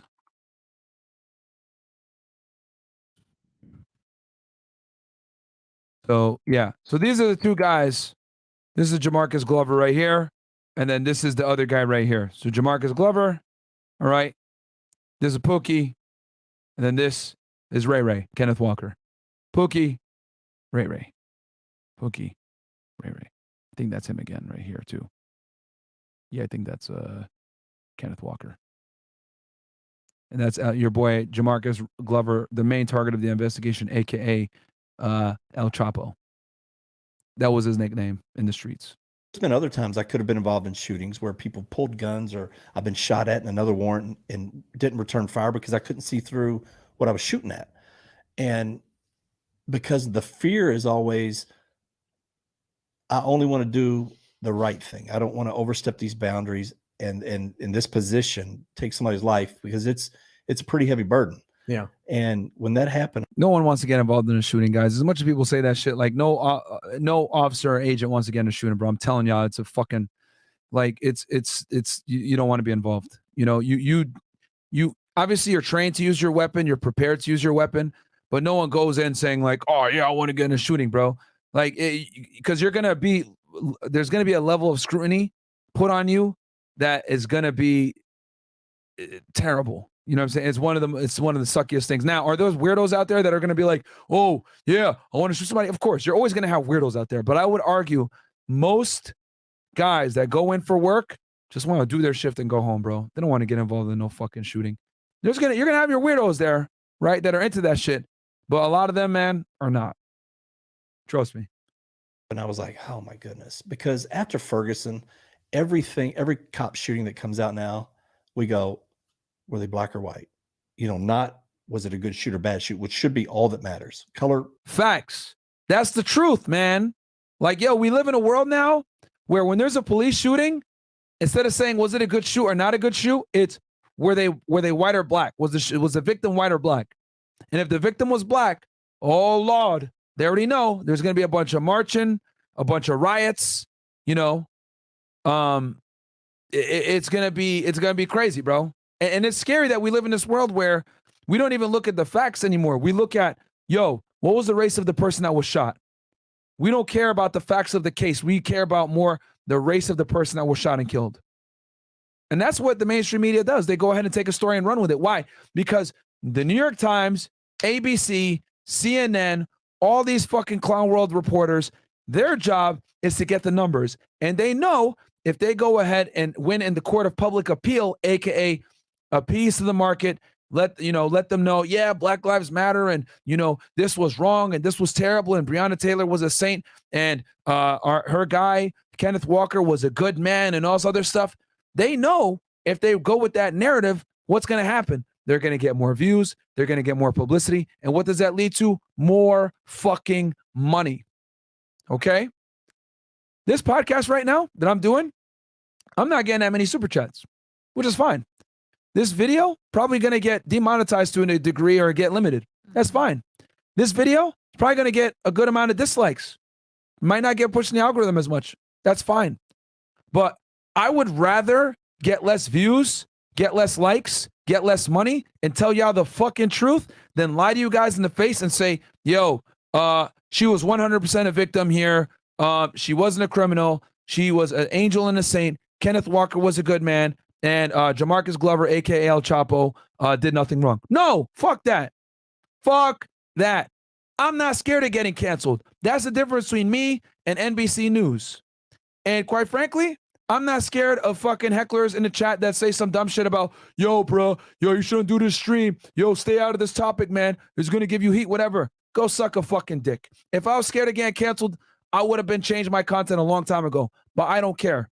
This is a Fed at 1811. I report facts over here. I don't report no fucking feelings, bro. That's the fucking truth. All right?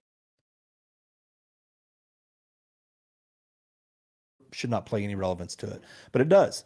So ever since Michael Brown, that's the question: were they black or white? Well, I knew Brown was black because I'd seen her picture prior to this, and so I was like, my goodness, this isn't going to be good. I just kind of knew it. And however, COVID, the nation shut down on March 13th. Also, that's when everything shut down. President was on every day, our governor was on every day, so it kind of got pushed down. And I think that's what our mayor and our police chief counted on. Oh, okay. Well, if this is the big story, this will go away. Something else will come up. And then Ahmaud Arbery happened. And Ben Crump was hired on Ahmaud Arbery. Well, then after that, one of the attorneys on Breonna Taylor's case for her mother knew Ben Crump. She had worked with him on a case. So she called him and said, hey, can you help us on this one? So he came into town, and then there had already been lies or misconceptions. And part of that was the police department's fault because they didn't share any information with Breonna Taylor's family either. So I understand their frustration. I get it. But then once he got on, it was a whole new animal, man. It was because he already had the national spotlight from Ahmaud Arbery. So then now Breonna Taylor's there. And so I could feel the tension in the city starting to creep up. And guys, you don't want to ever be like this dude, Kariga Russell. I don't know if he was a good man, but I know he squeezed on the ass. Oh no, Myron, that's your truth. Bro, anytime someone says some stupid shit about your truth, my truth, whatever the fuck, no, you fucking dummy. Stupid. There's one objective truth, okay? Your interpretation of the truth, however, is subjective to you. That's your subjective opinion on the truth, but it does not change the fact that the truth is objective. Fuck your feelings, okay?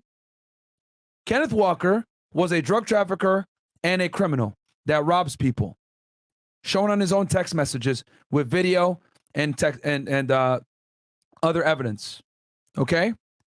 He was possessing firearms while being a drug trafficker, all right? Violating several different types of crimes and robbing people. So, no, he was a crook. That's a fact. You might not like me saying that and say, that's my truth. But on his own phone, we saw the evidence with our own two eyes. So idiots like you are part of the fucking problem that say stupid shit like your truth.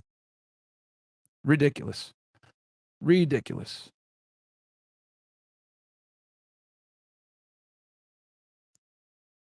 Feel it. And I started reaching out to people. I even reached out to our city council president, who used to be a police officer. He was my training officer in the academy. And I said, man, I texted him. I've still got it on my phone. I was like, here's all the lies they're saying. And I listed it as pages of text. And I said, here's what really happened. And I told exactly what I've told you guys. And I said, the mayor won't say it. What can we do? And he said, yeah, the mayor's refusing to say this stuff. I'll hold a press conference Monday and get it out. Never happened. Thanks for checking out this segment from the Timcast. Another uncomfortable truth. The Vikings have the most playoff losses. Here's some truth. Blacks die mostly by blacks. Where's the anger in that? Hey, man, you're going to piss some people off by talking like that, bro. But, yeah, man, I mean, black men kill each other way more than police officers kill black men. But no, I don't see no angry BLM marches about that. Okay? I don't see none of that. And I've said it before, I'm going to say it again. Black Lives Matter is a terrorist organization. Facts. Y'all don't believe me? Here we go. Let's have some fun with this bad boy. We're going to Google FBI definition terrorism. Let's see here. Terrorism definitions. All right. We got domestic. Where's domestic terrorism? All right. Domestic terrorism. Violent criminal acts committed by individuals and or groups to further ideological goals stemming from domestic influences such as those of political, religious, social, racial, or environmental nature. One more time. Criminal acts committed by individuals and or groups to further ideological goals stemming from domestic influences such as those of political, religious, social, racial, or environmental nature. Last I checked, in Louisville, Kentucky, with the George Floyd riots, etc., all BLM did was breaking, looting, and maiming. That's what fucking Black Lives Matter really stands for. It's a terrorist organization. Excuse me. Period. By FBI definition, it is a domestic terrorist organization. I don't make the rules. I just report them. That's what they do. They destroyed the city of Minneapolis. Absolutely destroyed it. Antifa, also a domestic terrorist organization. Okay? I'll call the Ku Klux Klan, the Aryan Brotherhood, fucking Antifa, Black Lives Matter, whatever it may be. I don't give a fuck what your skin color is. If you destroy property, you hurt people, you commit crimes of violence or some type of intimidation to go ahead and further some political agenda, you're a fucking terrorist. I don't give a fuck what your skin color is. And I'm not scared to call black people terrorists. That's the fucking difference. Y'all have no problems calling Mohammeds and all these other dudes terrorists. I guarantee you, if we had a dude named Ahmed blowing up fucking restaurants and all this other shit, saying, yo, this is fucked up. You guys are out here doing all this shit to my race of people. it would be called terrorism. But yet, when these guys blow up and destroy Minneapolis and Portland, Oregon, and all these other places, nobody bats an eye. Nobody calls them domestic terrorists. Listen, man. Like I said before, I don't make the rules. I just report them. Black Lives Matter literally fits this definition word for word, which is why a bunch of them actually got caught for wire fraud and money laundering as well. Siphoning off funds from donators and using it to buy extravagant things for a lifestyle. Hey, man. It is what it is. I report the truth. Fuck your feelings. Fuck your race. Fuck what you think. I report the truth regardless of what you look like, regardless of your skin color, regardless of how you feel. Even if it makes me look bad, I'm telling the truth. And this is coming from a dude that is Muslim, black, Arab, everything. I fit a bunch of different stereotypes, but I'm not crying about it. I'm not going to use my skin color as a crux for some type of bullshit. No, man. Hell no. Hell no. Not going to do it. So that's what those guys do. And this dude, Kariga, is still in here. Bro, I don't know why you're still in here if you're so offended by my content, man. It makes no sense to me. You're in here at what, fucking 2 a.m. Damn near 2 a.m. in the morning. You know what I'm saying? Watching me. Fucking crazy, bro. Anyway, thanks for the support. You're a fan, just unknowingly. But yeah, man. No rant coming, guys. It's just that it just amazes me how we refuse to acknowledge and take accountability for our own mistakes and blame everything on the man, blame everything on the police, everything else like that. So, summary, okay? We'll bring this thing to closing. We've been going for 4.5 hours, man. Hope you guys enjoyed the show. Like the fucking video if you're here, because I know I'm going to get a lot of hate for this one. Summary of the case. Basically, police officers did a drug investigation. Were able to identify a guy named Jamarcus Glover, a.k.a. El Chapo, all right, as a high-level drug trafficking, pretty much like ringleader almost, okay? Getting drugs shipped to him, going to Biloxi, down to go get the dope, whatever it may be. And they were able to identify him through the course of investigation for several years, right? And what happened was during the course of their investigation, they were able to identify Breonna Taylor as a member of his drug trafficking organization, facilitating the movement of funds and storage of funds, the movement of drugs, etc. And here he is, by the way, as well, guys. This is your boy. This is El Chapo, okay? Just so we could put a picture to the name. Involved in his drug trafficking organization. 2016, they were able to figure out that she rented a vehicle that was linked to a murder. Jamarcus Glover was at the house when the detective showed up back in 2016. So the police had their eye on her back then. And then she ended up losing her job, right? This job right here, to be exact, okay? From her association with this individual, all right? Fast forward to 2020, right? After a couple years of being with Jamarcus and helping him with his drug trafficking organization, she's linked up with this fucking guy, Kenneth Walker, okay? And Kenneth Walker is also a drug trafficker and robbing people for money, okay? As shown through his text messages and phone calls, etc. And we know already from Jamarcus, extensive surveillance on him. He was running 3 trap houses that the police were able to identify in the Louisville, Kentucky area. And Breonna was helping both of these individuals and with both of them. And both of these guys are criminals. All right. So when the police showed up at 12 o'clock in the morning to serve a no-knock warrant, which was legally obtained through a judge, okay, on probable cause through a multi-year investigation, unfortunately, a shot was fired. We don't know if it was from Kenneth Walker or from Breonna. At first, Kenneth Walker said it was him that, he said it was Breonna Taylor that shot. Then he changed his story and said that he shot. So we don't really know who the shooter is. We just know that they both came out into the hallway and a shot was fired. One of the detectives was hit in the leg. They returned fire and they killed Breonna, who was in front of Kenneth. Tragic situation. Terrible. But the use of force was justified as shown through the Attorney General of Kentucky. One of the officers, Henriksen, is an idiot, and he went out and he started shooting blindly into the apartment, unjustly. And he ended up getting indicted for it, wanton endangerment, which was a rifle charge. Because I'm looking at this subjectively, he fucked up. He deserved to be indicted and lose his job because you never shoot randomly into a place if you don't know where your bullets are going and what's beyond that. Okay, at least the officers that were shooting at Breonna and Kenneth knew what they were shooting at because they saw the bullet come at them, hit a member, and then at that point, it's a gunfight. All right? So this all happened, guys, within 12 seconds. So anyway, that's what happened. That's the summary of the case, guys. Mainstream media isn't going to show y'all that. I showed you guys the case files. I showed you guys the stuff that they don't want to show you. Even though they had it, which is the scary part. They had this information, yet they chose not to show it to y'all. And yeah. What are the facts? Breonna Taylor was a criminal. Kenneth Walker was a criminal. Jamarcus Glover, a.k.a. El Chapo, was a criminal. It's just terrible that they, that Breonna had to get wrapped up in these guys' stupidity and pay the ultimate price. No one deserves to die. All right. I guess I'll open it up real quick for questions.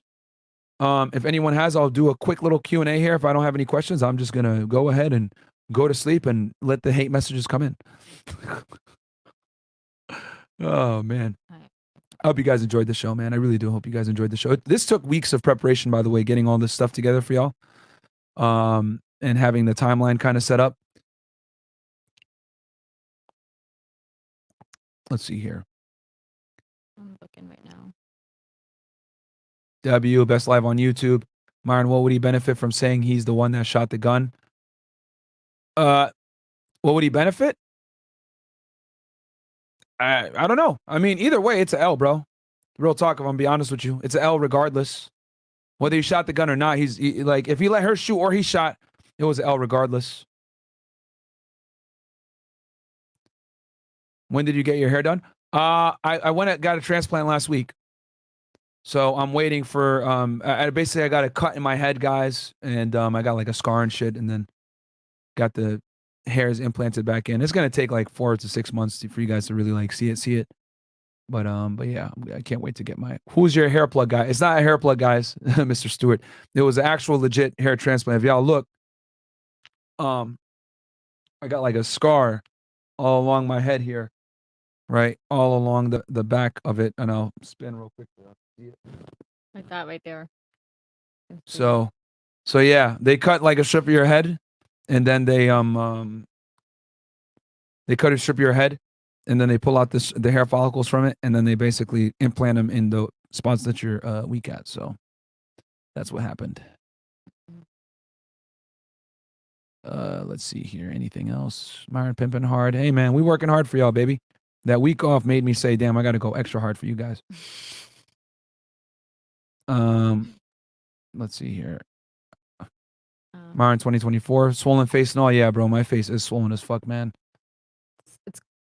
It's way better. Yeah, it was way worse, man. Guys, my eye was like fucking close. Don't worry though. I took pictures of everything, and I'm gonna make sure that I like document everything for y'all, and I'll make a video on it. So, the process.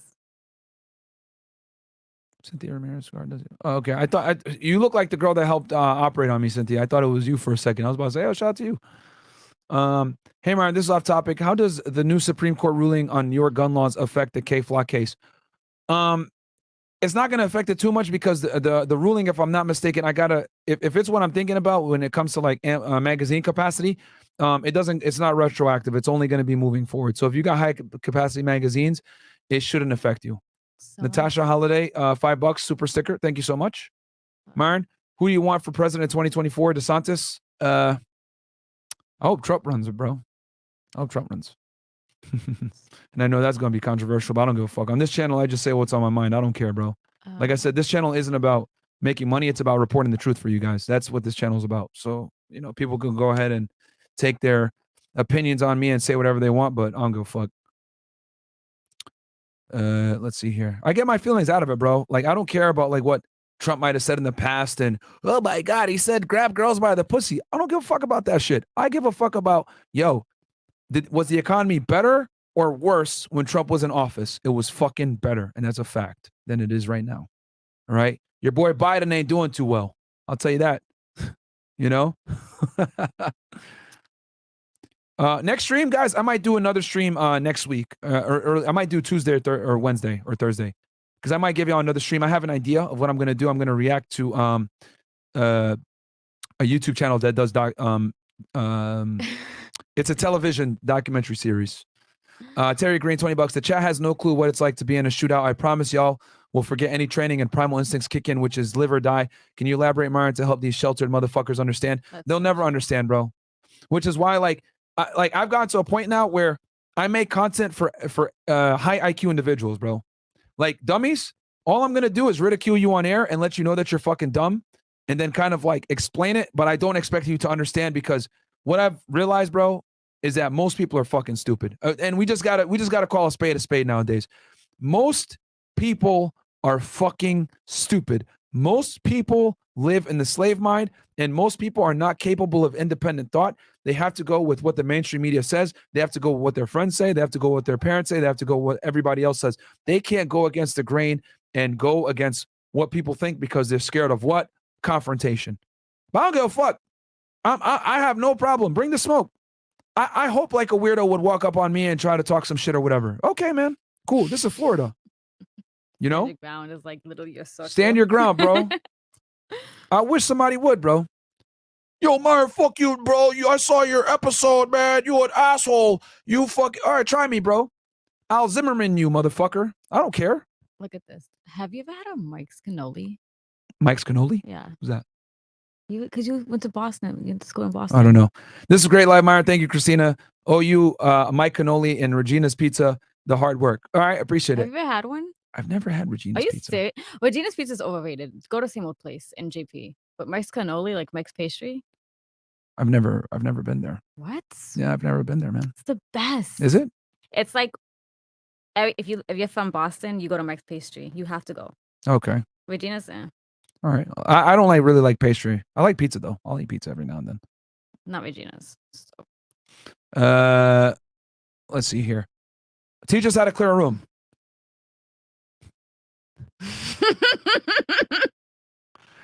You wasn't gonna get away with that. They really want me to do it. You guys do the balcony? I would have to do it through the balcony. Interesting. All right. How many likes are we at? If y'all could get me up, I don't even care about a super chat. Like I told you guys, it's not about the money for me. You know, I genuinely enjoy giving you guys this content. This channel is kind of like a side hobby for me. I really enjoy it. It takes up a lot of my time, though. I ain't gonna lie. If I get 2.5K likes, I'll show y'all how to clear a room. Yeah, it's 2.2 right now.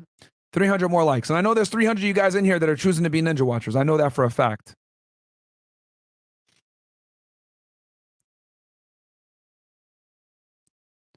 Nah, so they said, yo, Myron, you say what you want on the other channels too. Nah. I take it a little bit easier on Fresh and Fit. Fresh be shaky.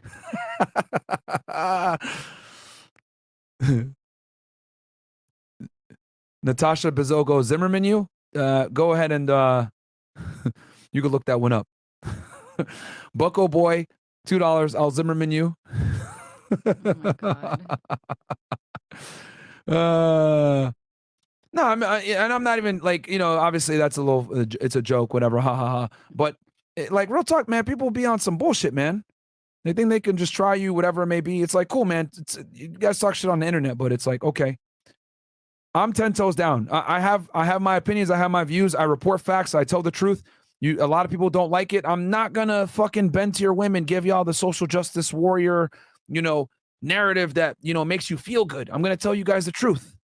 All right, I'm gonna be objective about it. I was very objective about this case. I gave y'all the facts. I gave y'all the truth about what the police did, what they did good, what they did bad. I gave y'all the ugly. I told y'all that Breonna Taylor was, you know, definitely didn't deserve to die, but she was a criminal. That's a fact. Myron about to be the next Florida man. You know, she was a criminal. You know what I'm saying?